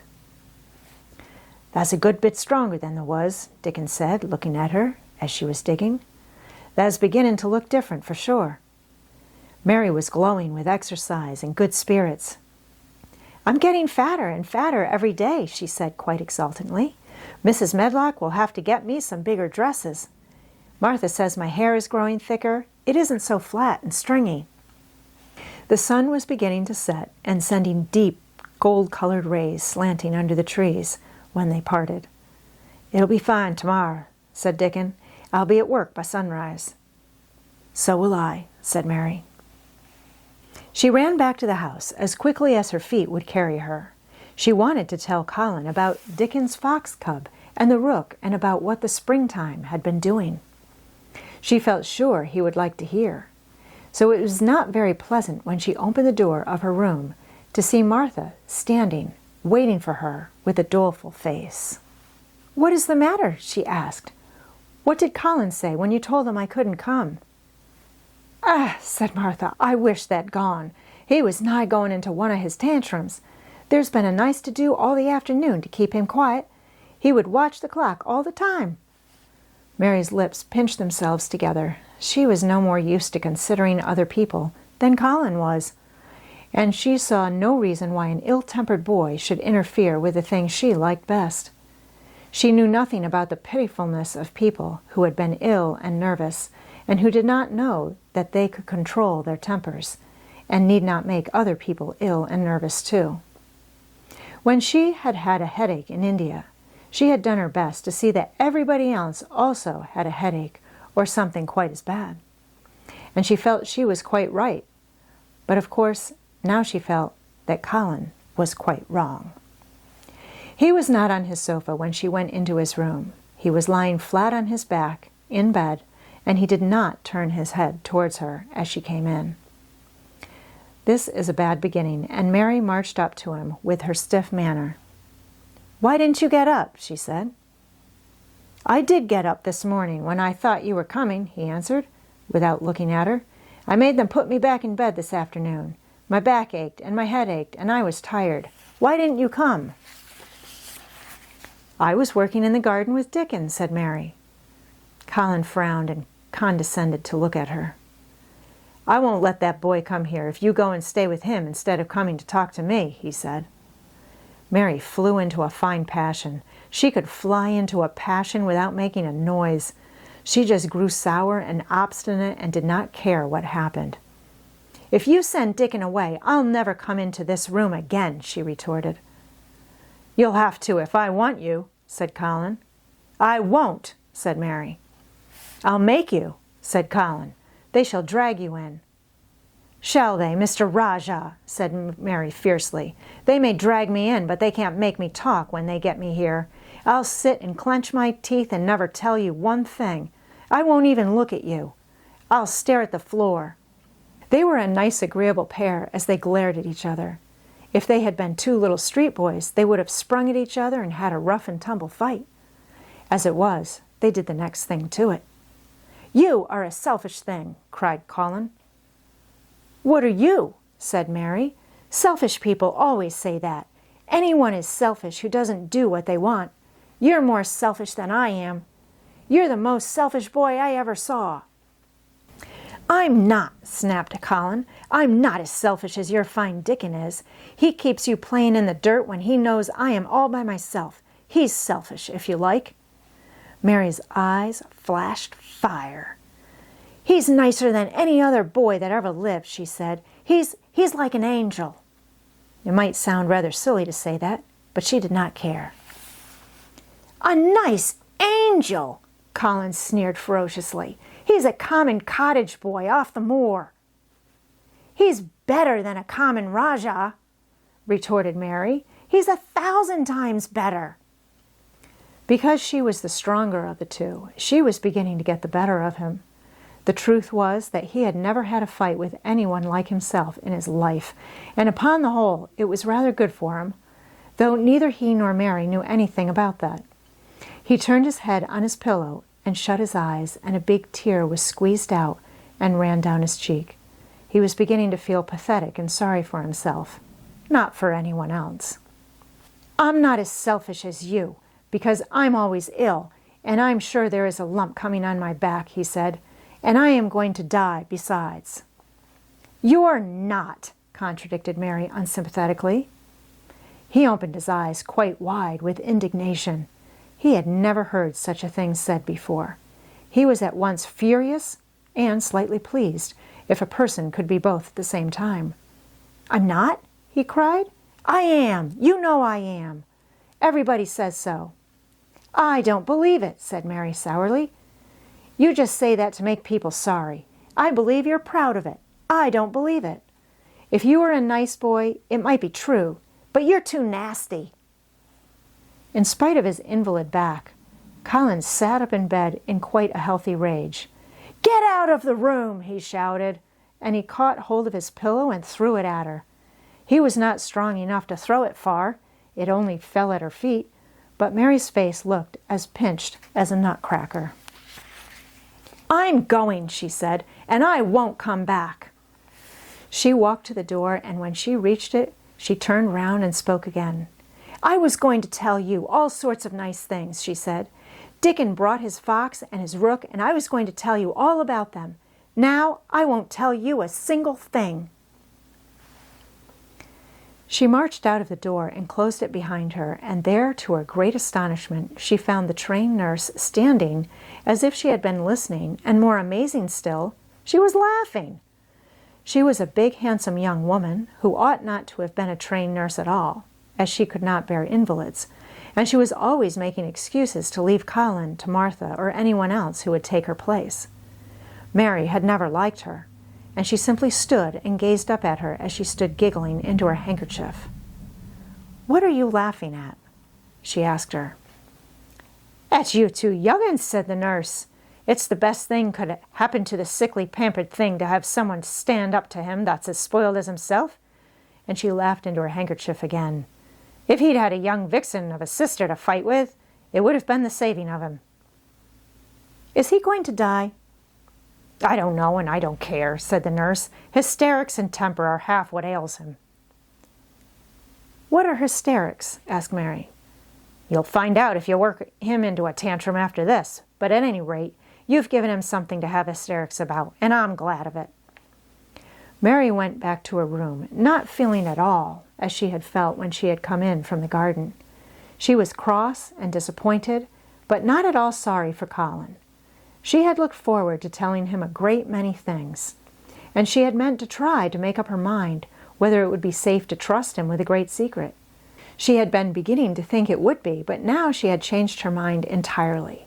She would never tell him, and he would stay in his room and never get any fresh air and die if he liked. It would serve him right. She felt so sour and unrelenting that for a few minutes she almost forgot about Dickon and the green veil creeping over the world and the soft wind blowing down from the moor. Martha was waiting for her, and the trouble in her face had been temporarily replaced by interest and curiosity. There was a wooden box on the table, and its cover had been removed and revealed that it was full of neat packages. "Mr. Craven sent it to you," said Martha. "It looks as if it had picture books in it." Mary remembered what he had asked her the day she had gone to his room. "Do you want anything? Dolls, toys, books?"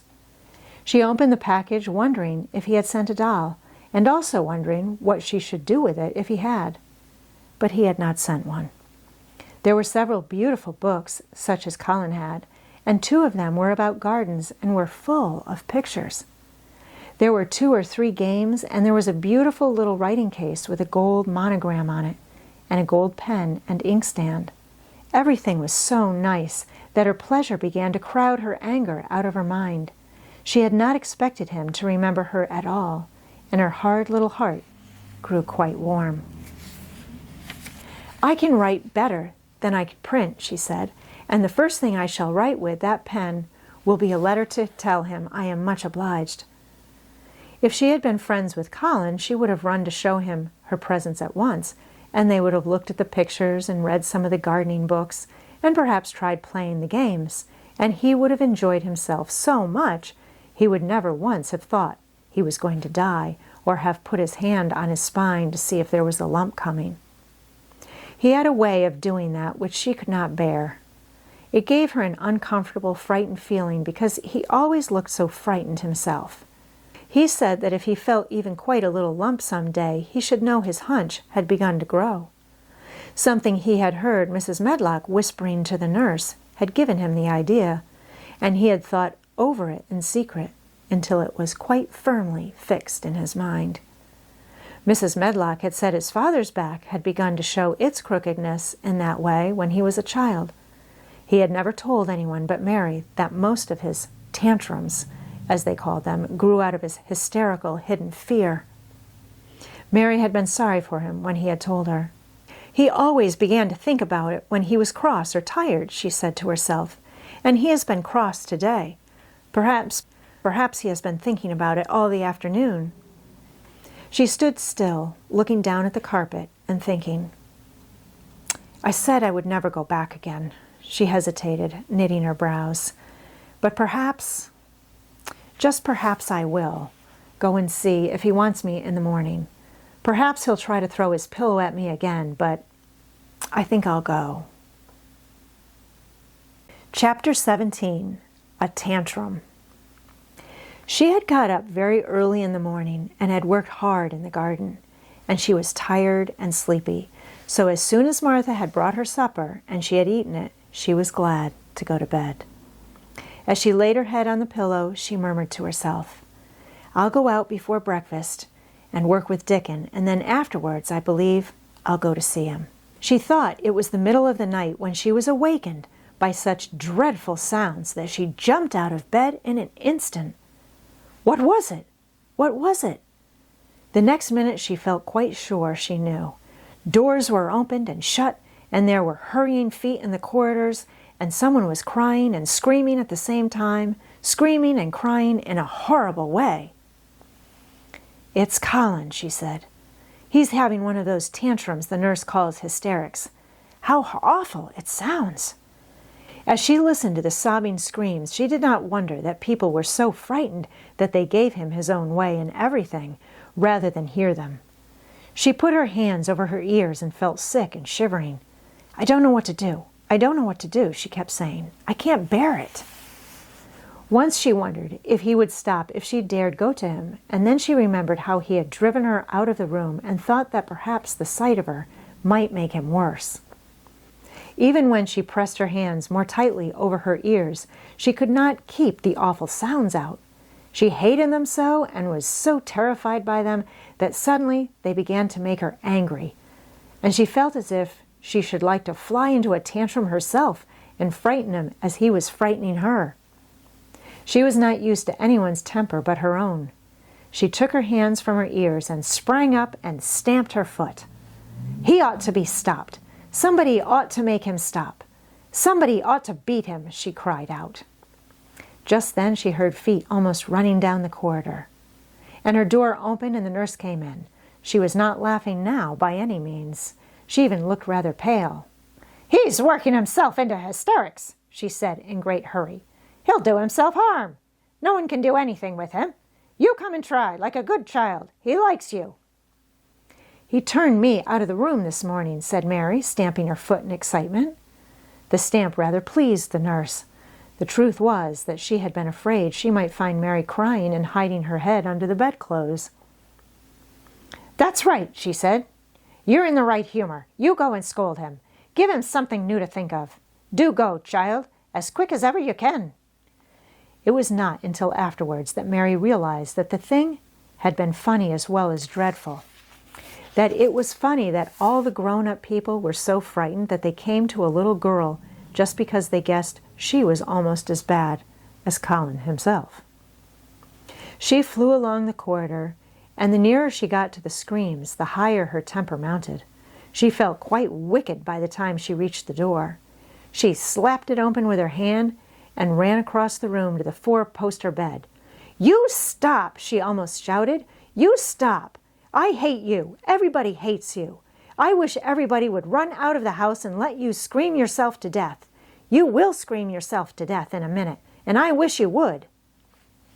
A nice, sympathetic child could neither have thought nor said such things, but it just happened that the shock of hearing them was the best possible thing for this hysterical boy, whom no one had ever dared to restrain or contradict. He had been lying on his face, beating his pillow with his hands, and he actually almost jumped around. He turned so quickly at the sound of the furious little voice. His face looked dreadful, white and red and swollen, and he was gasping and choking, but savage little Mary did not care an atom. "If you scream another scream," she said, "I'll scream too. And I can scream louder than you can, and I'll frighten you. I'll frighten you." He actually had stopped screaming because she had startled him so. The scream which had been coming almost choked him. The tears were streaming down his face, and he shook all over. "I can't stop," he gasped and sobbed. "I can't. I can't." "You can," shouted Mary.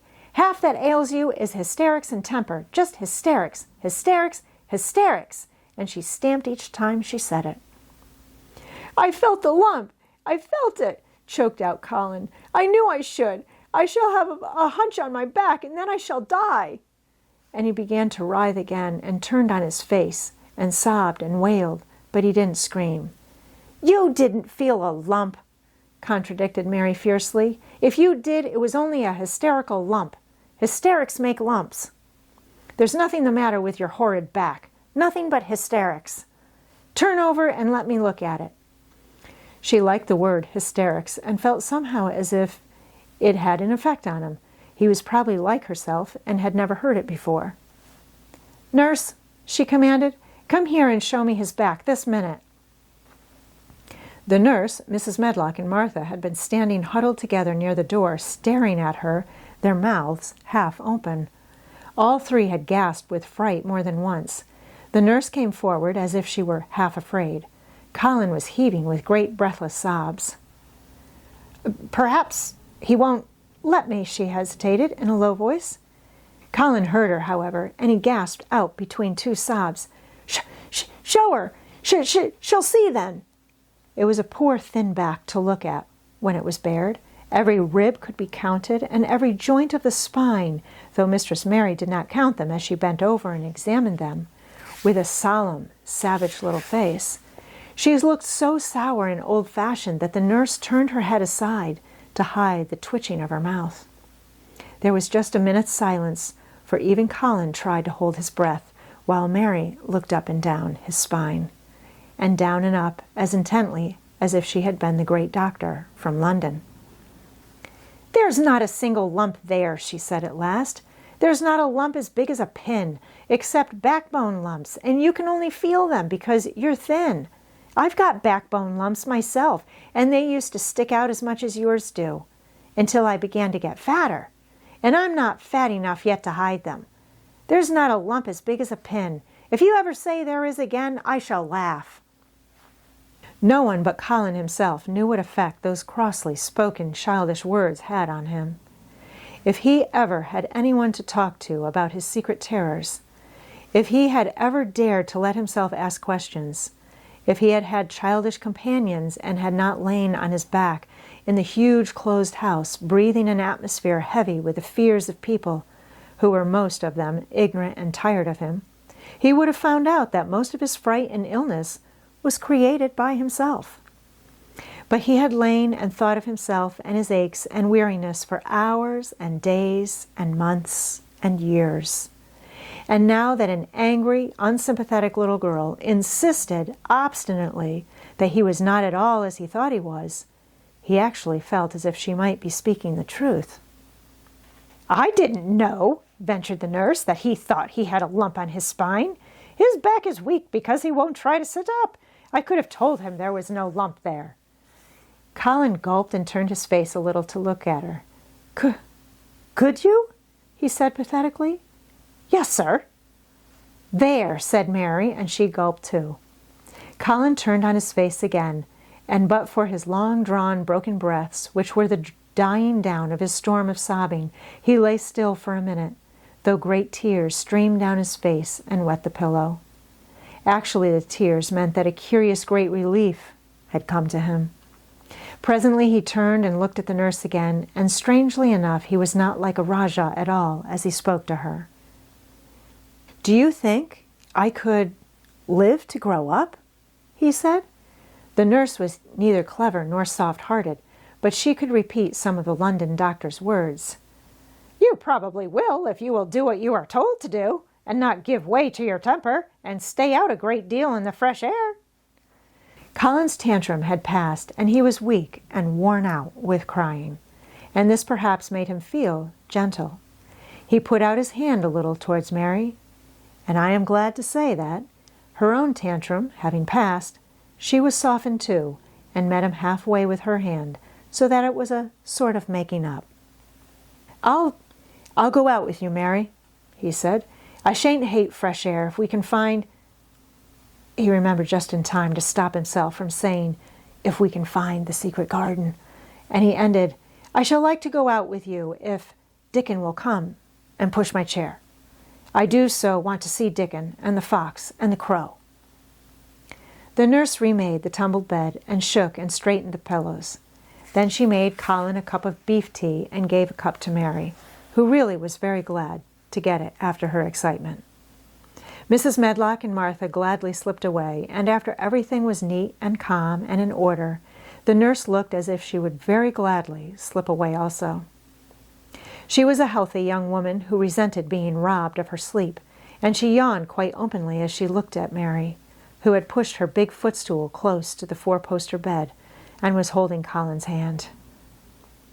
"You must go back and get your sleep out," she said. "He'll drop off after a while if he's not too upset. Then I'll lie down myself in the next room." "Would you like me to sing you that song I learned from my ayah?" Mary whispered to Colin. His hand pulled hers gently, and he turned his tired eyes on her appealingly. "Oh, yes," he answered. "It's such a soft song. I shall go to sleep in a minute."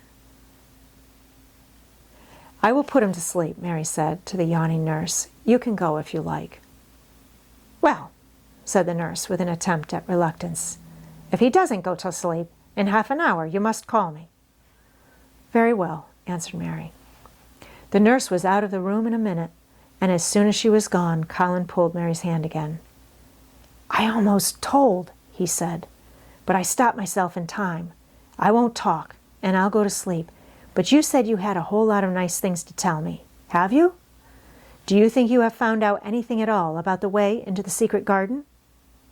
Mary looked at his poor little tired face and swollen eyes, and her heart relented. Yes, she answered, "I think I have. And if you will go to sleep, I will tell you tomorrow."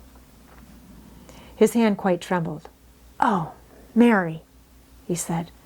"Oh, Mary, if I could go into it, I think I should live to grow up. Do you suppose that instead of singing the ayah song, you could just tell me softly, as you did that first day, what you imagine it looks like inside? I am sure it will make me go to sleep." "Yes," answered Mary. "Shut your eyes." He closed his eyes and lay quite still, and she held his hand and began to speak very slowly and in a very low voice. "I think it has been left alone so long that it has grown all into a lovely tangle. I think the roses have climbed and climbed and climbed until they hang from the branches and walls and creep over the ground, almost like a strange gray mist. Some of them have died, but many are alive, and when the summer comes there will be curtains and fountains of roses. I think the ground is full of daffodils and snowdrops and lilies and iris working their way out of the dark. Now the spring has begun. Perhaps. The soft drone of her voice was making him stiller and stiller, and she saw it and went on.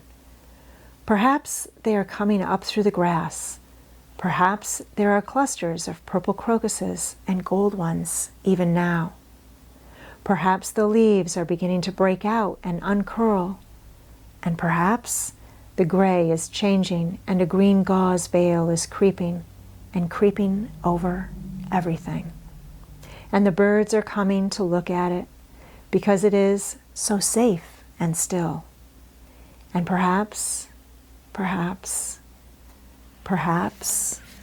very softly and slowly indeed, the robin has found a mate and is building a nest. And Colin was asleep. Chapter 18. The Munnet Wastes No Time.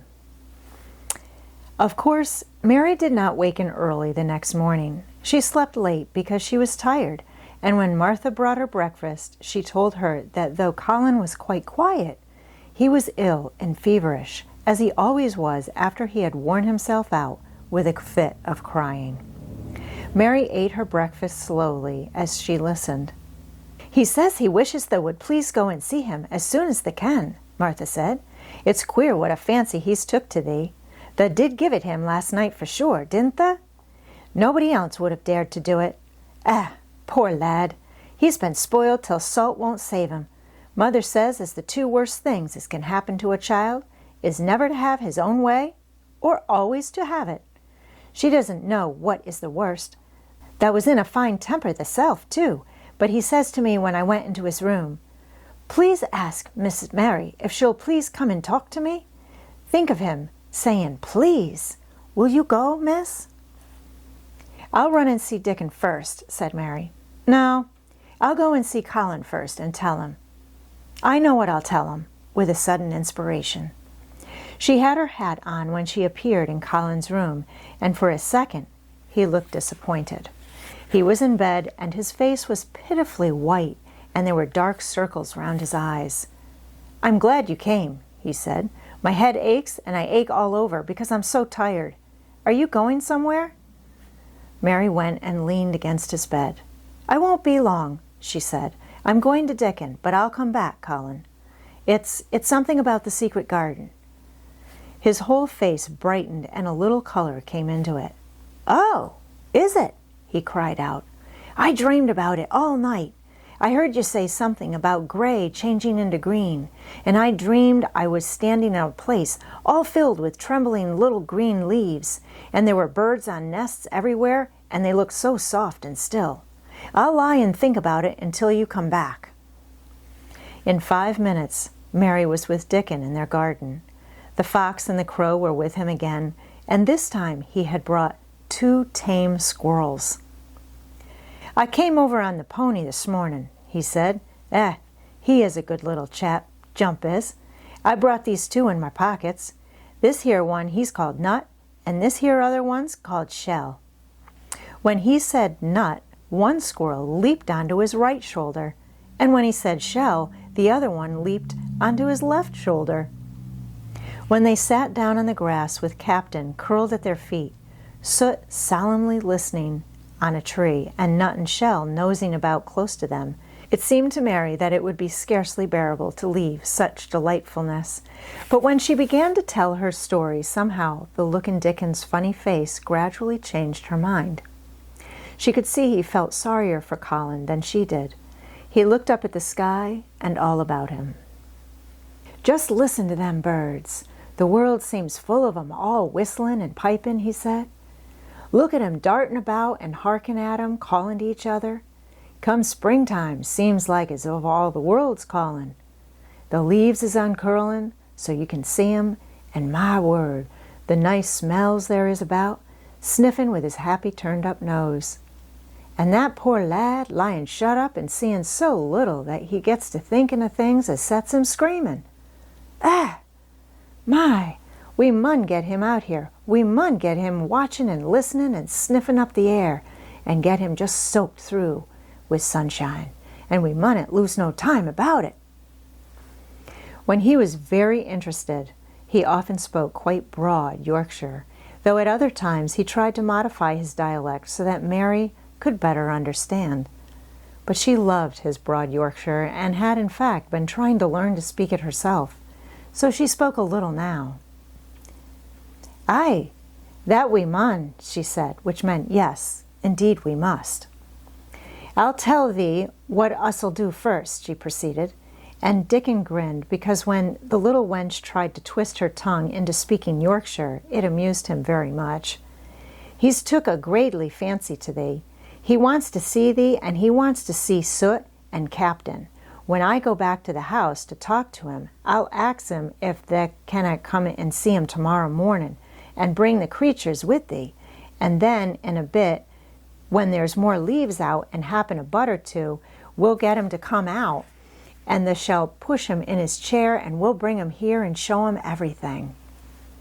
When she stopped, she was quite proud of herself. She had never made a long speech in Yorkshire before, and she had remembered very well. "The mun talk a bit of Yorkshire like that to Master Colin," Dickon chuckled. "That'll make 'em laugh, and there's naught as good for ill folk as laughing is. Mother says she believes as half a hour's good laugh every morning 'ud cure a chap as was making ready for typhus fever." "I'm going to talk Yorkshire to him this very day," said Mary, chuckling herself. The garden had reached the time when every day and every night it seemed as if magicians were passing through it, drawing loveliness out of the earth and the boughs with wands. It was hard to go away and leave it all, particularly as Nut had actually crept onto her dress and Shell had scrambled down the trunk of the apple tree they sat around and stayed there looking at her with inquiring eyes. But she went back to the house, and when she sat down close to Colin's bed, he began to sniff as Dickon did, though not in such an experienced way. "You smell like flowers and fresh things," he cried out quite joyously. "What is it you smell of? It's cool and warm and sweet all at the same time." "It's the wind from the moor," said Mary. "It comes a-sittin' o' the grass under a tree with Dickon and with Captain and Soot and Nut and Shell. It's the springtime, and out o' doors and sunshine it smells so greatly." She said it as broadly as she could, and you do not know how broadly Yorkshire sounds until you have heard someone speak it. Colin began to laugh. "What are you doing?" he said. "I never heard you talk like that before. How funny it sounds." "I'm giving thee a bit o' Yorkshire," answered Mary triumphantly. "I cannot talk as greatly as Dickon and Martha can, but the seas I can shape a bit. Doesn't thou understand a bit o' Yorkshire when thou hears it?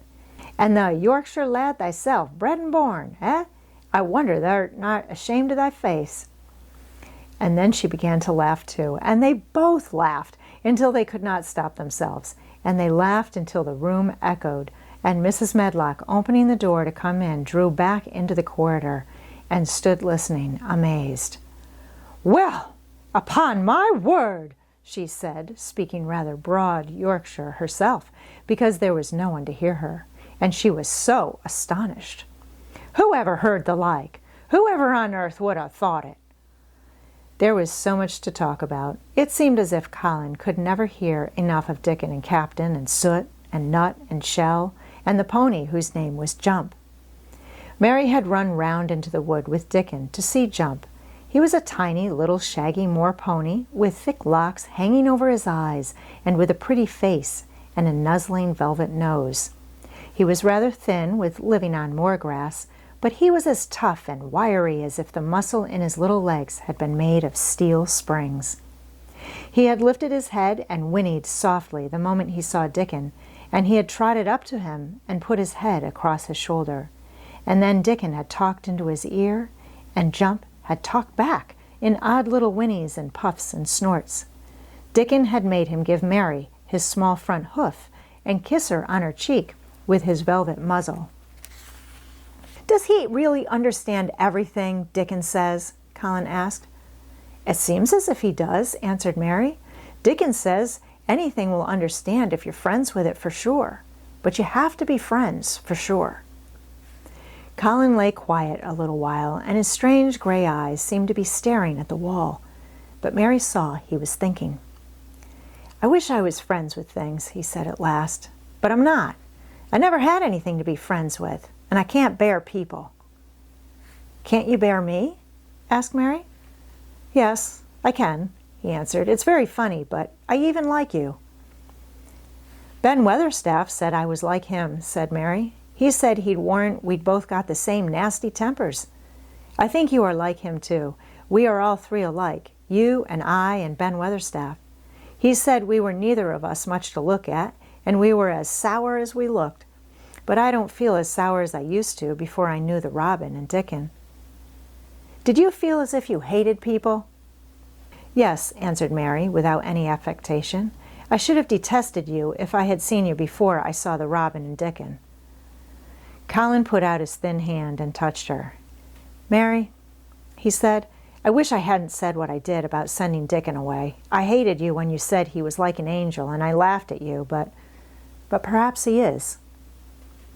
"Well, it was rather funny to say it," she admitted frankly, "because his nose does turn up, and he has a big mouth, and his clothes have patches all over them, and he talks broad Yorkshire, but if an angel did come to Yorkshire and live on the moor, if there was a Yorkshire angel, I believe he'd understand the green things and know how to make them grow, and he would know how to talk to the wild creatures as Dickon does.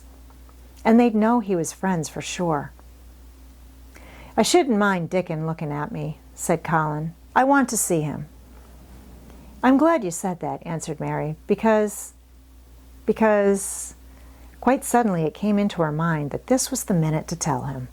Colin knew something new was coming. "Because what?" he cried eagerly. Mary was so anxious that she got up from her stool and came to him and caught hold of both his hands. "Can I trust you? I trusted Dickon because birds trusted him. Can I trust you for sure? For sure?" she implored. Her face was so solemn that he almost whispered his answer. "Yes, yes." "Well, Dickon will come to see you tomorrow morning, and he'll bring his creatures with him." "Oh, oh!" Colin cried out in delight. "But that's not all," Mary went on, almost pale with solemn excitement. "The rest is better. There is a door into the garden. I found it. It is under the ivy on the wall." If he had been a strong, healthy boy, Colin would probably have shouted, "Hooray! Hooray! Hooray!" But he was weak and rather hysterical. His eyes grew bigger and bigger, and he gasped for breath. "Oh, Mary!" he cried out with a half sob. "Shall I see it? Shall I get into it? Shall I live to get into it?" And he clutched his hands and dragged her towards him. "Of course you'll see it," snapped Mary indignantly. "Of course you'll live to get into it. Don't be silly." And she was so unhysterical and natural and childish that she brought him to his senses, and he began to laugh at himself. And a few minutes afterwards she was sitting on her stool again, telling him not what she imagined the secret garden to be like, but what it really was. And Colin's aches and tiredness were forgotten, and he was listening, enraptured. "It is just what you thought it would be," he said at last. "It sounds just as if you had really seen it. You know, I said that when you told me first." Mary hesitated, about 2 minutes, and then boldly spoke the truth. "I had seen it, and I had been in," she said. "I found the key and got in weeks ago, but I daren't tell you. I daren't because I was so afraid I couldn't trust you, for sure."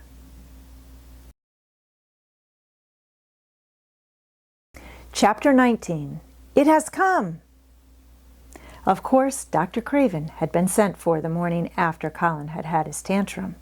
He was always sent for at once when such a thing occurred, and he always found, when he arrived, a white, shaken boy lying on his bed, sulky and still so hysterical that he was ready to break into fresh sobbing at the least word.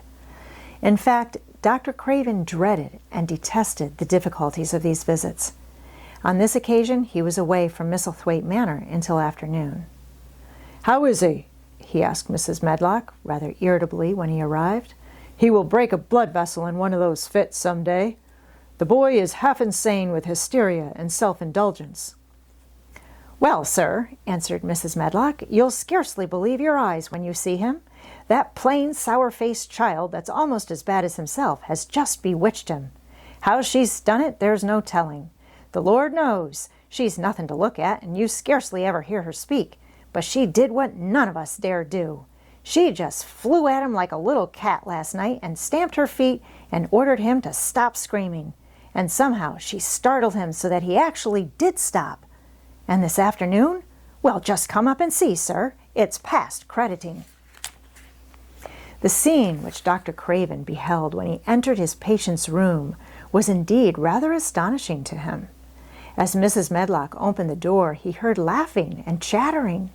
Colin was on his sofa in his dressing gown, and he was sitting up quite straight looking at a picture in one of the garden books and talking to the plain child, who at the moment could scarcely be called plain at all because her face was so glowing with enjoyment. "Those long spires of blue ones, we'll have a lot of those," Colin was announcing. "They're called delphiniums." "Dickon says they're larkspurs, made big and grand," cried Mistress Mary. "There are clumps there already." Then they saw Dr. Craven and stopped. Mary became quite still, and Colin looked fretful. "I am sorry to hear you were ill last night, my boy," Dr. Craven said, a trifle nervously. He was rather a nervous man. "I'm better now, much better," Colin answered, rather like a Rajah. "I'm going out in my chair in a day or two, if it is fine. I want some fresh air." Dr. Craven sat down by him and felt his pulse and looked at him curiously. "It must be a very fine day," he said, "and you must be very careful not to tire yourself." "Fresh air won't tire me," said the young Rajah. As there had been occasions when this same young gentleman had shrieked aloud with rage and had insisted that fresh air would give him cold and kill him, it is not to be wondered at that his doctor felt somewhat startled. "I thought you did not like fresh air," he said. "I don't, when I am by myself," replied the Rajah, "but my cousin is going out with me." "And the nurse, of course?" suggested Dr. Craven. "No, I will not have the nurse," so magnificently that Mary could not help remembering how the young native prince had looked with his diamonds and emeralds and pearls stuck all over him, and the great rubies on the small dark hand he had waved to command his servants to approach with salams and receive his orders. "My cousin knows how to take care of me. I am always better when she is with me. She made me better last night. A very strong boy, I know, will push my carriage." Dr. Craven felt rather alarmed. If this tiresome, hysterical boy should chance to get well, he himself would lose all chance of inheriting Misselthwaite. But he was not an unscrupulous man, though he was a weak one, and he did not intend to let him run into actual danger. "He must be a strong boy and a steady boy," he said, "and I must know something about him. Who is he? What is his name?" "It's Dickon," Mary spoke up suddenly. She felt somehow that everyone who knew the Moor must know Dickon, and she was right, too. She saw that in a moment Dr. Craven's serious face relaxed into a relieved smile. "Oh, Dickon," he said. "If it is Dickon, you will be safe enough. He's as strong as a moor pony, is Dickon." "And he's trusty," said Mary. "He's the trustiest lad in Yorkshire." She had been talking Yorkshire to Colin, and she forgot herself. "Did Dickon teach you that?" asked Dr. Craven, laughing outright. "I'm learning it as if it was French," said Mary, rather coldly. "It's like a native dialect in India. Very clever people try to learn them. I like it, and so does Colin." "Well, well," he said, "if it amuses you, perhaps it won't do you any harm. Did you take your bromide last night, Colin?" "No," Colin answered. "I wouldn't take it at first, and after Mary made me quiet, she talked me to sleep, in a low voice, about the spring creeping into a garden." "That sounds soothing," said Dr. Craven, more perplexed than ever, and glancing sideways at Mistress Mary sitting on her stool and looking down silently at the carpet. "You are evidently better, but you must remember—" "I don't want to remember," interrupted the Rajah, appearing again.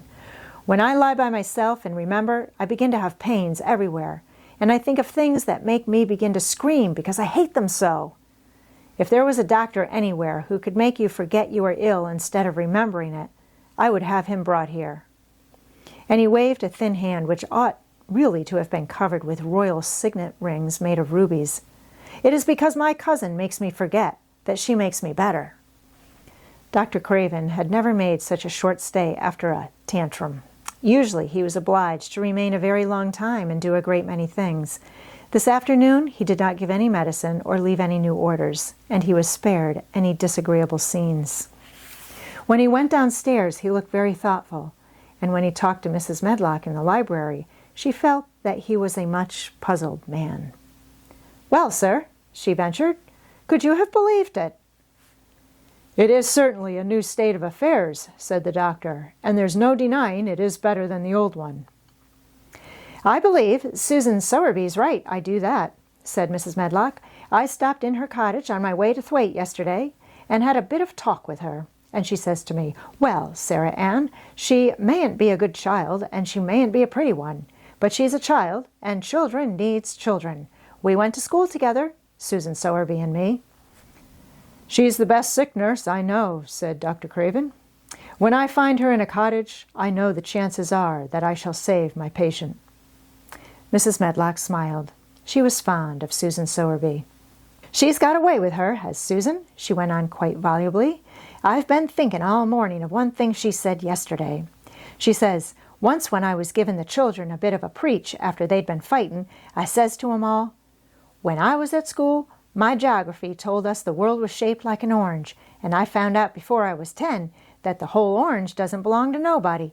No one owns more than his bit of a quarter, and there's times it seems like there's enough quarters to go around. But don't you, none of you, think as you own the whole orange, or you'll find out you're mistaken, and you won't find it out without hard knocks. What children learns from children,' she says, is that there's no sense in grabbing at the whole orange, peel and all. If you do, you'll likely not get even the pips, and them's too bitter to eat." "She's a shrewd woman," said Dr. Craven, putting on his coat. "Well, she's got a way of saying things," ended Mrs. Medlock, much pleased. "Sometimes I've said to her, 'Susan, if you was a different woman and didn't talk such broad Yorkshire, I've seen the times when I should have said you was clever.'" That night Colin slept without once awakening, and when he opened his eyes in the morning, he lay still and smiled without knowing it. Smiled because he felt so curiously comfortable. It was actually nice to be awake, and he turned over and stretched his limbs luxuriously. He felt as if tight strings which had held him had loosened themselves and let him go. He did not know that Dr. Craven would have said that his nerves had relaxed and rested themselves. Instead of lying and staring at the wall and wishing he had not awakened, his mind was full of the plans he and Mary had made yesterday, of pictures of the garden and of Dickon and his wild creatures. It was so nice to have things to think about, and he had not been awake more than 10 minutes when he heard feet running along the corridor, and Mary was at the door. The next minute she was in the room and had run across to his bed, bringing with her a waft of fresh air full of the scent of the morning. "You've been out! You've been out! There's that nice smell of leaves!" he cried. She had been running, and her hair was loose and blown, and she was bright with the air and pink-cheeked, though he could not see it. "It's so beautiful," she said, a little breathless with her speed. "You never saw anything so beautiful. It has come. I thought it had come that other morning, but it was only coming. It is here now. It has come. The spring. Dickon says so." "Has it?" cried Colin, and though he really knew nothing about it, he felt his heart beat. He actually sat up in bed. "Open the window," he added, laughing half with joyful excitement and half at his own fancy. "Perhaps we may hear golden trumpets." And though he laughed, Mary was at the window in a moment, and in a moment more it was opened wide, and freshness and softness and scents and bird songs were pouring through. "That's fresh air," she said. "Lie on your back and draw in long breaths of it." That's what Dickon does when he's lying on the moor. He says he feels it in his veins and it makes him strong, and he feels as if he could live forever and ever. Breathe it and breathe it. She was only repeating what Dickon had told her, but she caught Colin's fancy. "Forever and ever! Does it make him feel like that?" he said, and he did as she told him, drawing in long, deep breaths over and over again until he felt that something quite new and delightful was happening to him. Mary was at his bedside again. "Things are crowding up out of the earth," she ran on in a hurry, "and there are flowers uncurling and buds on everything, and the green veil has covered nearly all the gray, and the birds are in such a hurry about their nests for fear they may be too late, that some of them are even fighting for places in the secret garden. And the rose bushes look as wick can be, and there are primroses in the lanes and woods, and the seeds we planted are up, and Dickon has brought the fox and the crow and the squirrels and a newborn lamb." And then she paused for breath. The newborn lamb Dickon had found 3 days before lying by its dead mother among the gorse bushes on the moor. It was not the first motherless lamb he had found, and he knew what to do with it. He had taken it to the cottage, wrapped in his jacket, and he had let it lie near the fire, and had fed it with warm milk. It was a soft thing, with a darling, silly baby face and legs rather long for its body. Dickon had carried it over the moor in his arms, and its feeding bottle was in his pocket with a squirrel, and when Mary had sat under a tree with its limp warmness huddled on her lap, she had felt as if she were too full of strange joy to speak. A lamb, a living lamb who lay on your lap like a baby. She was describing it with great joy, and Colin was listening and drawing in long breaths of air when the nurse entered. She started a little at the sight of the open window. She had sat stifling in the room many a warm day because her patient was sure that open windows gave people cold. "Are you sure you are not chilly, Master Colin?" she inquired. "No," was the answer. "I am breathing long breaths of fresh air. It makes you strong. I am going to get up to the sofa for breakfast, and my cousin will have breakfast with me." The nurse went away, concealing a smile, to give the order for 2 breakfasts. She found the servants' hall a more amusing place than the invalid's chamber, and just now everybody wanted to hear the news from upstairs. There was a great deal of joking about the unpopular young recluse who, as the cook said, had found his master and good for him. The servants' hall had been very tired of the tantrums, and the butler, who was a man with a family, had more than once expressed his opinion that the invalid would be all the better for a good hiding. When Colin was on his sofa and the breakfast for 2 was put upon the table, he made an announcement to the nurse in his most RAJAH-like manner. "A boy and a fox and a crow and 2 squirrels and a newborn lamb are coming to see me this morning. I want them brought upstairs as soon as they come," he said. "You are not to begin playing with the animals in the servants' hall and keep them there. I want them here." The nurse gave a little gasp, and she tried to conceal it with a cough. "Yes, sir," she answered. "I'll tell you what you can do," added Colin, waving his hand. "You can tell Martha to bring them here. The boy is Martha's brother. His name is Dickon, and he is an animal charmer." "I hope the animals won't bite, Master Colin," said the nurse. "I told you he was a charmer," said Colin austerely. "Charmers' animals never bite." "There are snake charmers in India," said Mary, "and they can put their snakes' heads in their mouths." "Goodness!" shuddered the nurse. They ate their breakfast with the morning air pouring in upon them. Colin's breakfast was a very good one, and Mary watched him with serious interest. "You will begin to get fatter, just as I did," she said. "I never wanted my breakfast when I was in India, and now I always want it." "I wanted mine this morning," said Colin. "Perhaps it was the fresh air. When do you think Dickon will come?" He was not long in coming. In about 10 minutes, Mary held up her hand. "Listen," she said. "Did you hear a caw?" Colin listened and heard it. The oddest sound in the world to hear inside a house. A hoarse caw, caw. "Yes," he answered. "That's Soot," said Mary. "Listen again. Do you hear a bleat? A tiny one?" "Oh, yes," cried Colin, quite flushing. "That's the newborn lamb," said Mary. "He's coming." Dickon's moorland boots were thick and clumsy, and though he tried to walk quietly, they made a clumping sound as he walked through the long corridors. Mary and Colin heard him marching until he passed through the tapestry door onto the soft carpet of Colin's own passage. "If you please, sir," announced Martha, opening the door. "If you please, sir, here's Dickon and his creatures."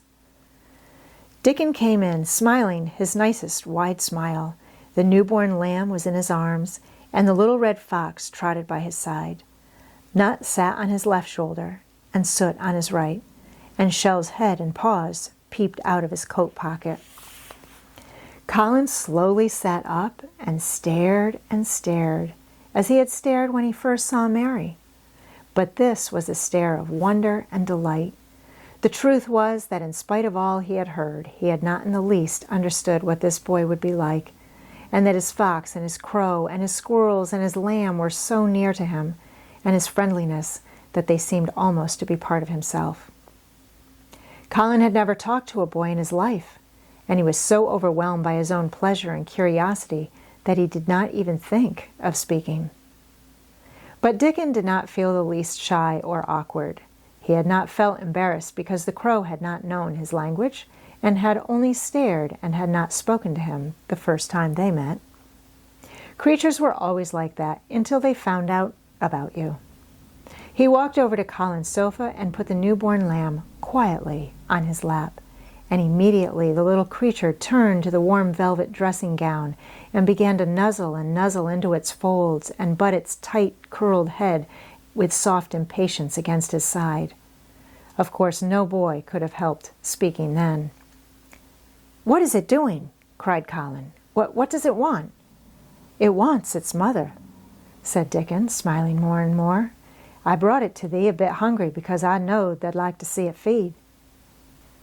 He kneeled down by the sofa and took a feeding bottle from his pocket.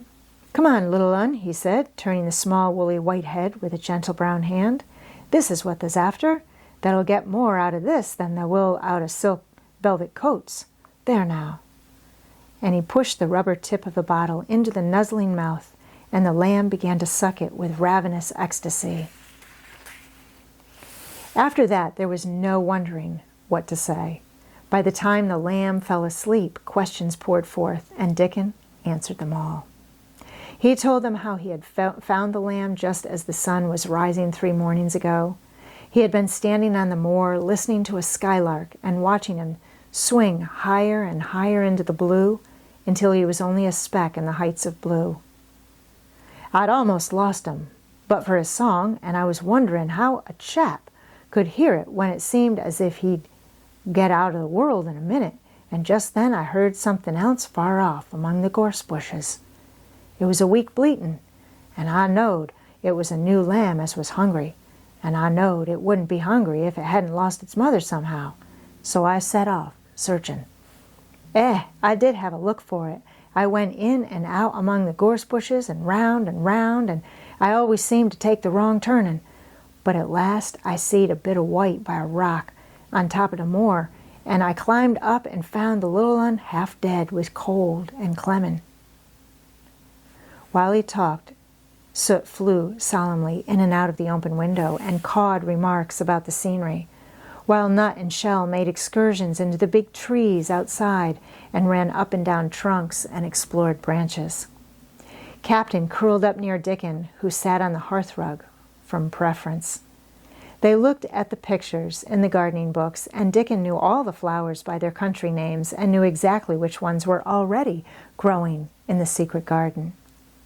"I could not say that there name," he said, pointing to one under which was written Aqualegia, "but us calls that a columbine, and that there one, it's a snapdragon, and they both grow wild in hedges.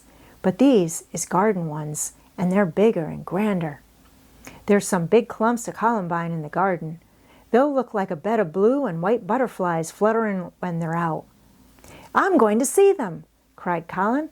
"I am going to see them." "Aye, that the mun," said Mary quite seriously, "and the munnot lose no time about it."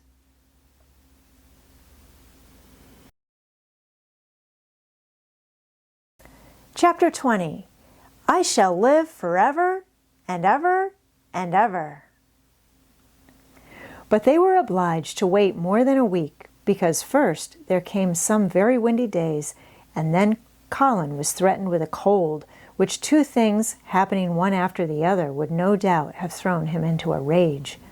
But that there was so much careful and mysterious planning to do, and almost every day Dickon came in, if only for a few minutes, to talk about what was happening on the moor and in the lanes and hedges and on the borders of streams.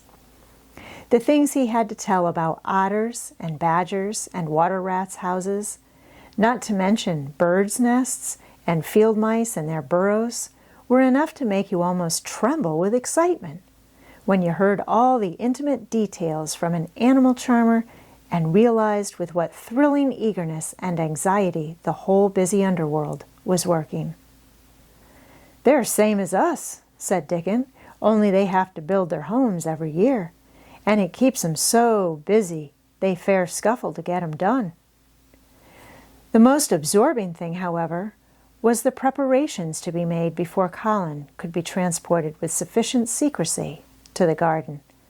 No one must see the chair carriage, and Dickon and Mary, after they turned a certain corner of the shrubbery and entered upon the walk outside the ivied walls. As each day passed, Colin had become more and more fixed in his feeling that the mystery surrounding the garden was one of its greatest charms. Nothing must spoil that. No one must ever suspect that they had a secret. People must think that he was simply going out with Mary and Dickon because he liked them and did not object to their looking at him. They had long and quite delightful talks about their route. They would go up this path and down that one and cross the other and go round among the fountain flower beds as if they were looking at the bedding out plants the head gardener, Mr. Roach, had been having arranged. That would seem such a rational thing to do that no one would think it at all mysterious. They would turn into the shrubbery walks and lose themselves until they came to the long walls. It was almost as seriously and elaborately thought out as the plans of march made by great generals in time of war. Rumors of the new and curious things which were occurring in the invalids' apartments had, of course, filtered through the servants' hall, into the stable yards, and out among the gardeners. But notwithstanding this, Mr. Roach was startled one day when he received orders from Master Colin's room to the effect that he must report himself in the apartment no outsider had ever seen, as the invalid himself desired to speak to him. "Well, well," he said to himself, as he hurriedly changed his coat, "what's to do now? His Royal Highness, that wasn't to be looked at calling up a man he's never set eyes on." Mr. Roach was not without curiosity. He had never caught even a glimpse of the boy, and had heard a dozen exaggerated stories about his uncanny looks and ways and his insane tempers. The thing he had heard oftenest was that he might die at any moment, and there had been numerous fanciful descriptions of a humped back and helpless limbs given by people who had never seen him. "Things are changing in this house, Mr. Roach," said Mrs. Medlock, as she led him up the back staircase to the corridor, onto which opened the hitherto mysterious chamber. "Let's hope they're changing for the better, Mrs. Medlock," he answered. "They couldn't well change for the worse," she continued, "and queer as it all is, there's them as finds their duties made a lot easier to stand up under. Don't you be surprised, Mr. Roach, if you find yourself in the middle of a menagerie and Martha Sowerby's Dickon more at home than you or me could ever be." There really was a sort of magic about Dickon, as Mary always privately believed. When Mr. Roach heard his name, he smiled quite leniently. "He'd be at home in Buckingham Palace or at the bottom of a coal mine," he said. "And yet it's not impudence either. He's just fine, is that lad." It was perhaps well he had been prepared, or he might have been startled. When the bedroom door was opened, a large crow, which seemed quite at home, perched on the high back of a carven chair, announced the entrance of a visitor by saying, "Caw, caw," quite loudly. In spite of Mrs. Medlock's warning, Mr. Roach only just escaped, being sufficiently undignified to jump backwards. The young Rajah was neither in bed nor on his sofa. He was sitting in an armchair, and a young lamb was standing by him, shaking its tail in feeding lamb fashion as Dickon knelt giving it milk from its bottle. A squirrel was perched on Dickon's bent back, attentively nibbling a nut. The little girl from India was sitting on a big footstool looking on. "Here is Mr. Roach, Master Colin," said Mrs. Medlock. The young Rajah turned and looked his servitor over. At least that was what the head gardener felt happen. "Oh, you are Roach, are you?" he said. "I sent for you to give you some very important orders." "Very good, sir," answered Roach, wondering if he was to receive instructions to fell all the oaks in the park or to transform the orchards into water gardens. "I am going out in my chair this afternoon," said Colin. "If the fresh air agrees with me, I may go out every day. When I go, none of the gardeners are to be anywhere near the long walk by the garden walls. No one is to be there. I shall go out about 2 o'clock, and everyone must keep away until I send word that they may go back to their work." "Very good, sir," replied Mr. Roach, much relieved to hear that the oaks might remain and that the orchards were safe. "Mary," said Colin, turning to her, "what is that thing you say in India when you have finished talking and want people to go?" "You say, 'You have my permission to go,'" answered Mary. The Rajah waved his hand. "You have my permission to go, Roach," he said. "But remember, this is very important." "Caw, caw," remarked the crow coarsely, but not impolitely. "Very good, sir.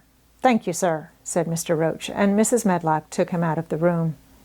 Outside in the corridor, being a rather good-natured man, he smiled until he almost laughed. "My word," he said, "he's got a fine lordly way with him, hasn't he? You'd think he was a whole royal family rolled into one, prince consort and all." "Eh," protested Mrs. Medlock, "we've had to let him trample all over every one of us ever since he had feet, and he thinks that's what folks was born for." "Perhaps he'll grow out of it, if he lives," suggested Mr. Roach. "Well, there's one thing pretty sure," said Mrs. Medlock. "If he does live and that Indian child stays here, I'll warrant she teaches him that the whole orange does not belong to him, as Susan Sowerby says, and he'll be likely to find out the size of his own quarter." Inside the room, Colin was leaning back on his cushions. "It's all safe now," he said. "And this afternoon I shall see it. This afternoon I shall be in it." Dickon went back to the garden with his creatures, and Mary stayed with Colin. She did not think he looked tired, but he was very quiet before their lunch came, and he was quiet while they were eating it. She wondered why, and asked him about it. "What big eyes you've got, Colin. When you are thinking, they get as big as saucers. What are you thinking about now?" "I can't help thinking about what it will look like," he answered. "The garden?" asked Mary. "The springtime," he said. "I was thinking that I've never really seen it before. I scarcely ever went out, and when I did go, I never looked at it. I didn't even think about it." "I never saw it in India, because there wasn't any," said Mary. Shut in and morbid as his life had been, Colin had more imagination than she had, and at least he had spent a good deal of time looking at wonderful books and pictures. "That morning when you ran in and said, 'It's come, it's come,' you made me feel quite queer. It sounded as if things were coming with a great procession and big bursts and wafts of music. I've a picture like it in one of my books. Crowds of lovely people and children with garlands and branches with blossoms on them. Everyone laughing and dancing and crowding and playing on pipes. That was why I said, 'Perhaps we shall hear golden trumpets,' and told you to throw open the window." "How funny," said Mary. "That's really just what it feels like. And if all the flowers and leaves and green things and birds and wild creatures danced past at once, what a crowd it would be. I'm sure they'd dance and sing and flute, and that would be the wafts of music." They both laughed, but it was not because the idea was laughable, but because they both so liked it. A little later the nurse made Colin ready. She noticed that instead of lying like a log while his clothes were put on, he sat up and made some efforts to help himself, and he talked and laughed with Mary all the time. "This is one of his good days, sir," she said to Dr. Craven, who dropped in to inspect him. "He's in such good spirits that it makes him stronger." "I'll call in again later in the afternoon, after he has come in," said Dr. Craven. "I must see how the going out agrees with him. I wish," in a very low voice, "that he would let you go with him." "I'd rather give up the case this moment, sir, than even stay here while it's suggested," answered the nurse with sudden firmness.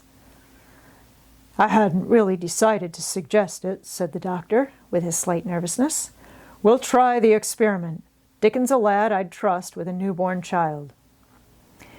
The strongest footman in the house carried Colin downstairs and put him in his wheeled chair near which Dickon waited outside. After the manservant had arranged his rugs and cushions, the Rajah waved his hand to him and to the nurse. "You have my permission to go," he said, and they both disappeared quickly, and it must be confessed, giggled when they were safely inside the house. Dickon began to push the wheeled chair slowly and steadily. Mistress Mary walked beside it, and Colin leaned back and lifted his face to the sky.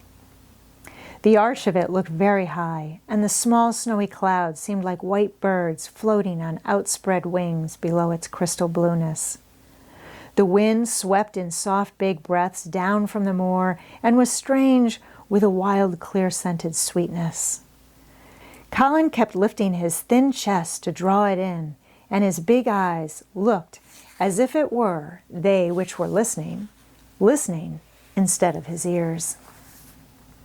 "There are so many sounds of singing and humming and calling out," he said. "What is that scent the puffs of wind bring?" "It's gorse on the moor that's opening out," answered Dickon. The bees are at it wonderful today." Not a human creature was to be caught sight of in the paths they took. In fact, every gardener or gardener's lad had been witched away.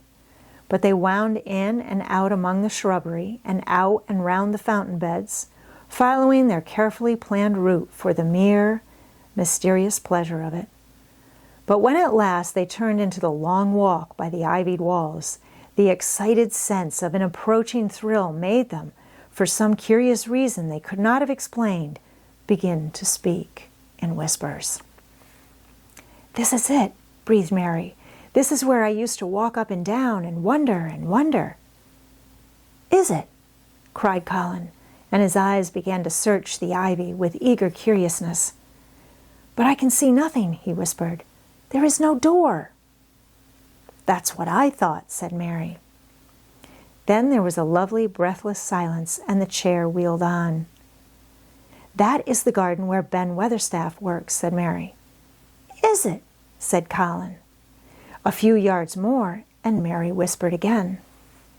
"This is where the robin flew over the wall," she said. "Is it?" cried Colin. "Oh, I wish he'd come again." "And that," said Mary with solemn delight, pointing under a big lilac bush, "is where he perched on the little heap of earth and showed me the key." Then Colin sat up. "Where? Where?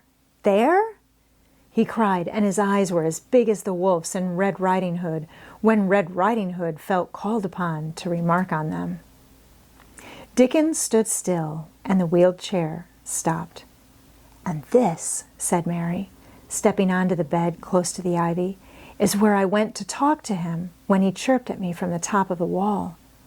And this is the ivy the wind blew back," and she took hold of the hanging green curtain. "Oh, is it?" gasped Colin. "And here is the handle, and here is the door. Dickon, push him in quickly." And Dickon did it with one strong, steady, splendid push. But Colin had actually dropped back against his cushions, even though he gasped with delight, and he had covered his eyes with his hands and held them there, shutting out everything until they were inside, and the chair stopped as if by magic, and the door was closed. Not till then did he take them away and look round and round and round, as Dickon and Mary had done. And over walls and earth and trees and swinging sprays and tendrils the fair green veil of tender little leaves had crept. And in the grass under the trees and the gray urns in the alcoves, and here and there everywhere, were touches or splashes of gold and purple and white. And the trees were showing pink and snow above his head, and there were fluttering of wings and faint sweet pipes and humming and scents and scents. And the sun fell warm upon his face, like a hand with a lovely touch. And in wonder, Mary and Dickon stood and stared at him. He looked so strange and different because a pink glow of color had actually crept all over him. Ivory face and neck and hands and all. "I shall get well," I shall get well, he cried out. Mary, Dickon, I shall get well, and I shall live forever and ever and ever.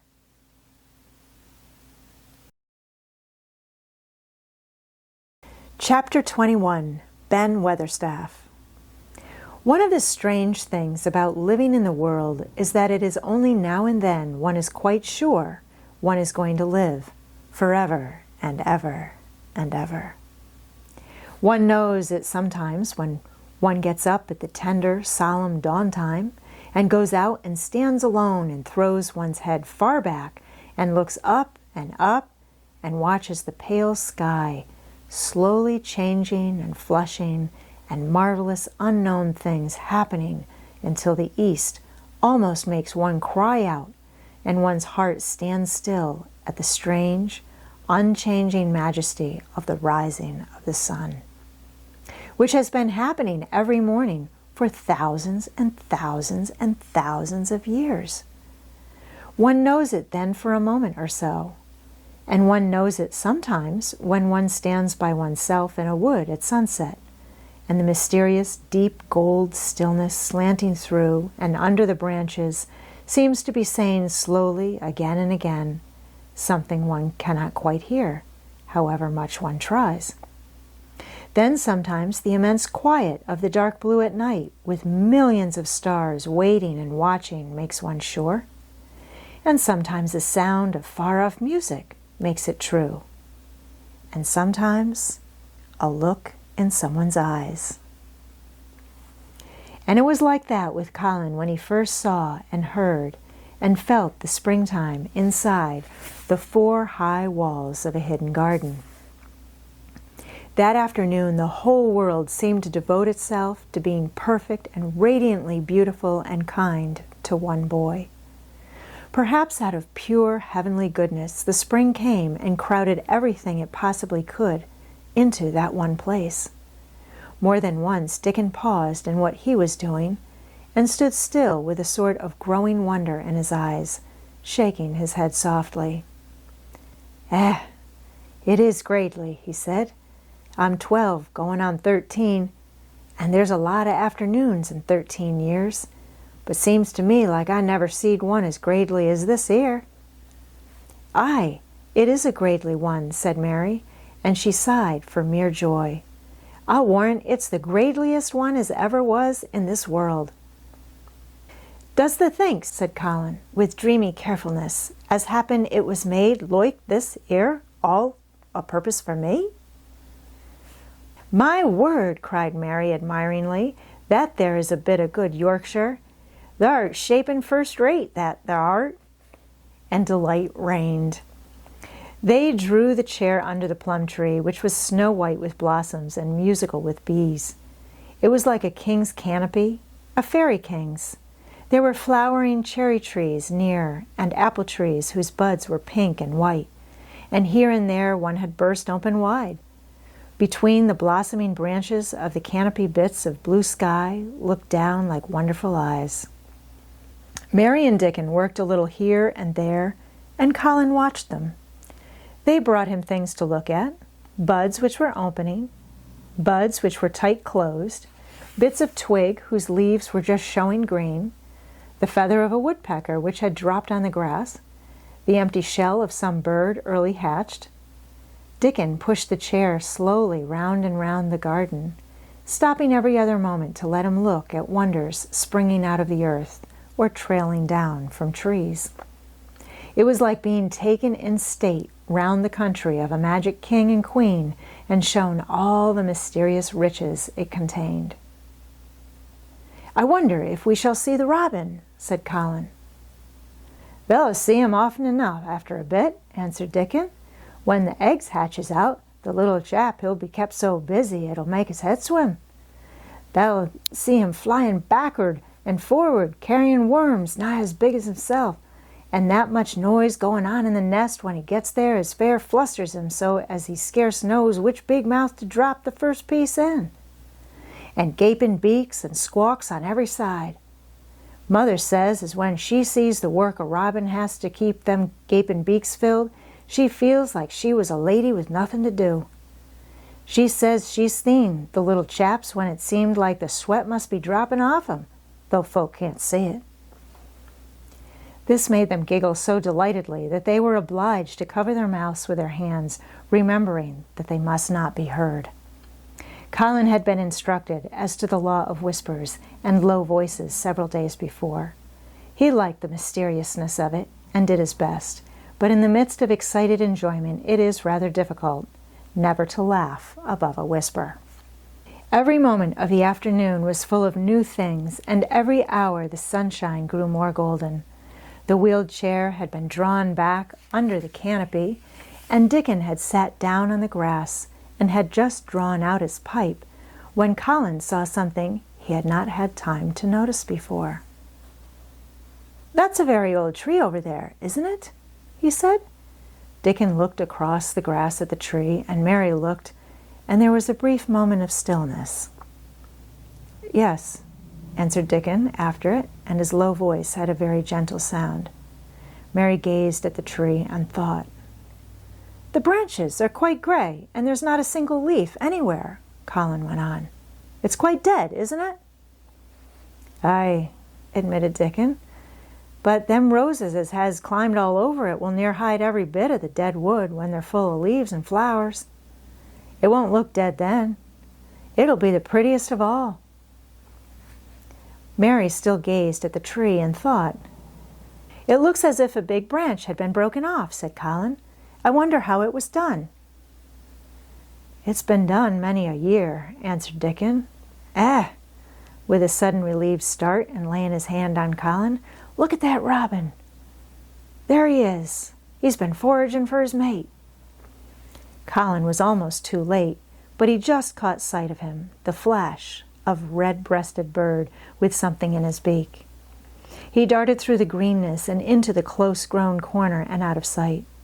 Colin leaned back on his cushion again, laughing a little. "He's taking her tea to her. Perhaps it's 5 o'clock. I think I'd like some tea myself." And so they were safe. "It was magic which sent the robin," said Mary secretly to Dickon afterwards. "I know it was magic." For both she and Dickon had been afraid Colin might ask something about the tree whose branch had broken off 10 years ago, and they had talked it over together, and Dickon had stood and rubbed his head in a troubled way. "We mun look as if it wasn't no different from the other trees," he had said. "We couldn't never tell him how it broke, poor lad. If he says anything about it, we mun try to look cheerful." "Aye, that we mun," had answered Mary. But she had not felt as if she looked cheerful when she gazed at the tree. She wondered and wondered in those few moments if there was any reality in that other thing Dickon had said. He had gone on rubbing his rust-red hair in a puzzled way, but a nice, comforted look had begun to grow in his blue eyes. "Mrs. Craven was a very lovely young lady," he had gone on, rather hesitantly. "And Mother, she thinks maybe she's about Misselthwaite many a time looking after Master Colin, same as all mothers do when they're took out of the world. They have to come back, thee sees. Happen she's been in the garden, and happen it was her set us to work and told us to bring him here." Mary had thought he meant something about magic. She was a great believer in magic. Secretly, she quite believed that Dickon worked magic. Of course, good magic, on everything near him, and that was why people liked him so much, and wild creatures knew he was their friend. She wondered indeed if it were not possible that his gift had brought the robin just at the right moment when Colin asked that dangerous question. She felt that his magic was working all the afternoon and making Colin look an entirely different boy. It did not seem possible that he could be the crazy creature who had screamed and beaten and bitten his pillow. Even his ivory whiteness seemed to change. The faint glow of color which had shone on his face and neck and hands when he first got inside the garden really never quite died away. He looked as if he were made of flesh instead of ivory or wax. They saw the robin carry food to his mate 2 or 3 times, and it was so suggestive of afternoon tea that Colin felt they must have some. "Go and make one of the men servants bring some in a basket to the rhododendron walk," he said, "and then you and Dickon can bring it here." It was an agreeable idea, easily carried out, and when the white cloth was spread upon the grass with hot tea and buttered toast and crumpets, a delightfully hungry meal was eaten, and several birds on domestic errands paused to inquire what was going on and were led into investigating crumbs with great activity. Nut and Shell whisked up trees with pieces of cake, and Soot took the entire half of a buttered crumpet into a corner and pecked at and examined and turned it over and made hoarse remarks about it until he decided to swallow it all joyfully in one gulp. The afternoon was dragging toward its mellow hour. The sun was deepening the gold of its lances, the bees were going home, and the birds were flying past less often. Dickon and Mary were sitting on the grass, the tea basket was repacked, ready to be taken back to the house, and Colin was lying against his cushions with his heavy locks pushed back from his forehead, and his face looking quite a natural color. "I don't want this afternoon to go," he said, "but I shall come back tomorrow, and the day after, and the day after, and the day after." "You'll get plenty of fresh air, won't you?" said Mary. "I'm going to get nothing else," he answered. "I've seen the spring now, and I'm going to see the summer. I'm going to see everything grow here. I'm going to grow here myself." "That the will," said Dickon. "Us'll have thee walking about here and digging same as other folk afore long." Colin flushed tremendously. "Walk?" he said. "Dig? Shall I?" Dickon's glance at him was delicately cautious. Neither he nor Mary had ever asked if anything was the matter with his legs. "For sure thou will," he said stoutly. "Thou's got legs of thine own, same as other folks." Mary was rather frightened until she heard Colin's answer. "Nothing really ails them," he said, "but they are so thin and weak. They shake so that I'm afraid to try to stand on them." Both Mary and Dickon drew a relieved breath.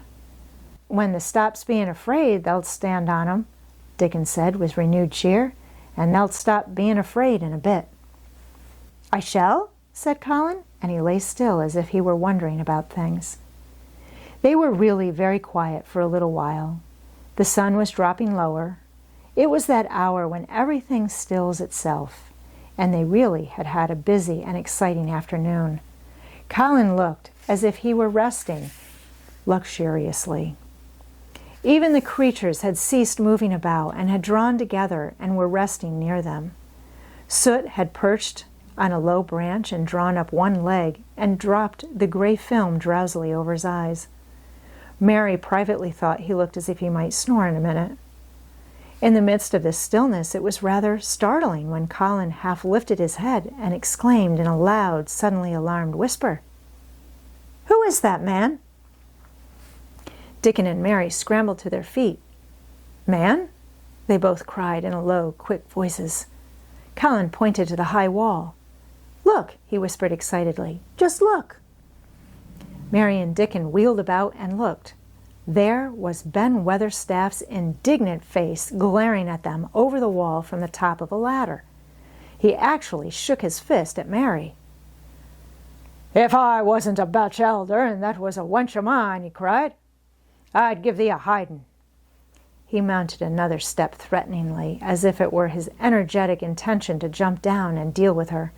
But as she came towards him, he evidently thought better of it, and stood on the top step of his ladder, shaking his fist down at her.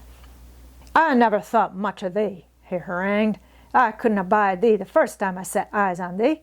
A scrawny, buttermilk-faced young besom, allus asking questions and poking the nose where it wasn't wanted. I never knowed how they got so thick with me. If it hadn't been for the robin, drat him." "Ben Weatherstaff!" called out Mary, finding her breath. She stood below him and called up to him with a sort of gasp. "Ben Weatherstaff! It was the robin who showed me the way." Then it did seem as if Ben really would scramble down on her side of the wall. He was so outraged. "The young bad 'un," he called down to her, "laying the badness on a robin. Not but what he's impudent enough for anything. Him showing thee the way. Him. Meh! That thou young knot. She could see his next words burst out because he was overpowered by curiosity. However in this world did thou get in? It was the robin who showed me the way, she protested obstinately. He didn't know he was doing it, but he did. And I can't tell you from here while you're shaking your fist at me. He stopped shaking his fist very suddenly at that very moment, and his jaw actually dropped as he stared over her head at something he saw coming over the grass towards him. At the first sound of his torrent of words, Colin had been so surprised that he had only sat up and listened as if he were spellbound. But in the midst of it, he had recovered himself and beckoned imperiously to Dickon. "Wheel me over there," he commanded. "Wheel me quite close and stop right in front of him." And this, if you please, this is what Ben Weatherstaff beheld, and which made his jaw drop. A wheeled chair with luxurious cushions and robes which came towards him looking rather like some sort of state coach, because a young Rajah leaned back in it with royal command in his great black-rimmed eyes, and a thin white hand extended haughtily towards him. And it stopped right under Ben Weatherstaff's nose. It was really no wonder his mouth dropped open. "Do you know who I am?" demanded the Rajah. How Ben Weatherstaff stared. His red old eyes fixed themselves on what was before him as if he were seeing a ghost. He gazed and gulped a lump down his throat and did not say a word. "Do you know who I am?" demanded Colin still more imperiously. "Answer!" Ben Weatherstaff put his gnarled hand up and passed it over his eyes and over his forehead, and then he did answer in a queer, shaky voice. "Who thou art?" he said. "Aye, that I do, with a mother's eyes staring at me out of the face. Lord knows how thou come here, but there't the poor cripple." Colin forgot that he had ever had a back. His face flushed scarlet, and he sat bolt upright. "I'm not a cripple," he cried out furiously. "I'm not." "He's not," cried Mary, almost shouting up the wall in her fierce indignation. "He's not got a lump as big as a pin. I looked, and there was none there, not one." Ben Weatherstaff passed his hand over his forehead again, and gazed as if he could never gaze enough. His hand shook, and his mouth shook, and his voice shook. He was an ignorant old man, and a tactless old man, and he could only remember the things he had heard. The hasn't got a crooked back?" he said hoarsely. "No," shouted Colin. The hasn't gotten crooked legs?" quavered Ben more hoarsely. It was too much. The strength which Colin usually threw into his tantrums rushed through him now in a new way. Never yet had he been accused of crooked legs, even in whispers. And the perfectly simple belief in their existence which was revealed by Ben Weatherstaff's voice was more than Rajah flesh and blood could endure.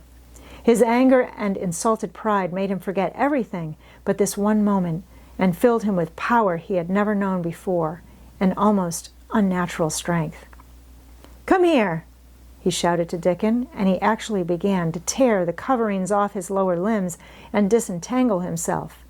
Come here, this minute." Dickon was by his side in a second. Mary caught her breath in a short gasp, and felt herself turn pale. "He can do it, he can do it, he can do it, he can," she gabbled over to herself under her breath as fast as she could. There was a brief, fierce scramble. The rugs were tossed onto the ground. Dickon held Colin's arm. The thin legs were out. The thin feet were on the grass. Colin was standing upright, as straight as an arrow, and looking strangely tall. His head thrown back and his strange eyes flashing lightning.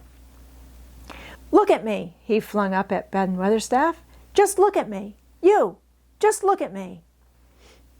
"He's as straight as I am," cried Dickon. "He's as straight as any lad in Yorkshire." What Ben Weatherstaff did, Mary thought queer beyond measure. He choked and gulped, and suddenly tears ran down his weather-wrinkled cheeks as he struck his old hands together. "Eh!" he burst forth. "The lie as folks tells. Thou'rt as thin as a lath and as white as a wraith, but there's not a knob on thee. Thou'lt make a mon yet. God bless thee. Dickon held Colin's arm strongly, but the boy had not begun to falter. He stood straighter and looked Ben Weatherstaff in the face. "I'm your master," he said, "when my father is away. And you are to obey me. This is my garden. Don't dare to say a word about it. You get down from that ladder and go out to the long walk, and Miss Mary will meet you and bring you here. I want to talk to you. We did not want you, but now you will have to be in the secret. Be quick." Ben Weatherstaff's crabbed old face was still wet with that one queer rush of tears. It seemed as if he could not take his eyes from thin, straight Colin, standing on his feet with his head thrown back. Lad," he almost whispered. My lad." And then, remembering himself, he suddenly touched his hat gardener fashion and said, "Yes, sir. Yes, sir," and obediently disappeared as he descended the ladder.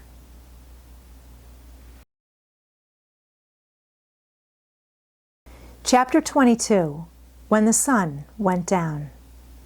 When his head was out of sight, Colin turned to Mary. "Go and meet him," he said, and Mary flew across the grass to the door under the ivy. Dickon was watching him with sharp eyes.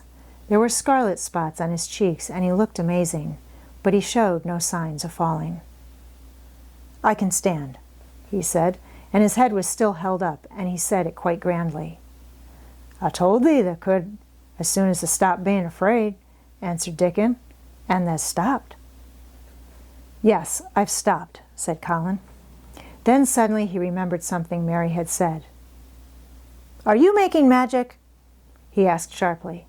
Dickon's curly mouth spread in a cheerful grin.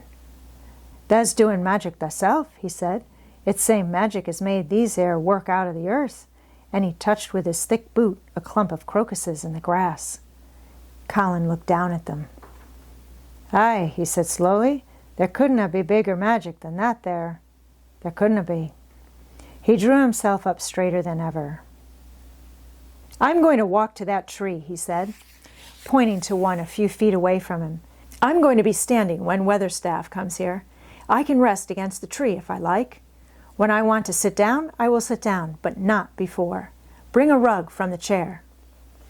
He walked to the tree, and though Dickon held his arm, he was wonderfully steady. When he stood against the tree trunk, it was not too plain that he supported himself against it, and he still held himself so straight that he looked tall. When Ben Weatherstaff came through the door in the wall, he saw him standing there, and he heard Mary muttering something under her breath. "What art saying?" he asked rather testily, because he did not want his attention distracted from the long, thin, straight boy figure and proud face. But she did not tell him. What she was saying was this: "You can do it. You can do it. I told you you could. You can do it. You can do it. You can." She was saying it to Colin because she wanted to make magic and keep him on his feet looking like that. She could not bear that he should give in before Ben Weatherstaff. He did not give in. She was uplifted by a sudden feeling that he looked quite beautiful in spite of this thinness. He fixed his eyes on Ben Weatherstaff in his funny, imperious way. "Look at me," he commanded.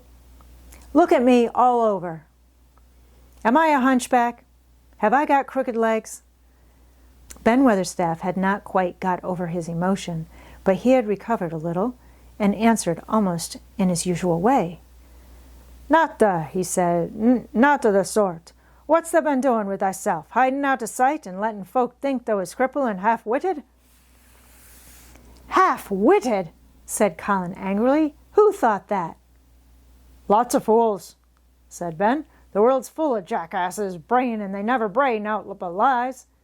What did thou shut thyself up for?" "Everyone thought I was going to die," said Colin shortly. "I'm not." And he said it with such decision, Ben Weatherstaff looked him over, up and down and up. "The die?" he said with dry exultation. "Not of the sort.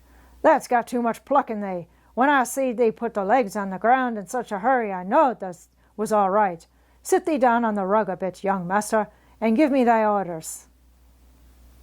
There was a queer mixture of crabbed tenderness and shrewd understanding in his manner. Mary had poured out speech as rapidly as she could as they had come down the long walk. The chief thing to be remembered, she had told him, was that Colin was getting well. Getting well. The garden was doing it. No one must let him remember about having humps and dying. The Rajah condescended to seat himself on a rug under the tree. "What work do you do in the gardens, Weatherstaff?" he inquired. "Anything I'm told to do," answered old Ben. "I'm kept down by favor, because she liked me." "She?" said Colin. "The mother," answered Ben Weatherstaff. "My mother?" said Colin, and he looked about him quietly. This was her garden, wasn't it? Aye, it was that, and Ben Weatherstaff looked about him too. She were main fond of it. "It is my garden now. I am fond of it. I shall come here every day," announced Colin. "But it is to be a secret. My orders are that no one is to know that we come here. Dickon and my cousin have worked and made it come alive. I shall send for you, sometimes, to help, but you must come when no one can see you." Ben Weatherstaff's face twisted itself in a dry old smile. "I've come here before when no one saw me," he said. "What?" exclaimed Colin. "When?" "The last time I was here," rubbing his chin and looking round, "was about 2 years ago." "But no one has been in it for 10 years, cried Colin. "There was no door." "I'm no one," said old Ben dryly, "and I didn't come through the door. I come over the wall. The rheumatics held me back the last 2 years. "Thou come and did a bit of pruning," cried Dickon. "I couldn't make out how it had been done." "She was so fond of it, she was," said Ben Weatherstaff slowly. "And she was such a pretty young thing. She says to me once, 'Ben,' says she laughing, 'if ever I'm ill, or if I go away, you must take care of my roses.' When she did go away, the orders was no one was ever to come nigh, but I come, with grumpy obstinacy. Over the wall I come, until the rheumatics stopped me, and I did a bit of work once a year. She'd gave her order first." "It wouldn't have been as wick as it is if they hadn't done it," said Dickon. "I did wonder." "I'm glad you did it, Weatherstaff," said Colin. "You'll know how to keep the secret." "Aye, I'll know, sir," answered Ben, "and it'll be easier for a man with rheumatics to come in at the door." On the grass near the tree, Mary had dropped her trowel. Colin stretched out his hand and took it up. An odd expression came into his face, and he began to scratch at the earth. His thin hand was weak enough, but presently, as they watched him, Mary with quite breathless interest, he drove the end of the trowel into the soil and turned some over. "You can do it! You can do it!" said Mary to herself. "I tell you, you can." Dickon's round eyes were full of eager curiousness, but he said not a word. Ben Weatherstaff looked on with interested face. Colin persevered. After he had turned a few trowelfuls of soil, he spoke exultantly to Dickon in his best Yorkshire. "They said as they'd have me walking about here same as other folk, and they said they'd have me digging. I thought that was just leeing to please me. This is only the first day, and I've walked, and here I am digging." Ben Weatherstaff's mouth fell open again when he heard him, but he ended by chuckling. "Eh," he said, "that sounds as if they'd got wits enow. Thou'rt a Yorkshire lad for sure, and thou'rt digging too. How'd they like to plant a bit of something? I can get thee a rose in a pot." "Go and get it," said Colin, digging excitedly. "Quick, quick!" It was done quickly enough indeed. Ben Weatherstaff went his way, forgetting rheumatics. Dickon took his spade and dug the hole deeper and wider than a new digger with thin hands could make it. Mary slipped out to run and bring back a watering can. When Dickon had deepened the hole, Colin went on turning the soft earth over and over. He looked up at the sky, flushed and glowing with strangely new exercise, slight as it was. "I want to do it before the sun goes quite down," he said. Mary thought that perhaps the sun held back a few minutes just on purpose. Ben Weatherstaff brought the rose in its pot from the greenhouse. He hobbled over the grass as fast as he could, He had begun to be excited too. He knelt down by the hole and broke the pot from the mold. "Here, lad," he said, handing the plant to Colin. "Set it in the earth thyself, same as the king does when he goes to a new place." The thin white hands shook a little, and Colin's flush grew deeper as he set the rose in the mold and held it while old Ben made firm the earth. It was filled in and pressed down and made steady. Mary was leaning forward on her hands and knees. Soot had flown down and marched forward to see what was being done. Nut and Shell chattered about it from a cherry tree. "It's planted," said Colin at last, "and the sun is only slipping over the edge. Help me up, Dickon. I want to be standing when it goes.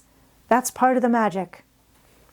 And Dickon helped him, and the magic, or whatever it was, so gave him strength that when the sun did slip over the edge and end the strange, lovely afternoon for them, there he actually stood on his 2 feet, laughing.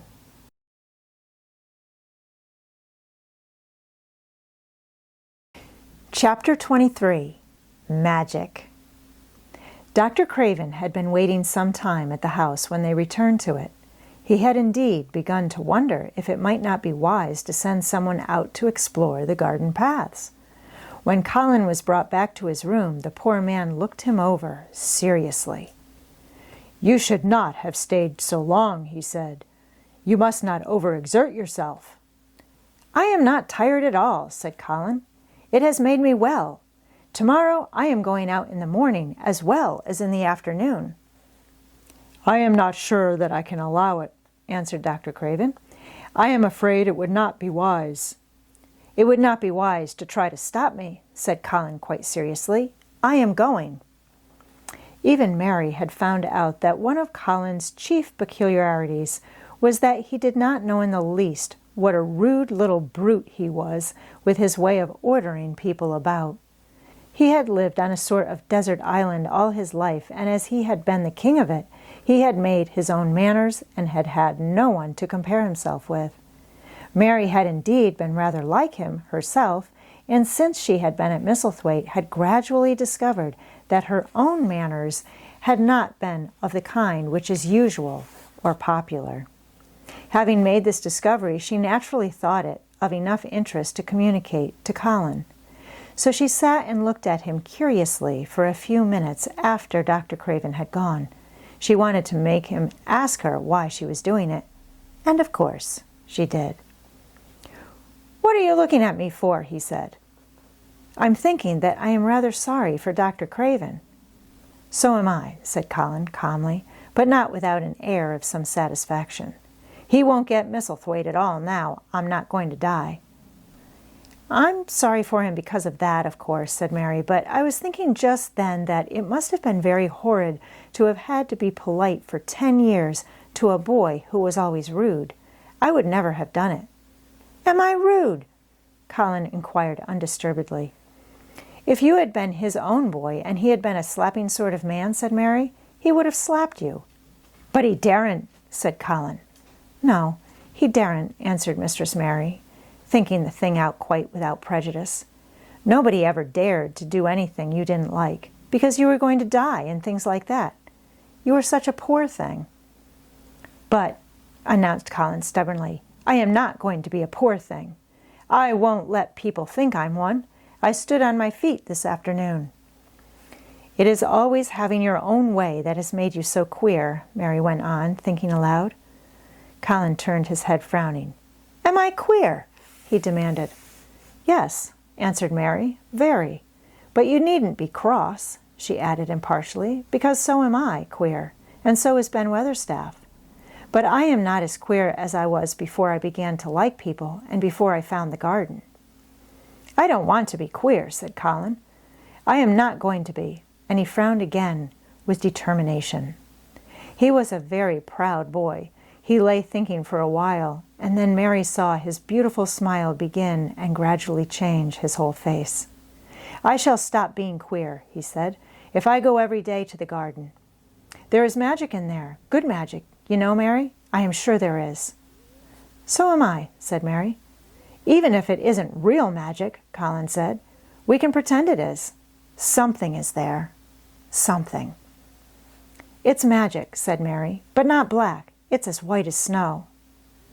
They always called it magic, and indeed it seemed like it in the months that followed, the wonderful months, the radiant months, the amazing ones. Oh, the things which happened in that garden! If you have never had a garden, you cannot understand, and if you have had a garden, you will know that it would take a whole book to describe all that came to pass there. At first, it seemed that green things would never cease, pushing their way through the earth, in the grass, in the beds, even in the crevices of the walls. Then the green things began to show buds, and the buds began to unfurl and show color. Every shade of blue, every shade of purple, every tint and hue of crimson. In its happy days, flowers had been tucked away into every inch and hole and corner. Ben Weatherstaff had seen it done, and had himself scraped out mortar from between the bricks of the wall and made pockets of earth for lovely clinging things to grow on. Iris and white lilies rose out of the grass in sheaves, and the green alcoves filled themselves with amazing armies of the blue and white flower lances of tall delphiniums or columbines or campanulas. "She was main fond of them, she was," Ben Weatherstaff said. "She liked them things as was allus pointing up to the blue sky, she used to tell. Not as she was one of them as looked down on the earth, not her. She just loved it. But she said as the blue sky allus looked so joyful." The seeds Dickon and Mary had planted grew as if fairies had tended them. Satiny poppies of all tints danced in the breeze by the score, gaily defying flowers which had lived in the garden for years, and which, it might be confessed, seemed rather to wonder how such new people had got there. And the roses, rising out of the grass, tangled round the sundial, wreathing the tree trunks and hanging from their branches, climbing up the walls and spreading over them with long garlands falling in cascades. They came alive day by day, hour by hour. Fair, fresh leaves and buds, tiny at first but swelling and working magic until they burst and uncurled into cups of scent, delicately spilling themselves over their brims and filling the garden air. Colin saw it all, watching each change as it took place. Every morning he was brought out, and every hour of each day, when it didn't rain, he spent in the garden. Even gray days pleased him. He would lie on the grass, watching things growing, he said.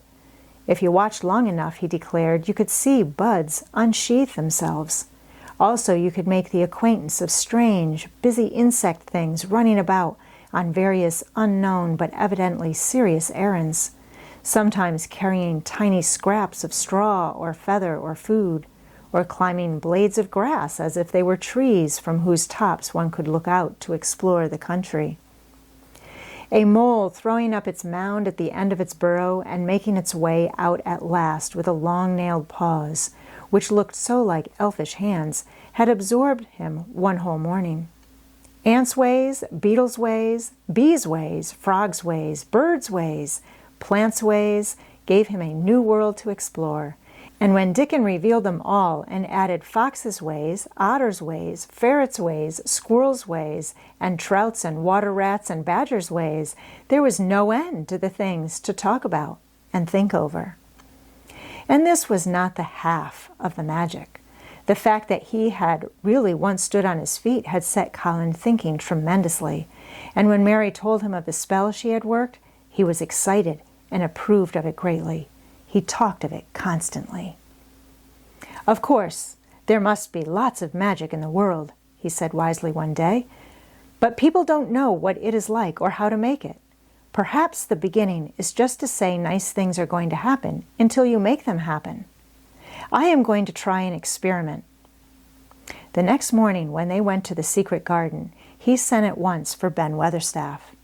Ben came as quickly as he could and found the Rajah standing on his feet under a tree and looking very grand, but also very beautifully smiling. "Good morning, Ben Weatherstaff," he said. "I want you and Dickon and Miss Mary to stand in a row and listen to me, because I am going to tell you something very important." "Aye, aye, sir," answered Ben Weatherstaff, touching his forehead.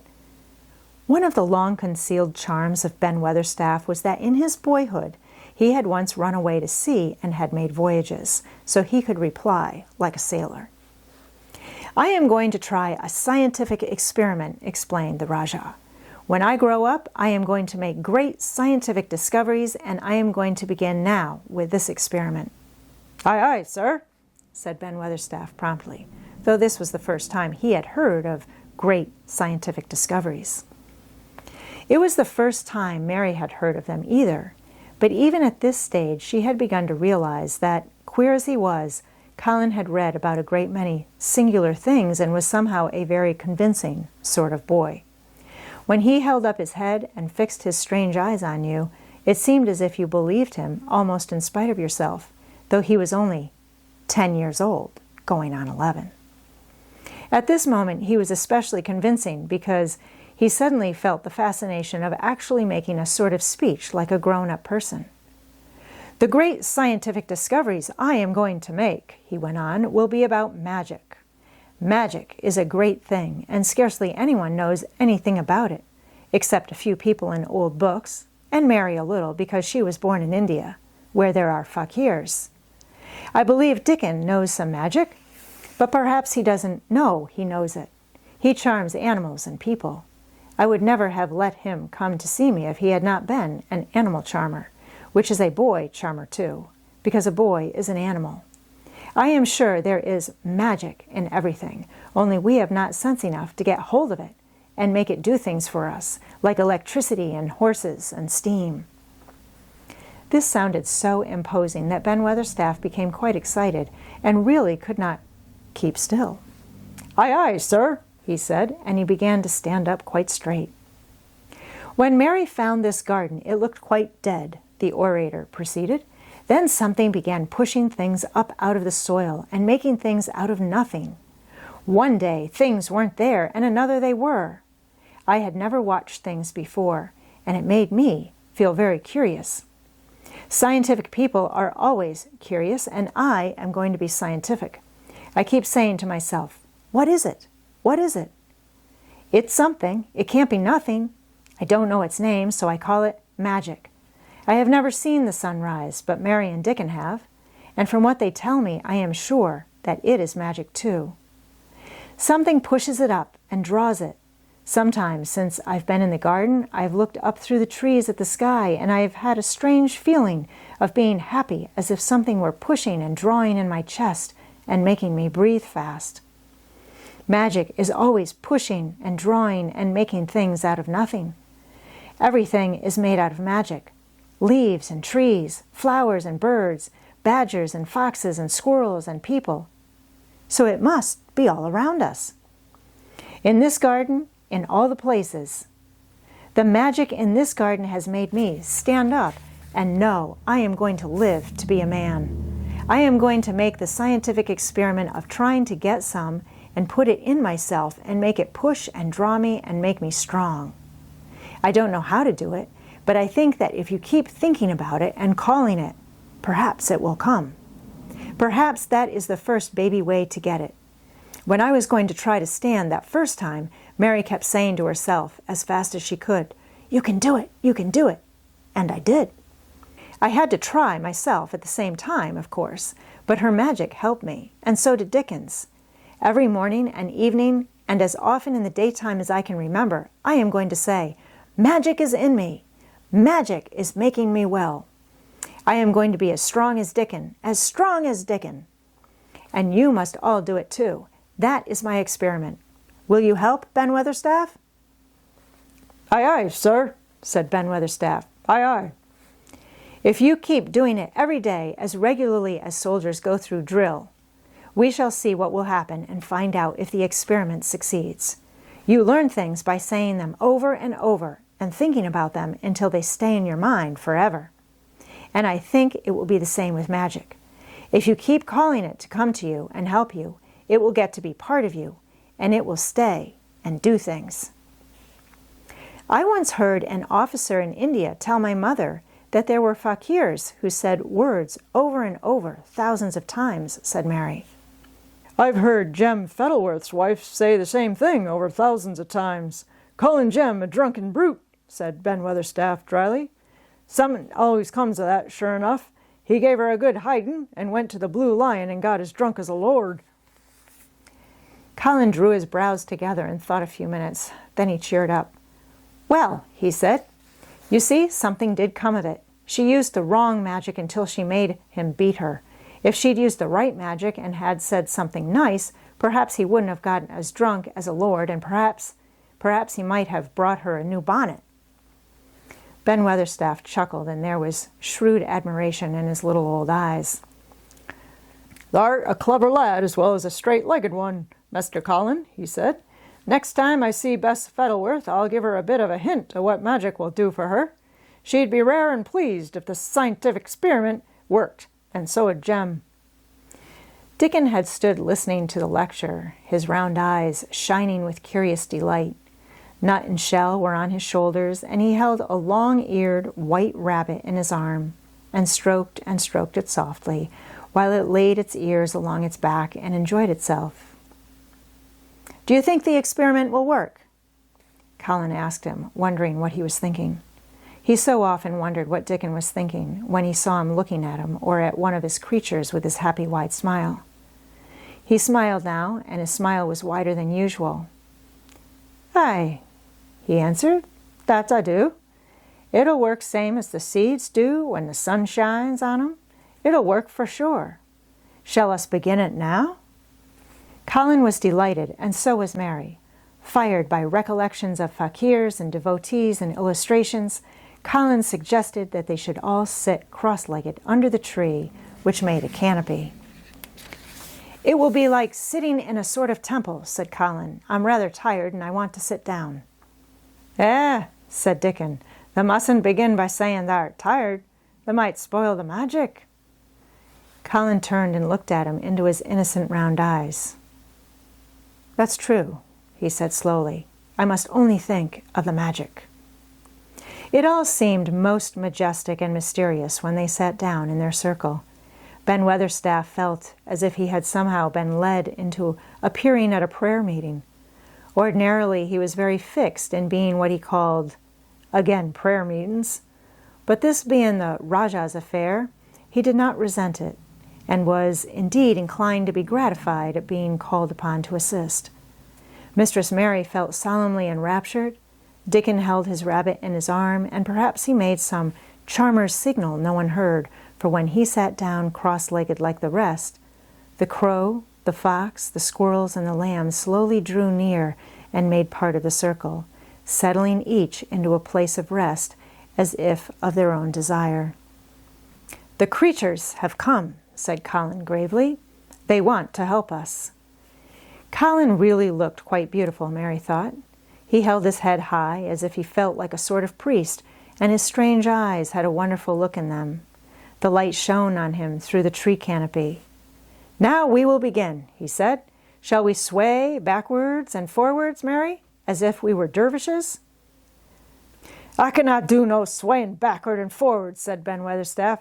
"I've got the rheumatics."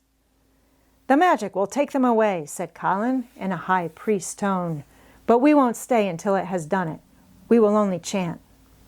"I cannot do no chanting," said Ben Weatherstaff a trifle testily. "They turned me out of the church choir the only time I ever tried it." No one smiled. They were all too much in earnest. Colin's face was not even crossed by a shadow. He was thinking only of the magic. "Then I will chant," he said, and he began, looking like a strange boy spirit. "The sun is shining, the sun is shining. That is the magic. The flowers are growing, the roots are stirring. That is the magic. Being alive is the magic. Being strong is the magic. The magic is in me, the magic is in me. It is in me, it is in me. It's in every one of us. It's in Ben Weatherstaff's back. Magic, magic, come and help." He said it a great many times, not 1,000 times, but quite a goodly number. Mary listened, entranced. She felt as if it were at once queer and beautiful, and she wanted him to go on and on. Ben Weatherstaff began to feel soothed into a sort of dream which was quite agreeable. The humming of the bees and the blossoms mingled with the chanting voice and drowsily melted into a doze. Dickon sat cross-legged with his rabbit asleep on his arm and a hand resting on the lamb's back. Soot had pushed away a squirrel and huddled close to him on his shoulder. The gray film dropped over his eyes. At last, Colin stopped. "Now I am going to walk round the garden," he announced. Ben Weatherstaff's head had just dropped forward, and he lifted it with a jerk. "You have been asleep," said Colin. "Not of the sort," mumbled Ben. "The sermon was good enough, but I'm bound to get out afore the collection." He was not quite awake yet. "You're not in a church," said Colin. "Not me," said Ben, straightening himself. "Who said I were? I heard every bit of it. You said the magic was in my back. The doctor calls it rheumatics." The Rajah waved his hand. "That was the wrong magic," he said. "You will get better. You have my permission to go to your work, but come back tomorrow." "I'd like to see thee walk round the garden," grunted Ben. It was not an unfriendly grunt, but it was a grunt. In fact, being a stubborn old party and not having entire faith in magic, he made up his mind that if he were sent away, he would climb his ladder and look over the wall so that he might be ready to hobble back if there was any stumbling. The Rajah did not object to his staying, and so the procession was formed. It really did look like a procession. Colin was at its head, with Dickon on one side and Mary on the other. Ben Weatherstaff walked behind, and the creatures trailed after them, the lamb and the fox cub keeping close to Dickon, the white rabbit hopping along or stopping to nibble, and Soot following with the solemnity of a person who felt himself in charge. It was a procession which moved slowly, but with dignity. Every few yards it stopped to rest. Colin leaned on Dickon's arm, and privately Ben Weatherstaff kept a sharp lookout. But now and then Colin took his hand from its support and walked a few steps alone.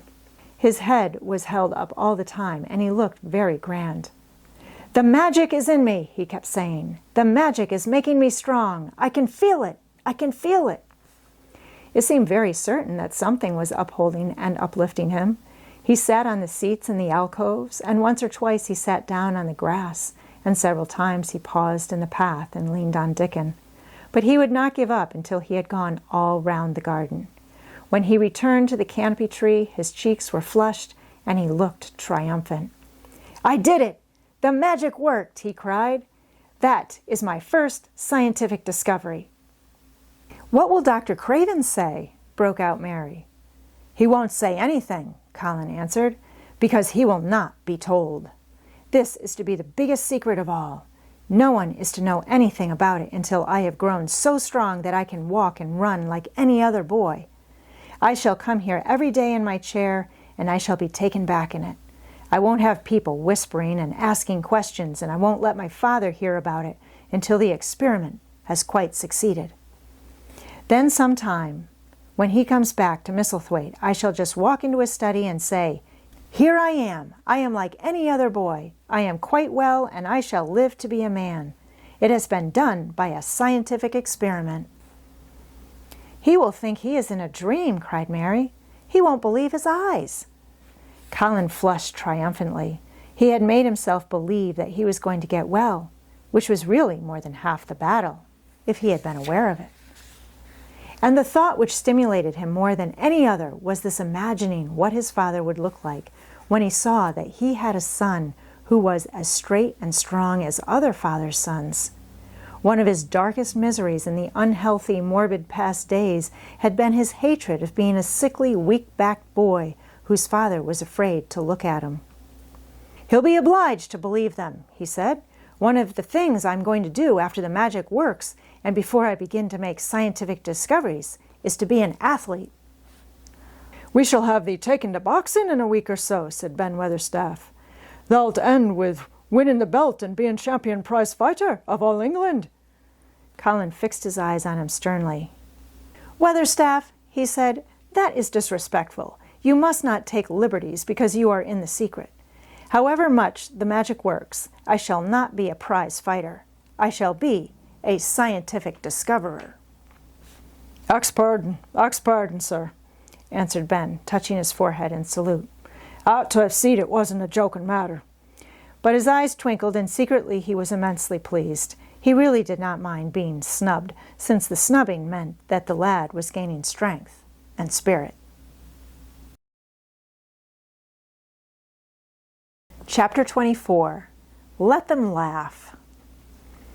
The secret garden was not the only one Dickon worked in. Round the cottage on the moor there was a piece of ground enclosed by a low wall of rough stones. Early in the morning, and late in the fading twilight, and on all the days Colin and Mary did not see him, Dickon worked there, planting or tending potatoes and cabbages, turnips and carrots and herbs for his mother. In the company of his creatures he did wonders there, and was never tired of doing them, it seemed. While he dug or weeded, he whistled or sang bits of Yorkshire moor songs, or talked to Soot or Captain, or the brothers and sisters he had taught to help him. "We'd never get on as comfortable as we do," Mrs. Sowerby said, "if it wasn't for Dickon's garden. Anything'll grow for him. His taters and cabbages is twice the size of anyone else's, and they've got a flavour with 'em as nobody's has." When she found a moment to spare, she liked to go out and talk to him. After supper there was still a long, clear twilight to work in, and that was her quiet time. She could sit upon the low, rough wall and look on and hear stories of the day. She loved this time. There were not only vegetables in this garden. Dickon had bought penny packages of flower seeds now and then, and sown bright, sweet-scented things among gooseberry bushes and even cabbages, and he grew borders of mignonette and pinks and pansies and things, whose seeds he could save year after year, or whose roots would bloom each spring and spread in time into fine clumps. The low wall was one of the prettiest things in Yorkshire, because he had tucked moorland foxglove and ferns and rock cress and hedgerow flowers into every crevice, until only here and there glimpses of the stones were to be seen. "All a chap's got to do to make 'em thrive, Mother," he would say, "is to be friends with 'em for sure. They're just like the creatures. If they're thirsty, give 'em a drink, and if they're hungry, give 'em a bit of food. They want to live same as we do. If they died, I should feel as if I'd been a bad lad and somehow treated them heartless." It was in these twilight hours that Mrs. Sowerby heard of all that happened at Misselthwaite Manor. At first she was only told that Master Colin had taken a fancy to going out into the grounds with Miss Mary, and that it was doing him good. But it was not long before it was agreed between the two children that Dickon's mother might come into the secret. Somehow it was not doubted that she was safe for sure. So one beautiful, still evening, Dickon told the whole story, with all the thrilling details of the buried key, and the robin, and the grey haze which had seemed like deadness, and the secret Mistress Mary had planned never to reveal. The coming of Dickon and how it had been told to him, the doubt of Master Colin, and the final drama of his introduction to the hidden domain, combined with the incident of Ben Weatherstaff's angry face peering over the wall, and Master Colin's sudden indignant strength, made Mrs. Sowerby's nice-looking face quite change color several times. "My word," she said, "it was a good thing that little lass came to the manor. It's been the making of her and the saving of him. Standing on his feet, and us all thinking he was a poor, half-witted lad with not a straight bone in him." She asked a great many questions, and her blue eyes were full of deep thinking. "What do they make of it at the manor? Him being so well and cheerful, and never complaining?" she inquired. "They don't know what to make of it," answered Dickon. "Every day as comes round his face looks different. It's filling out and doesn't look so sharp, and the waxy colour is going. But he has to do his bit of complaining with a highly entertained grin." "What for, in mercy's name?" asked Mrs. Sowerby. Dickon chuckled. "He does it to keep them from guessing what's happened. If the doctor knew he'd found out he could stand on his feet, he'd likely write and tell Master Craven. Master Colin's saving the secret to tell himself. He's going to practice his magic on his legs every day till his father comes back, and then he's going to march into his room and show him he's as straight as other lads. But him and Miss Mary thinks it's best plan to do a bit of groaning and fretting now and then to throw off the scent." Mrs. Sowerby was laughing a low, comfortable laugh long before he had finished his last sentence. She said, that pair's enjoying themselves. I'll warrant they'll get a good bit of play-acting out of it, and there's nothing children likes as much as play-acting. Let's hear what they do, Dickon lad." Dickon stopped weeding and sat up on his heels to tell her. His eyes were twinkling with fun. "Master Colin is carried down to his chair every time he goes out," he explained, "and he flies out at John, the footman, for not carrying him careful enough. He makes himself as helpless looking as he can, and never lifts his head until we're out of sight of the house.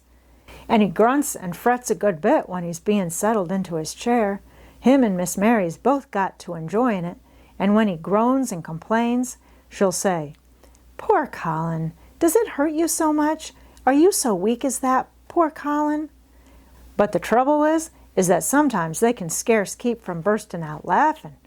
When we get safe into the garden, they laugh till they've no breath left to laugh with, and they have to stuff their faces into Master Colin's cushions to keep the gardeners from hearing if any of 'em's about."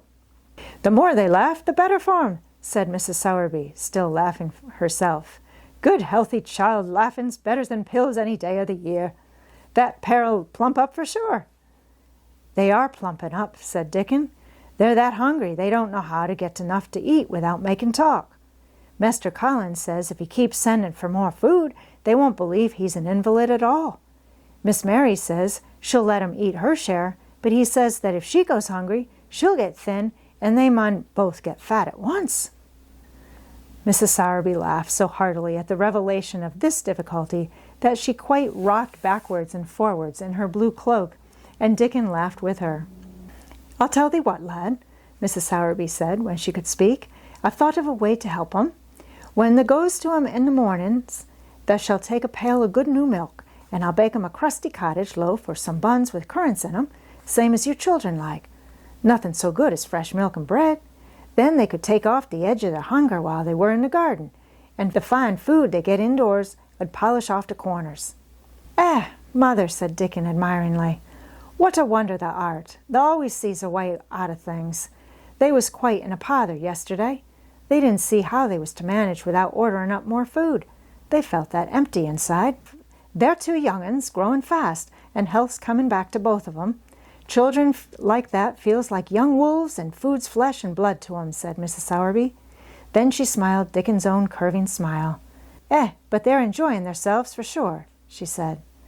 She was quite right, the comfortable, wonderful mother creature, and she had never been more so when she said their play-acting would be their joy.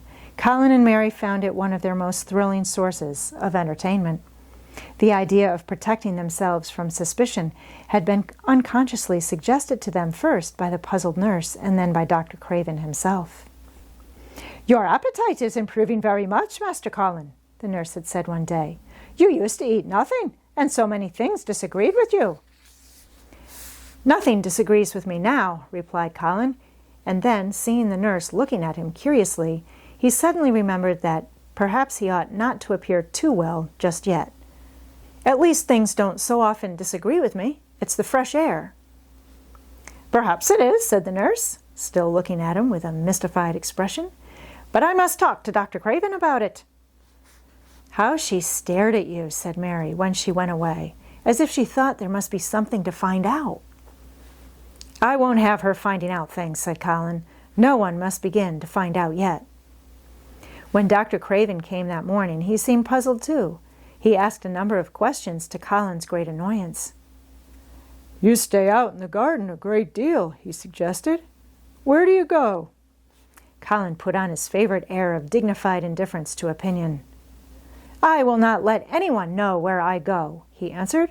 "I go to a place I like. Everyone has orders to keep out of the way. I won't be watched and stared at. You know that." "You seem to be out all day, but I do not think it has done you harm. I do not think so. The nurse says that you eat much more than you have ever done before." "Perhaps," said Colin, prompted by a sudden inspiration, "perhaps it is an unnatural appetite." "I do not think so, as your food seems to agree with you," said Dr. Craven.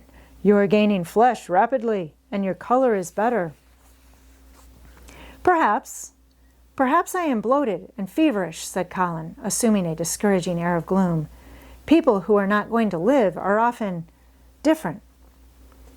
Dr. Craven shook his head. He was holding Colin's wrist, and he pushed up his sleeve and felt his arm. You are not feverish, he said thoughtfully, and such flesh as you have gained is healthy. If we can keep this up, my boy, we need not talk of dying. Your father will be very happy to hear of this remarkable improvement. I won't have him told, Colin broke forth fiercely. It will only disappoint him if I get worse again, and I may get worse this very night. I might have a raging fever. I feel as if I might be beginning to have one now. I won't have letters written to my father. I won't. I won't.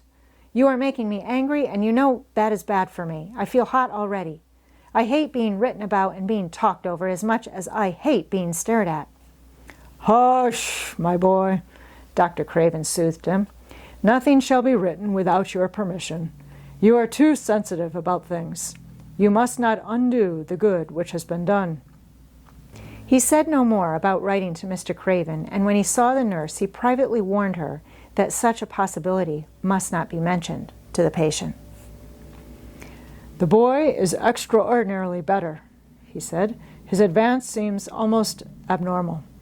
But of course he is doing now of his own free will what we could not make him do before.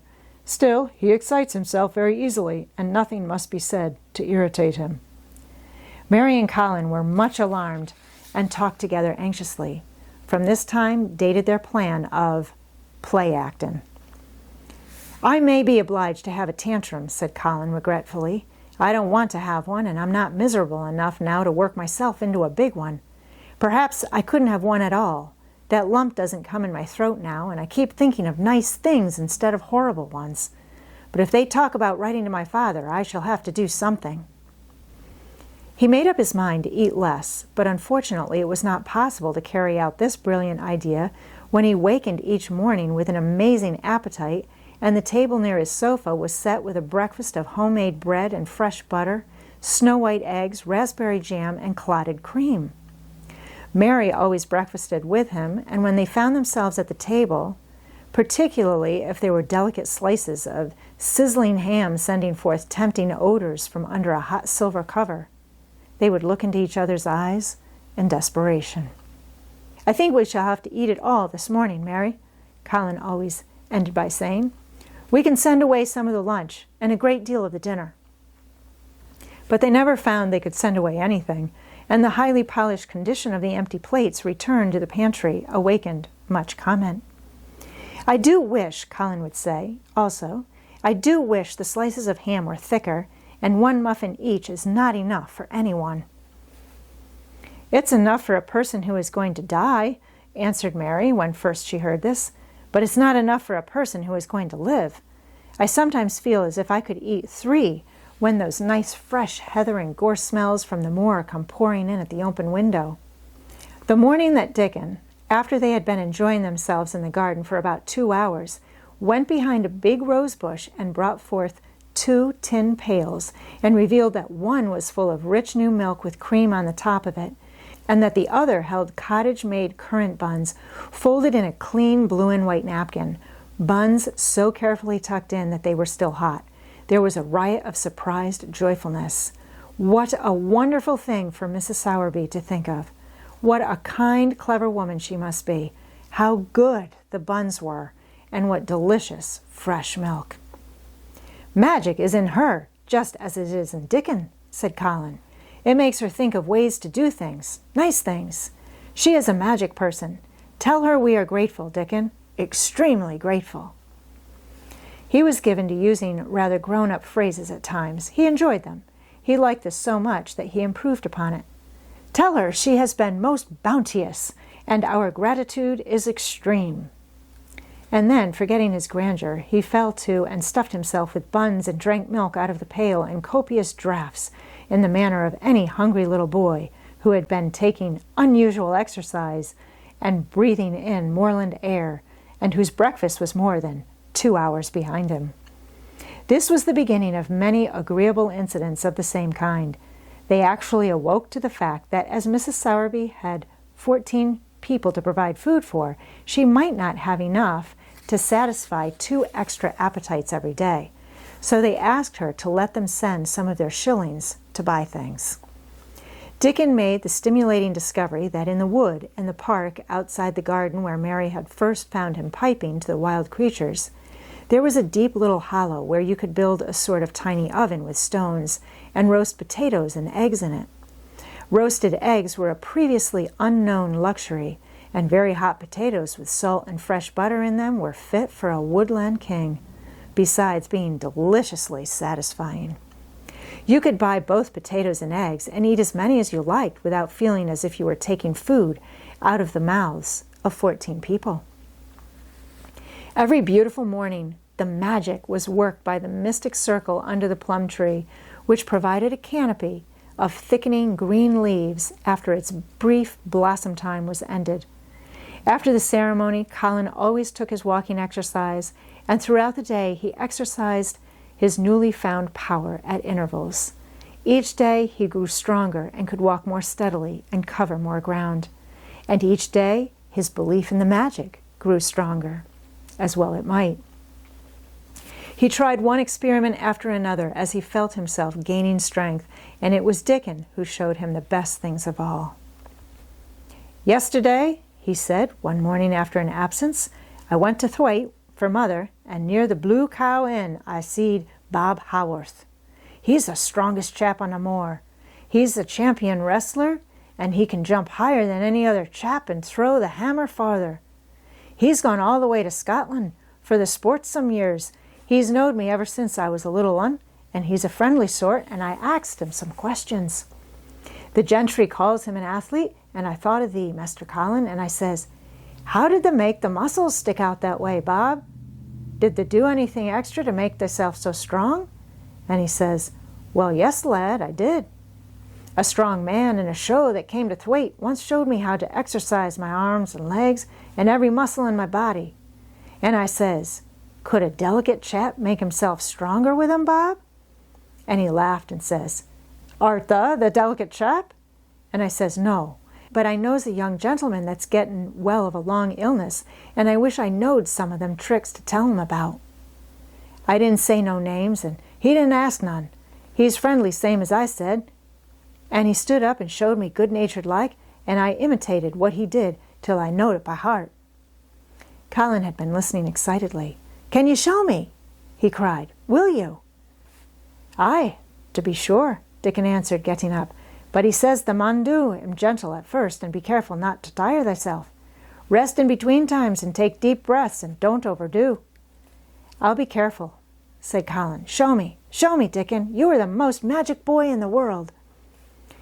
Dickon stood up on the grass and slowly went through a carefully practical but simple series of muscle exercises. Colin watched them with widening eyes. He could do a few while he was sitting down. Presently he did a few gently while he stood upon his already steady feet. Mary began to do them also. Soot, who was watching the performance, became much disturbed and left his branch and hopped about restlessly because he could not do them too. From that time, the exercises were part of the day's duties as much as the magic was. It became possible for both Colin and Mary to do more of them each time they tried, and such appetites were the result that but for the basket Dickon put down behind the bush each morning when he arrived, they would have been lost. But the little oven in the hollow and Mrs. Sowerby's bounties were so satisfying that Mrs. Medlock and the nurse and Dr. Craven became mystified again. You can trifle with your breakfast and seem to disdain your dinner if you are full to the brim with roasted eggs and potatoes and richly frothed new milk and oat cakes and buns and heather honey and clotted cream. "They are eating next to nothing," said the nurse. "They'll die of starvation if they can't be persuaded to take some nourishment. And yet see how they look." "Look!" exclaimed Mrs. Medlock indignantly. I'm moithered to death with them. They're a pair of young Satans, bursting their jackets one day and the next turning up their noses at the best meals cook can tempt them with. Not a mouthful of that lovely young fowl and bread sauce did they set a fork into yesterday, and the poor woman fair invented a pudding for them, and back it sent. She almost cried. She's afraid she'll be blamed if they starve themselves into their graves. Dr. Craven came and looked at Colin long and carefully. He wore an extremely worried expression when the nurse talked with him and showed him an almost untouched tray of breakfast she had saved for him to look at. But it was even more worried when he sat down by Colin's sofa and examined him. He had been called to London on business and had not seen the boy for nearly 2 weeks. When young things begin to gain health, they gain it rapidly. The waxen tinge had left Colin's skin, and a warm rose showed through it. His beautiful eyes were clear, and the hollows under them and in his cheeks and temples had filled out. His once dark, heavy locks had begun to look as if they sprang healthily from his forehead and were soft and warm with life. His lips were fuller and of a normal color. In fact, as an imitation of a boy who was a confirmed invalid, he was a disgraceful sight. Dr. Craven held his chin in his hand and thought him over. "I am sorry to hear that you do not eat anything," he said. "That will not do. You will lose all you have gained, and you have gained amazingly. You ate so well a short time ago." "I told you it was an unnatural appetite," answered Colin. Mary was sitting on her stool nearby, and she suddenly made a very queer sound which she tried so violently to repress that she ended by almost choking. "What is the matter?" said Dr. Craven, turning to look at her. Mary became quite severe in her manner. It was something between a sneeze and a cough," she replied, with reproachful dignity, "and it got into my throat." "But," she said afterwards to Colin, "I couldn't stop myself. It just burst out because all at once I couldn't help remembering that last big potato you ate and the way your mouth stretched when you bit through that thick, lovely crust with jam and clotted cream on it." "Is there any way in which those children can get food secretly?" Dr. Craven inquired of Mrs. Medlock. "There's no way unless they dig it out of the earth or pick it off the trees," Mrs. Medlock answered. "They stay out in the grounds all day and see no one but each other.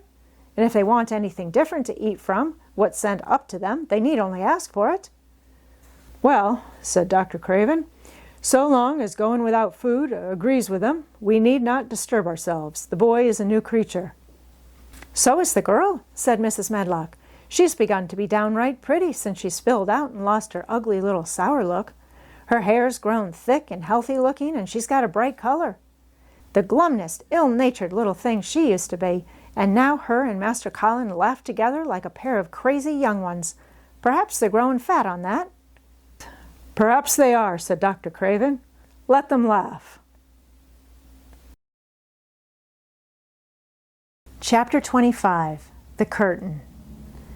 And the secret garden bloomed and bloomed, and every morning revealed new miracles.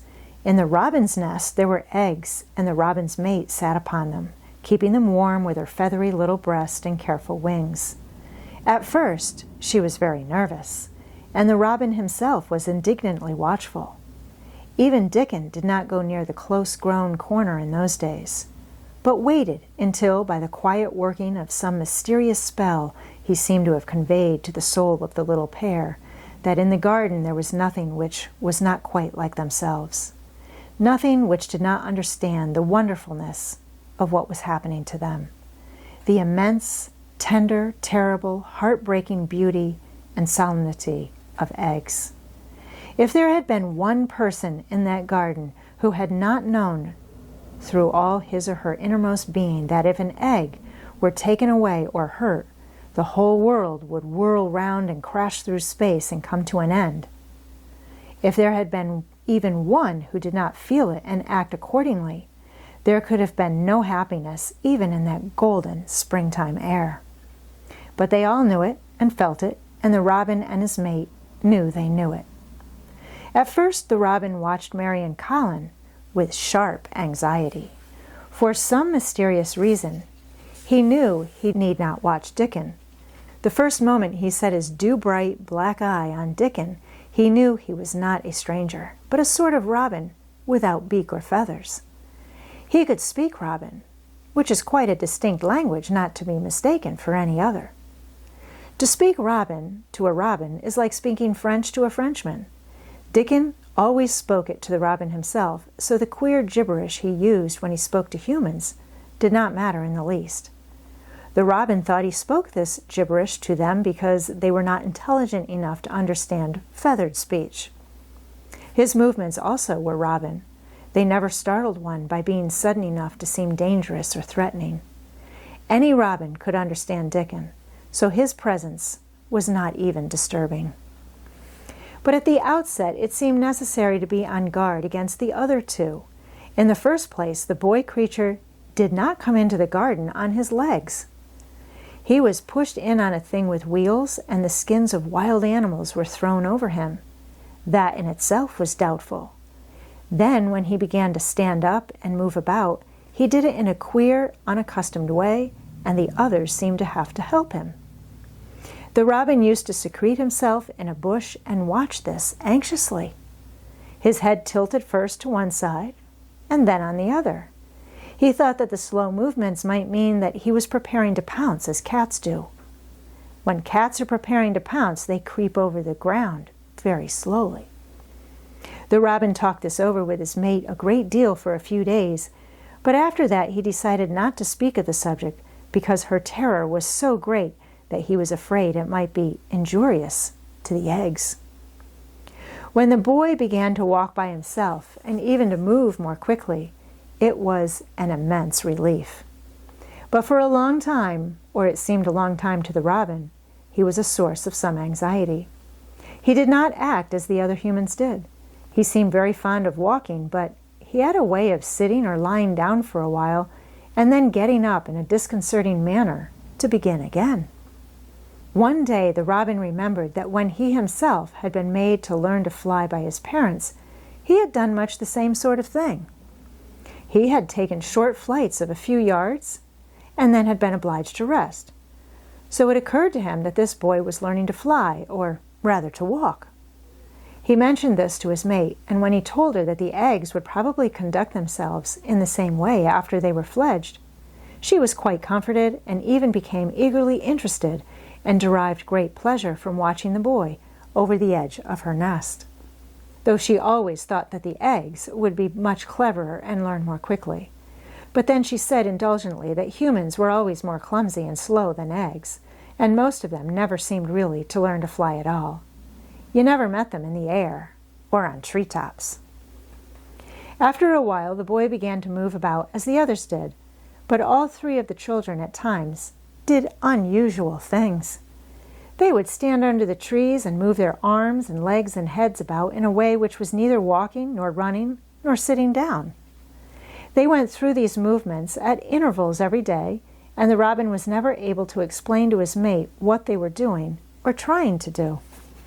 He could only say that he was sure that the eggs would never flap about in such a manner. But as the boy, who could speak robin fluently, was doing the thing with them, birds could be quite sure that the actions were not of a dangerous nature. Of course, neither the robin nor his mate had ever heard of the champion wrestler, Bob Howarth, and his exercises for making the muscles stand out like lumps. Robins are not like human beings. Their muscles are always exercised from the first, and so they develop themselves in a natural manner. If you have to fly about to find every meal you eat, your muscles do not become atrophied. Atrophied means wasted away through want of use. When the boy was walking and running about and digging and weeding like the others, the nest in the corner was brooded over by a great peace and content. Fears for the eggs became things of the past. Knowing that your eggs were as safe as if they were locked in a bank vault, and the fact that you could watch so many curious things going on, made sitting a most entertaining occupation. On wet days, the egg's mother sometimes felt even a little dull because the children did not come into the garden. But even on wet days, it could not be said that Mary and Colin were dull. One morning when the rain streamed down unceasingly and Colin was beginning to feel a little restive, as he was obliged to remain on his sofa because it was not safe to get up and walk about, Mary had an inspiration. "Now that I am a real boy," Colin had said, "my legs and arms and all my body are so full of magic that I can't keep them still. They want to be doing things all the time. Do you know that when I waken in the morning, Mary, when it's quite early and the birds are just shouting outside and everything seems just shouting for joy, even the trees and things we can't really hear, I feel as if I must jump out of bed and shout myself, and if I did it, just think what would happen." Mary giggled inordinately. "The nurse would come running, and Mrs. Medlock would come running, and they would be sure you had gone crazy, and they'd send for the doctor," she said. Colin giggled himself. He could see how they would all look, how horrified by his outbreak, and how amazed to see him standing upright. "I wish my father would come home," he said. "I want to tell him myself. I'm always thinking about it, but we couldn't go on like this much longer. I can't stand lying still and pretending, and besides, I look too different. I wish it wasn't raining today." It was then Mistress Mary had her inspiration. "Colin," she began mysteriously, "do you know how many rooms there are in this house?" "About 1,000, I suppose," he answered. "There's about 100 no one ever goes into," said Mary. "And one rainy day I went and looked into ever so many of them. No one ever knew, though Mrs. Medlock nearly found me out. I lost my way when I was coming back, and I stopped at the end of your corridor. That was the second time I heard you crying." Colin started up on his sofa. 100 rooms no one goes into," he said. "It sounds almost like a secret garden. Suppose we go and look at them. You could wheel me in my chair, and nobody would know where we went." "That's what I was thinking," said Mary. "No one would dare to follow us. There are galleries where you could run. We could do our exercises. There is a little Indian room where there is a cabinet full of ivory elephants. There are all sorts of rooms." "Ring the bell," said Colin. When the nurse came in, he gave his orders. "I want my chair," he said. "Miss Mary and I are going to look at the part of the house which is not used. John can push me as far as the picture gallery because there are some stairs. Then he must go away and leave us alone until I send for him again." Rainy days lost their terrors that morning.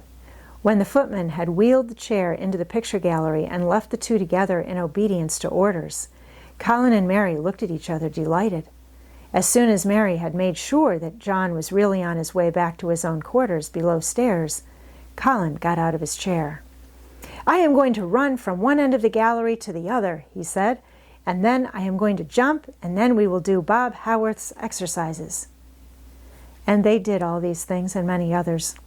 They looked at the portraits and found the plain little girl dressed in green brocade and holding the parrot on her finger. "All these," said Colin, "must be my relations. They lived a long time ago. That parrot one, I believe, is one of my great-great-great-great-aunts. She looks rather like you, Mary. Not as you look now, but as you looked when you came here. Now you are a great deal fatter and better looking." "So are you," said Mary, and they both laughed. They went to the Indian room and amused themselves with the ivory elephants. They found the rose-colored brocade boudoir and the hole in the cushion the mouse had left. But the mice had grown up and run away, and the hole was empty. They saw more rooms and made more discoveries than Mary had made on her first pilgrimage. They found new corridors and corners and flights of steps and new old pictures they liked and weird old things that they did not know the use of.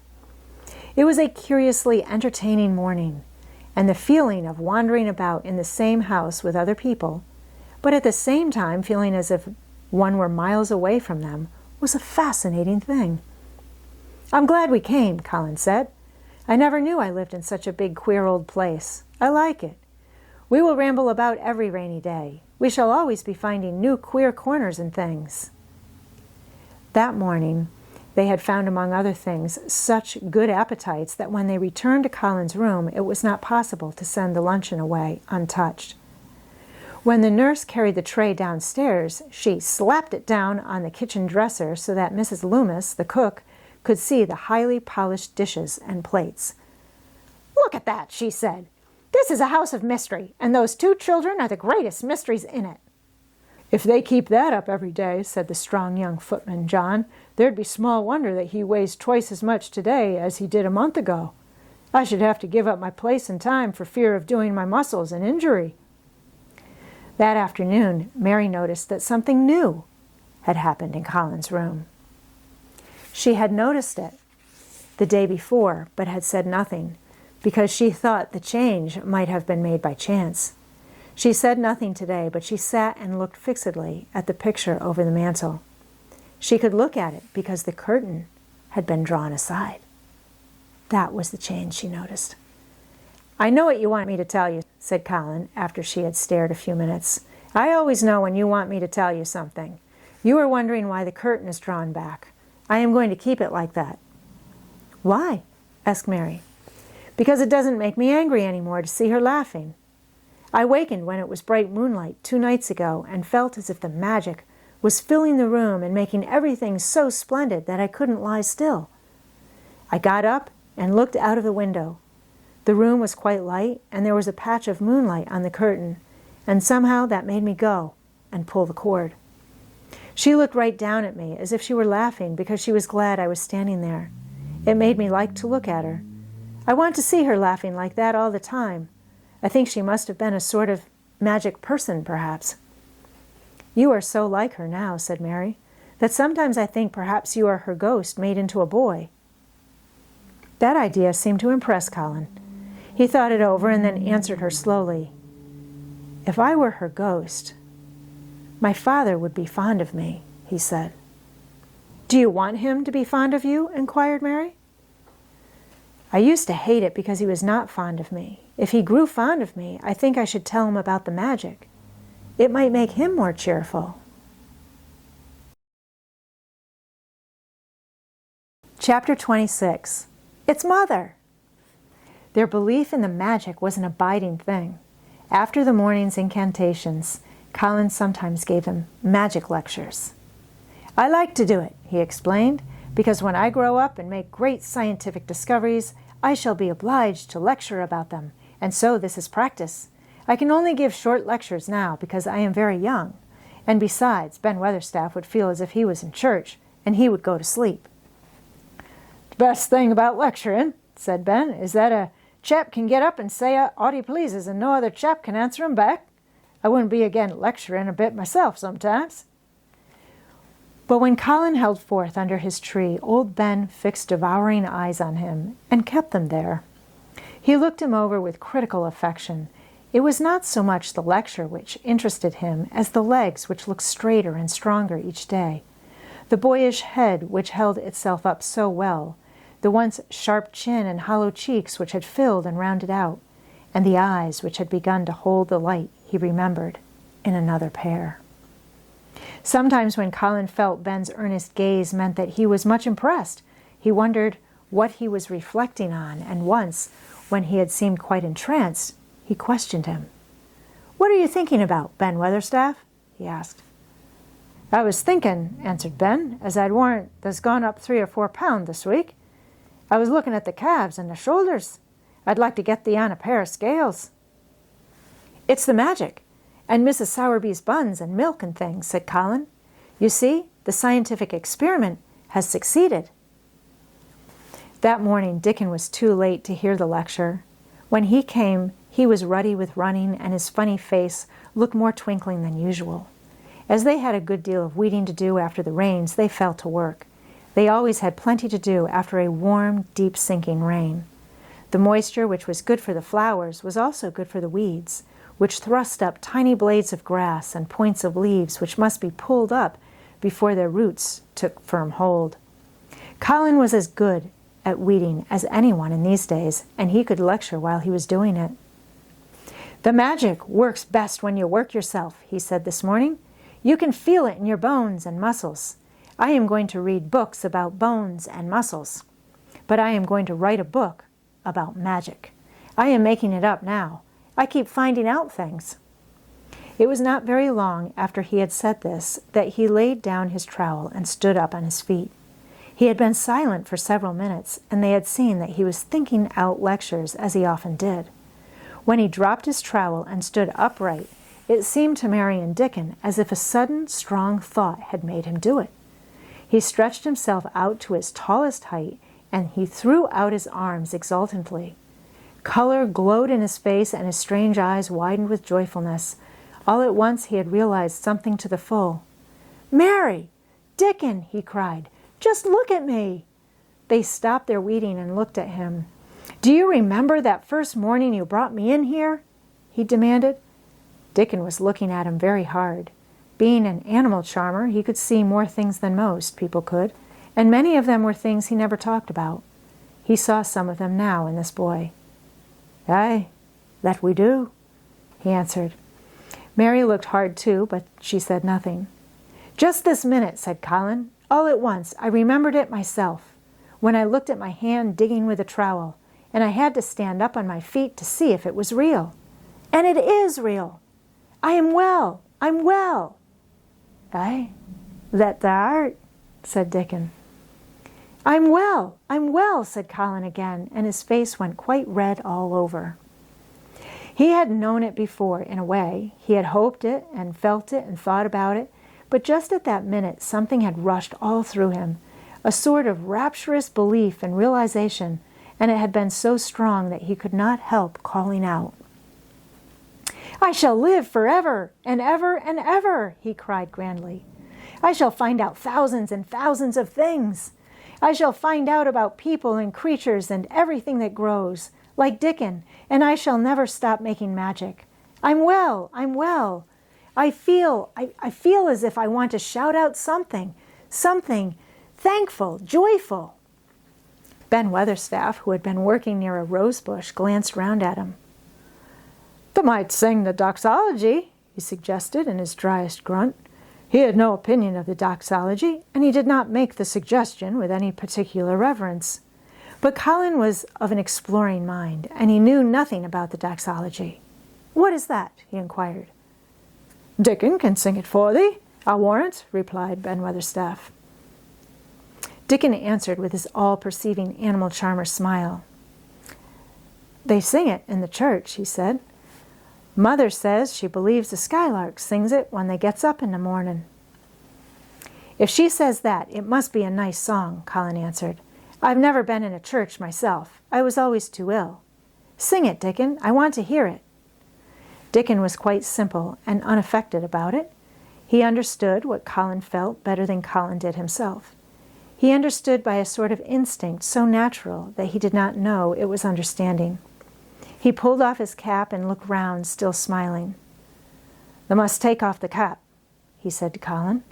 "And so mun thou, Ben, and thou mun stand up. The nose." Colin took off his cap, and the sun shone on and warmed his thick hair as he watched Dickon intently. Ben Weatherstaff scrambled up from his knees and bared his head too, with a sort of puzzled, half-resentful look on his old face, as if he didn't know exactly why he was doing this remarkable thing. Dickon stood out among the trees and rose bushes and began to sing in quite a simple, matter-of-fact way, and in a nice, strong boy's voice. "Praise God from whom all blessings flow. Praise Him, all creatures here below. Praise Him above ye heavenly host. Praise Father, Son, and Holy Ghost. Amen." When he had finished, Ben Weatherstaff was standing quite still, with his jaws set obstinately, but with a disturbed look in his eyes fixed on Colin. Colin's face was thoughtful and appreciative. "It is a very nice song," he said. "I like it. Perhaps it means just what I mean when I want to shout that I am thankful to the magic." He stopped and thought in a puzzled way. "Perhaps they are both the same thing. How can we know the exact names of everything? Sing it again, Dickon. Let us try, Mary. I want to sing it too. It's my song. How does it begin? Praise God from whom all blessings flow?" And they sang it again. And Mary and Colin lifted their voices as musically as they could, and Dickon swelled quite loud and beautiful, and at the second line, Ben Weatherstaff raspingly cleared his throat, and at the third, he joined in with such vigor that it seemed almost savage. And when the Amen came to an end, Mary observed that the very same thing had happened to him, which had happened when he found out that Colin was not a cripple. His chin was twitching, and he was staring and winking, and his leathery old cheeks were wet. "I never seed no sense in the doxology afore," he said hoarsely, "but I may change my mind in time. I should say thou'd gone up £5 this week, Master Colin, 5 on 'em." Colin was looking across the garden at something attracting his attention, and his expression had become a startled one. "Who is coming in here?" he said quickly. "Who is it?" The door in the ivied wall had been pushed gently open, and a woman had entered. She had come in with the last line of their song, and she had stood still, listening and looking at them. With the ivy behind her, the sunlight drifting through the trees and dappling her long blue cloak, and her nice fresh face smiling across the greenery, she was rather like a softly colored illustration in one of Colin's books. She had wonderful, affectionate eyes which seemed to take everything in, all of them, even Ben Weatherstaff and the creatures and every flower that was in bloom. Unexpectedly as she had appeared, not one of them felt that she was an intruder at all. Dickon's eyes lighted like lamps. "It's Mother! That's who it is!" he cried, and went across the grass at a run. Colin began to move towards her too, and Mary went with him. They both felt their pulses beat faster. "It's Mother!" Dickon said again when they met halfway. "I knowed they wanted to see her, and I told her where the door was hid." Colin held out his hand with a sort of flushed royal shyness, but his eyes quite devoured her face. "Even when I was ill, I wanted to see you," he said. "You and Dickon and the secret garden. I'd never wanted to see anyone or anything before." The sight of his uplifted face brought about a sudden change in her own. She flushed and the corners of her mouth shook, and a mist seemed to sweep over her eyes. "Ah, dear lad," she broke out tremulously. "Ah, dear lad," as if she had not known she were going to say it. She did not say Master Colin, but just "dear lad," quite suddenly. She might have said it to Dickon in the same way if she had seen something in his face which touched her. Colin liked it. "Are you surprised because I am so well?" he asked. She put her hand on his shoulder and smiled the mist out of her eyes. "Aye, that I am," she said. "But thou art so like thy mother that made my heart jump." "Do you think," said Colin, a little awkwardly, "that will make my father like me?" "Aye, for sure, dear lad," she answered, and she gave his shoulder a soft, quick pat. "He mun come home. He mun come home." "Susan Sowerby," said Ben Weatherstaff, getting close to her, "look at the lad's legs, wilt thou? They was like drumsticks in stocking 2 months ago, and I heard folk tell as they was bandy and knock-kneed both at the same time. Look at 'em now."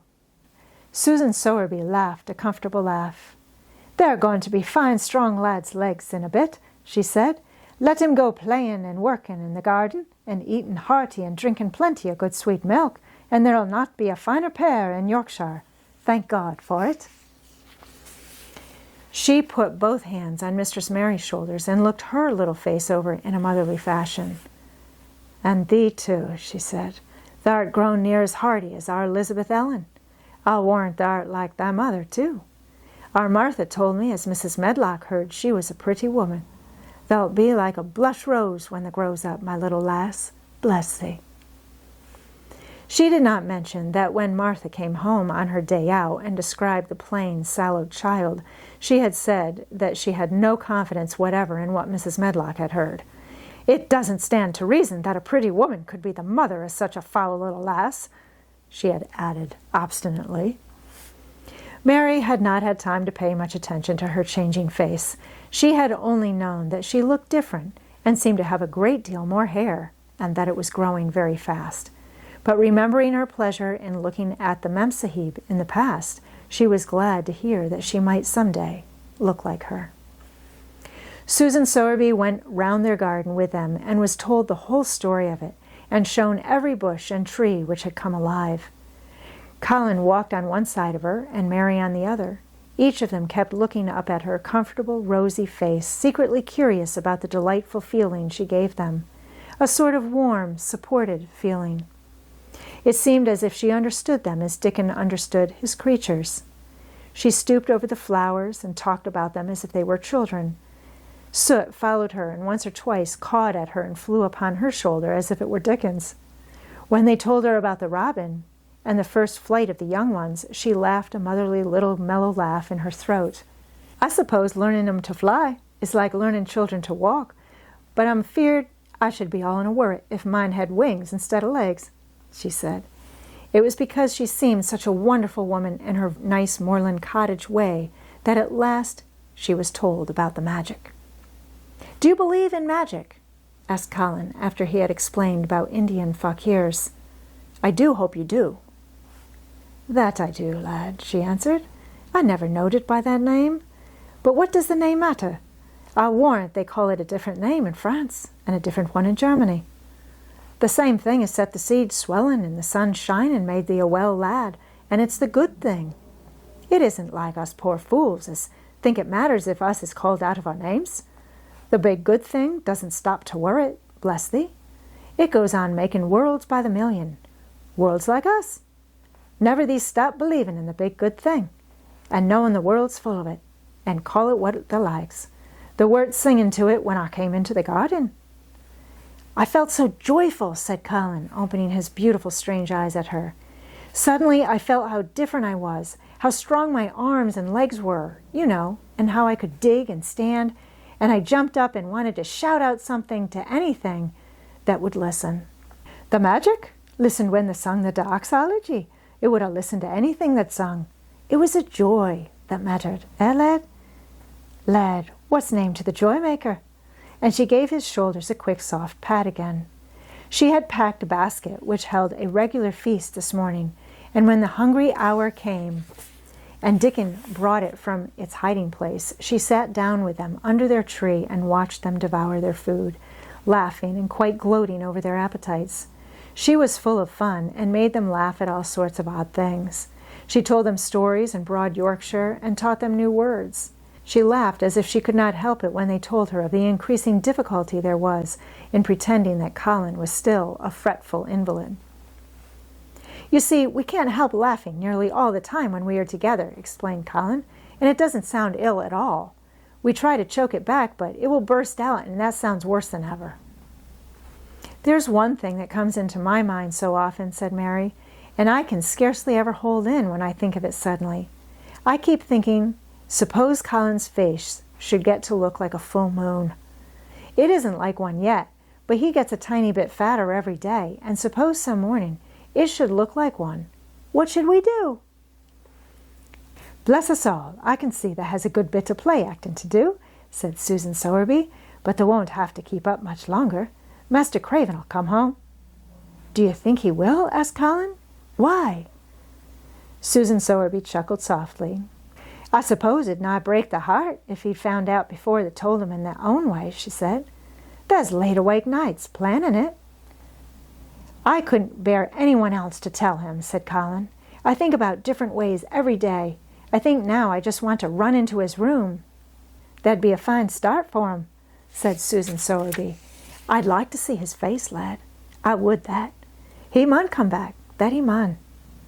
One of the things they talked of was the visit they were to make to her cottage. They planned it all. They were to drive over the moor and lunch out of doors among the heather. They would see all the 12 children and Dickon's garden and would not come back until they were tired. Susan Sowerby got up at last to return to the house and Mrs. Medlock. It was time for Colin to be wheeled back also. But before he got into his chair, he stood quite close to Susan and fixed his eyes on her with a kind of bewildered adoration, and he suddenly caught hold of the fold of her blue cloak and held it fast. "You were just what I wanted," he said. "I wish you were my mother, as well as Dickon's." All at once Susan Sowerby bent down and drew him with her warm arms close against the bosom under the blue cloak, as if he had been Dickon's brother. The quick mist swept over her eyes.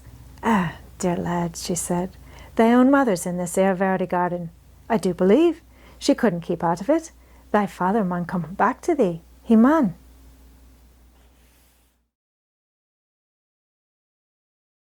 Chapter 27.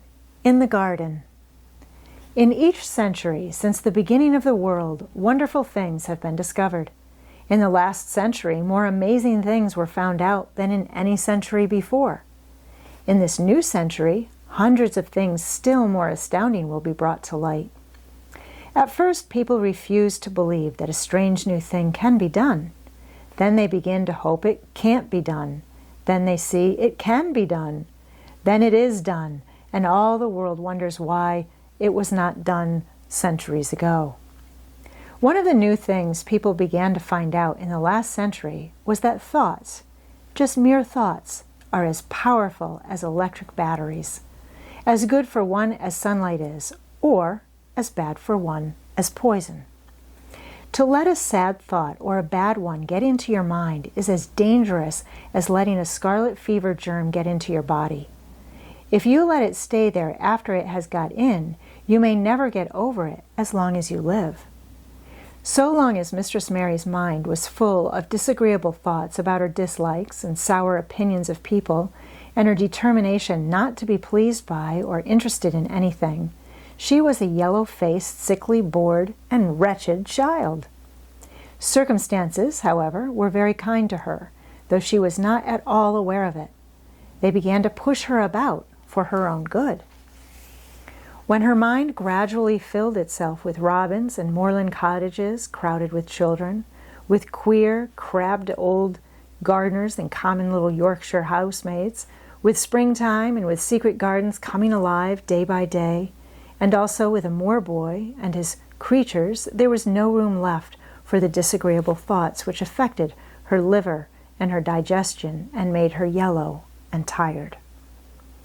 So long as Colin shut himself up in his room and thought only of his fears and weakness and his detestation of people who looked at him and reflected hourly on humps and early death, he was a hysterical, half-crazy little hypochondriac who knew nothing of the sunshine and the spring, and also did not know that he could get well and stand upon his feet if he tried to do it. When new, beautiful thoughts began to push out the old, hideous ones, life began to come back to him. His blood ran healthily through his veins, and strength poured into him like a flood. His scientific experiment was quite practical and simple, and there was nothing weird about it at all. Much more surprising things can happen to anyone who, when a disagreeable or discouraged thought comes into his mind, just has the sense to remember in time and push it out by putting in an agreeable, determinedly courageous one. Two things cannot be in one place. Where you tend a rose, my lad, a thistle cannot grow. While the secret garden was coming alive and two children were coming alive with it, there was a man wandering about certain faraway beautiful places in the Norwegian fjords and the valleys and mountains of Switzerland. And he was a man who for 10 years had kept his mind filled with dark and heartbroken thinking. He had not been courageous. He had never tried to put any other thoughts in the place of the dark ones. He had wandered by blue lakes and thought them. He had lain on mountainsides with sheets of deep blue gentians blooming all about him and flower breaths filling all the air. He had thought them. A terrible sorrow had fallen upon him when he had been happy, and he had let his soul fill itself with blackness, and had refused obstinately to allow any rift of light to pierce through. He had forgotten and deserted his home and his duties. When he traveled about, darkness so brooded over him that the sight of him was a wrong done to other people, because it was as if he poisoned the air about him with gloom. Most strangers thought he must be either half mad or a man with some hidden crime on his soul. He was a tall man with a drawn face and crooked shoulders, and the name he always entered on hotel registers was Archibald Craven, Misselthwaite Manor, Yorkshire, England. He had traveled far and wide since the day he saw Mistress Mary in his study and told her she might have her bit of earth. He had been in the most beautiful places in Europe, though he had remained nowhere more than a few days. He had chosen the quietest and remotest spots. He had been on the tops of mountains whose heads were in the clouds, and had looked down on other mountains when the sun rose and touched them with such light as made it seem as if the world were just being born. But the light had never seemed to touch himself until one day when he realized that for the first time in 10 years, a strange thing had happened. He was in a wonderful valley in the Austrian Tyrol, and he had been walking along through such beauty as might have lifted any man's soul out of shadow. He had walked a long way, and it had not lifted his, but at last he had felt tired and had thrown himself down to rest on a carpet of moss by a stream. It was a clear little stream which ran quite merrily along on its narrow way through the luscious, damp greenness. Sometimes it made a sound rather like very low laughter as it bubbled over in round stones. He saw birds come and dip their heads to drink it in, and then flick their wings and fly away. It seemed like a thing alive, and yet its tiny voice made the stillness seem deeper. The valley was very, very still. As he sat gazing into the clear running of the water, Archibald Craven gradually felt his mind and body both grow quiet as the valley itself. He wondered if he were going to sleep, but he was not. He sat and gazed at the sunlit water, and his eyes began to see things growing at its edge. There was one lovely mass of blue forget-me-nots growing so close to the stream that its leaves were wet, and at these he found himself looking as he remembered he had looked at such things years ago. He was actually thinking tenderly how lovely it was and what wonders of blue its hundreds of little blossoms were. He did not know that just that simple thought was slowly filling his mind, filling and filling it until other things were softly pushed aside. It was as if a sweet, clear spring had begun to rise in a stagnant pool and had risen and risen until at last it swept the dark water away. But of course he did not think of this himself. He only knew that the valley seemed to grow quieter and quieter as he sat and stared at the bright, delicate blueness. He did not know how long he sat there or what was happening to him. But at last he moved as if he were awakening, and he got up slowly and stood on the moss carpet, drawing a long, deep, soft breath and wondering at himself. Something seemed to have been unbound and released in him, very quietly. "What is it?" he said, almost in a whisper, and he passed his hand over his forehead. "I almost feel as if I were alive." I do not know enough about the wonderfulness of undiscovered things to be able to explain how this had happened to him. Neither does anyone else yet. He did not understand it all himself, but he remembered this strange hour months afterwards when he was at Misselthwaite again, and he found out quite by accident that on this very day Colin had cried out as he went into the secret garden, "I am going to live forever and ever and ever." The singular calmness remained with him the rest of the evening, and he slept a new, reposeful sleep, but it was not with him very long. He did not know that it could be kept. By the next night he had opened the doors wide to his dark thoughts, and they had come trooping and rushing back. He left the valley and went on his wandering way again. But strange as it seemed to him, there were minutes, sometimes half hours, when, without his knowing why, the black burden seemed to lift itself again, and he knew he was a living man and not a dead one. Slowly, slowly, for no reason that he knew of, he was coming alive with the garden. As the golden summer changed into the deeper golden autumn, he went to the lake of Como. There he found the loveliness of a dream. He spent his days upon the crystal blueness of the lake, or he walked back into the soft, thick verdure of the hills and tramped until he was tired so that he might sleep. But by this time he had begun to sleep better, he knew, and his dreams had ceased to be a terror to him. "Perhaps," he thought, "my body is growing stronger." It was growing stronger, but because of the rare, peaceful hours when his thoughts were changed, his soul was slowly growing stronger too. He began to think of Misselthwaite and wonder if he should not go home.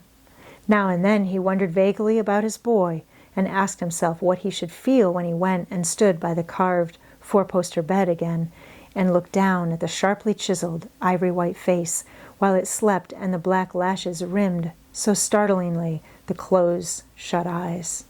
He shrank from it. One marvel of a day, he had walked so far that when he returned, the moon was high and full, and all the world was purple, shadow, and silver. The stillness of lake and shore and wood was so wonderful that he did not go into the villa he lived in. He walked down to a little bowered terrace at the water's edge and sat upon a seat and breathed in all the heavenly sense of the night. He felt the strange calmness stealing over him, and it grew deeper and deeper until he fell asleep. He did not know when he fell asleep and when he began to dream. His dream was so real that he did not feel as if he were dreaming. He remembered afterwards how intensely wide awake and alert he had thought he was. He thought that as he sat and breathed in the scent of the late roses and listened to the lapping of the water at his feet, he heard a voice calling. It was sweet and clear and happy and far away. It seemed very far, but he heard it as distinctly as if it had been at his very side. "Archie! Archie! Archie!" it said, and then again, sweeter and clearer than before. "Archie! Archie!" He thought he sprang to his feet, not even startled. It was such a real voice, and it seemed so natural that he should hear it. "Lilias? Lilias!" he answered. "Lilias, where are you?" "In the garden," it came back like a sound from a golden flute. "In the garden." And then the dream ended. But he did not awaken. He slept soundly and sweetly all through the lovely night. When he did awake at last, it was brilliant morning, and a servant was standing staring at him. He was an Italian servant, and was accustomed, as all the servants of the villa were, to accepting without question any strange thing his foreign master might do. No one ever knew when he would go out or come in, or where he would choose to sleep, or if he would roam about the garden or lie in the boat on the lake all night. The man held a salver with some letters on it, and he waited quietly until Mr. Craven took them. When he had gone away, Mr. Craven sat a few moments holding them in his hand and looking at the lake. His strange calm was still upon him, and something more, a lightness, as if the cruel thing which had been done had not happened as he thought, as if something had changed. He was remembering the dream, the real dream. "In the garden," he said, wondering at himself. "In the garden. But the door is locked, and the key is buried deep." When he glanced at the letters a few minutes later, he saw that the one lying at the top of the rest was an English letter and came from Yorkshire. It was directed in a plain woman's hand, but it was not a hand he knew. He opened it, scarcely thinking of the writer, but the first words attracted his attention at once. "Dear Sir, I am Susan Sowerby that made bold to speak to you once on the moor. It was about Miss Mary I spoke. I will make bold to speak again. Please, sir, I would come home if I was you. I think you would be glad to come, and if you will excuse me, sir, I think your lady would ask you to come if she was here. Your obedient servant, Susan Sowerby." Mr. Craven read the letter twice before he put it back in its envelope. He kept thinking about the dream. "I will go back to Misselthwaite," he said. "Yes, I'll go at once." And he went through the garden to the villa and ordered Pitcher to prepare for his return to England. In a few days, he was in Yorkshire again. And on his long railroad journey, he found himself thinking of his boy as he had never thought in all the 10 years past. During those years, he had only wished to forget him. Now, though he did not intend to think about him, memories of him constantly drifted into his mind. He remembered the black days when he had raved like a madman because the child was alive and the mother was dead. He had refused to see it, and when he had gone to look at it, at last it had been such a weak, wretched thing that everyone had been sure it would die in a few days. But to the surprise of those who took care of it, the days passed, and it lived, and then everyone believed it would be a deformed and crippled creature. He had not meant to be a bad father, but he had not felt like a father at all. He had supplied doctors and nurses and luxuries, but he had shrunk from the mere thought of the boy and had buried himself in his own misery. The first time after a year's absence he returned to Misselthwaite, and the small, miserable-looking thing languidly and indifferently lifted to his face the great gray eyes with black lashes around them, so like and yet so horribly unlike the happy eyes he had adored. He could not bear the sight of them, and turned away, pale as death. After that he scarcely ever saw him, except when he was asleep, and all he knew of him was that he was a confirmed invalid with a vicious, hysterical, half-insane temper. He could only be kept from furies dangerous to himself by being given his own way in every detail. All this was not an uplifting thing to recall, but as the train whirled him through the mountain passes and golden plains, the man who was coming alive began to think in a new way, and he thought long and steadily and deeply. "Perhaps I have been all wrong for 10 years, he said to himself. 10 years is a long time. It may be too late to do anything, quite too late. What have I been thinking of? Of course, this was the wrong magic, to begin by saying, too late. Even Colin could have told him that, but he knew nothing of magic, either black or white. This he had yet to learn. He wondered if Susan Sowerby had taken courage and written to him only because the motherly creature had realized that the boy was much worse, was fatally ill. If he had not been under the spell of the curious calmness which had taken possession of him, he would have been more wretched than ever. But the calm had brought a sort of courage and hope with it. Instead of giving way to thoughts of the worst, he actually found he was trying to believe in better things. Could it be possible that she sees that I may be able to do him good and control him, he thought. I will go and see her on my way to Misselthwaite. But when on his way across the moor he stopped the carriage at the cottage, 7 or 8 children who were playing about gathered in a group and bobbing 7 or 8 friendly and polite curtsies told him that their mother had gone to the other side of the moor early in the morning to help a woman who had a new baby. Our Dickon, they volunteered, was over at the manor, working in one of the gardens where he spent several days each week. Mr. Craven looked over the collection of sturdy little bodies and round red-cheeked faces, each one grinning in its own particular way, and he awoke to the fact that they were a healthy, likable lot. He smiled to their friendly grins and took a golden sovereign from his pocket and gave it to our Elizabeth Ellen, who was the oldest. If you divide that into 8 parts, there will be half a crown for each of you, he said. Then, amid grins and chuckles and bobbing of curtsies, he drove away, leaving ecstasy and nudging elbows and little jumps of joy behind. The drive across the wonderfulness of the moor was a soothing thing. Why did it seem to give him a sense of homecoming, which he had been sure he could never feel again? That sense of the beauty of land and sky and purple bloom of distance, and a warming of the heart at drawing nearer to the great old house which had held those of his blood for 600 years. How had he driven away from it the last time, shuddering to think of its closed rooms and the boy living in the 4-poster bed with the brocaded hangings? Was it possible that perhaps he might find him changed a little for the better, and that he might overcome his shrinking from him? How real that dream had been! How wonderful and clear the voice which had called back to him, "In the garden!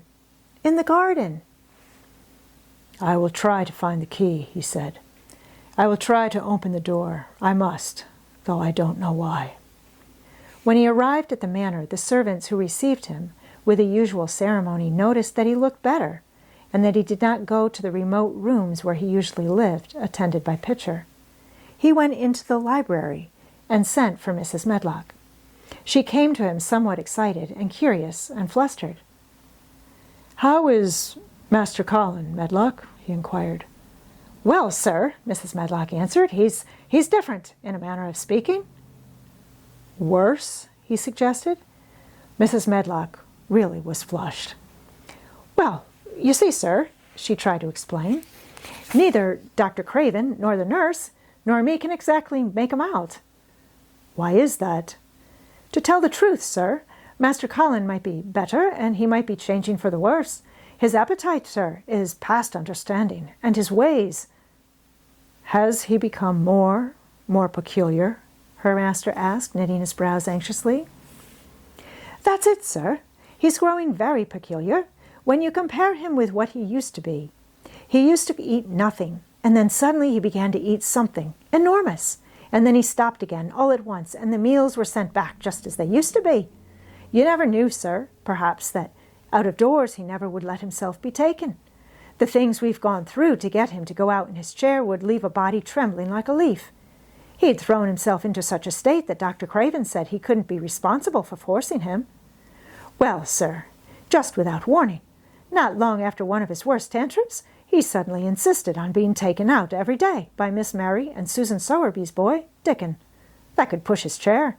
He took a fancy to both Miss Mary and Dickon brought his tame animals, and if you'll credit it, sir, out of doors, he will stay from morning until night. How does he look? Was the next question. If he took his food natural, sir, you'd think he was putting on flesh, but we're afraid it may be a sort of bloat. He laughs sometimes in a queer way when he's alone with Miss Mary. He never used to laugh at all. Dr. Craven is coming to see you at once, if you'll allow him. He never was as puzzled in his life. Where is Mr. Colin now? Mr. Craven asked.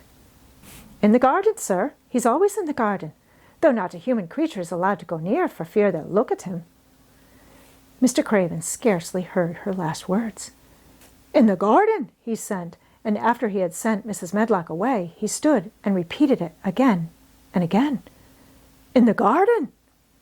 He had to make an effort to bring himself back to the place he was standing in, and when he felt he was on earth again, he turned and went out of the room. He took his way, as Mary had done, through the door in the shrubbery and among the laurels and the fountain beds. The fountain was playing now and was encircled by beds of brilliant autumn flowers. He crossed the lawn and turned into the long walk by the ivied walls. He did not walk quickly, but slowly, and his eyes were on the path. He felt as if he were being drawn back to the place he had so long forsaken, and he did not know why. As he drew near to it, his step became still more slow. He knew where the door was, even though the ivy hung over it, but he did not know exactly where it lay, that buried key.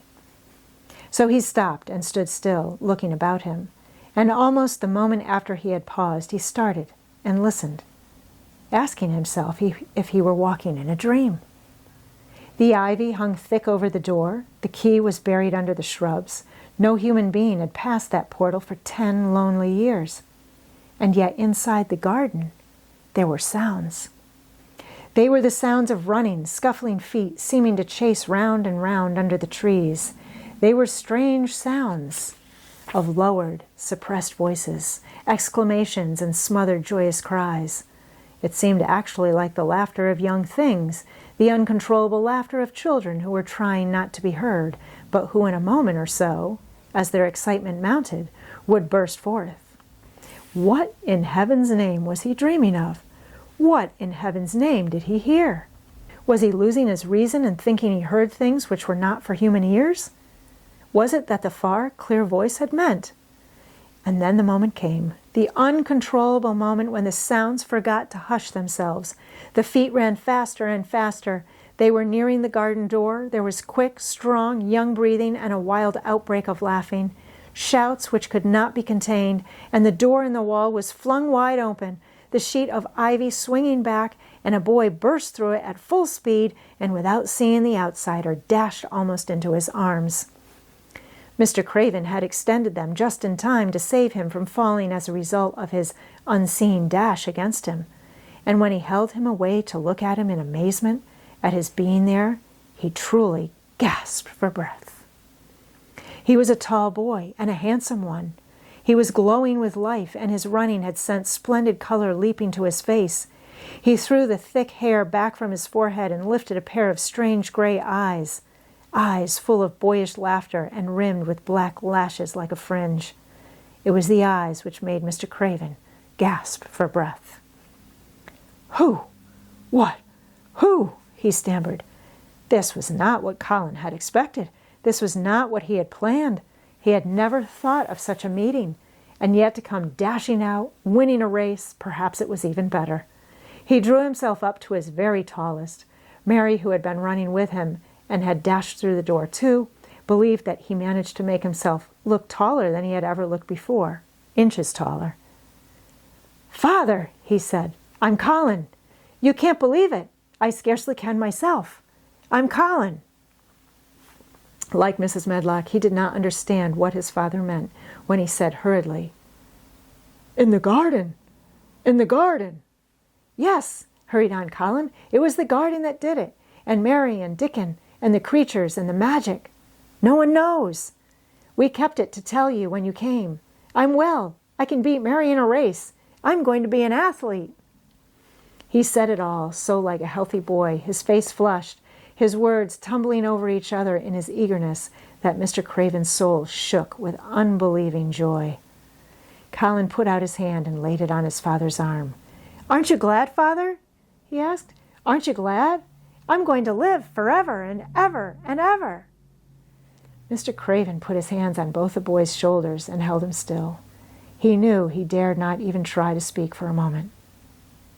Take me into the garden, my boy, he said at last, and tell me all about it. And so they led him in. The place was a wilderness of autumn gold and purple and violet and flaming scarlet, and on every side were sheaves of late lilies standing together, lilies which were white or white and ruby. He remembered well when the first of them had been planted, that just at this season of the year their late glories should reveal themselves. Late roses climbed and hung and clustered, and the sunshine, deepening the hue of the yellowing trees, made one feel that one stood in an embowered temple of gold. The newcomer stood silent, just as the children had done when they came into its grayness. He looked round and round. I thought it would be dead, he said. Mary thought so at first, said Colin, but it came alive. Then they sat down under their tree, all but Colin, who wanted to stand while he told the story. It was the strangest thing he had ever heard, Archibald Craven thought, as it was poured forth in headlong boy fashion. Mystery and magic and wild creatures, the weird midnight meeting, the coming of the spring, the passion of insulted pride which had dragged the young Rajah to his feet to defy old Ben Weatherstaff to his face, the odd companionship, the play acting, the great secret so carefully kept. The listener laughed until tears came into his eyes, and sometimes tears came into his eyes when he was not laughing. The athlete, the lecturer, the scientific discoverer was a laughable, lovable, healthy, young, human thing. Now, he said at the end of the story, it need not be a secret any more. I dare say it will frighten them nearly into fits when they see me, but I am never going to get into the chair again. I shall walk back with you, Father, to the house. Ben Weatherstaff's duties rarely took him away from the gardens, but on this occasion he made an excuse to carry some vegetables to the kitchen, and being invited into the servants' hall by Mrs. Medlock to drink a glass of beer, he was on the spot, as he had hoped to be, when the most dramatic event Misselthwaite Manor had seen during the present generation actually took place. One of the windows looking upon the courtyard gave also a glimpse of the lawn. Mrs. Medlock, knowing Ben had come from the gardens, hoped that he might have caught sight of his master, and even by chance of his meeting with Master Colin. "Did you see either of them, Weatherstaff?" she asked. Ben took his beer mug from his mouth and wiped his lips with the back of his hand. "Aye, that I did," he answered with a shrewdly significant air. "Both of them?" suggested Mrs. Medlock. "Both of 'em," returned Ben Weatherstaff. "Thank you kindly, ma'am. I could sup up another mug of it." "Together?" said Mrs. Medlock, hastily overfilling his beer mug in her excitement. "Together, ma'am." And Ben gulped down half of his new mug at one gulp. "Where was Master Colin? How did he look? What did they say to each other?" "I didn't hear that," said Ben, "along o' only being on the step-ladder looking over the wall. But I'll tell thee this, there's been things going on outside as you house people knows naught about. And what they'll find out soon." And it was not 2 minutes before he swallowed the last of his beer and waved his mug solemnly towards the window which took in, through the shrubbery, a piece of the lawn. "Look here," he said, "if there's curious. Look what's coming across the grass." When Mrs. Medlock looked, she threw up her hands and gave a little shriek, and every man and woman servant within hearing bolted across the servants' hall and stood looking through the window with their eyes almost starting out of their heads. Across the lawn came the master of Misselthwaite, and he looked as many of them had never seen him. And by his side, with his head up in the air and his eyes full of laughter, walked as strongly and steadily as any boy in Yorkshire, Master Colin.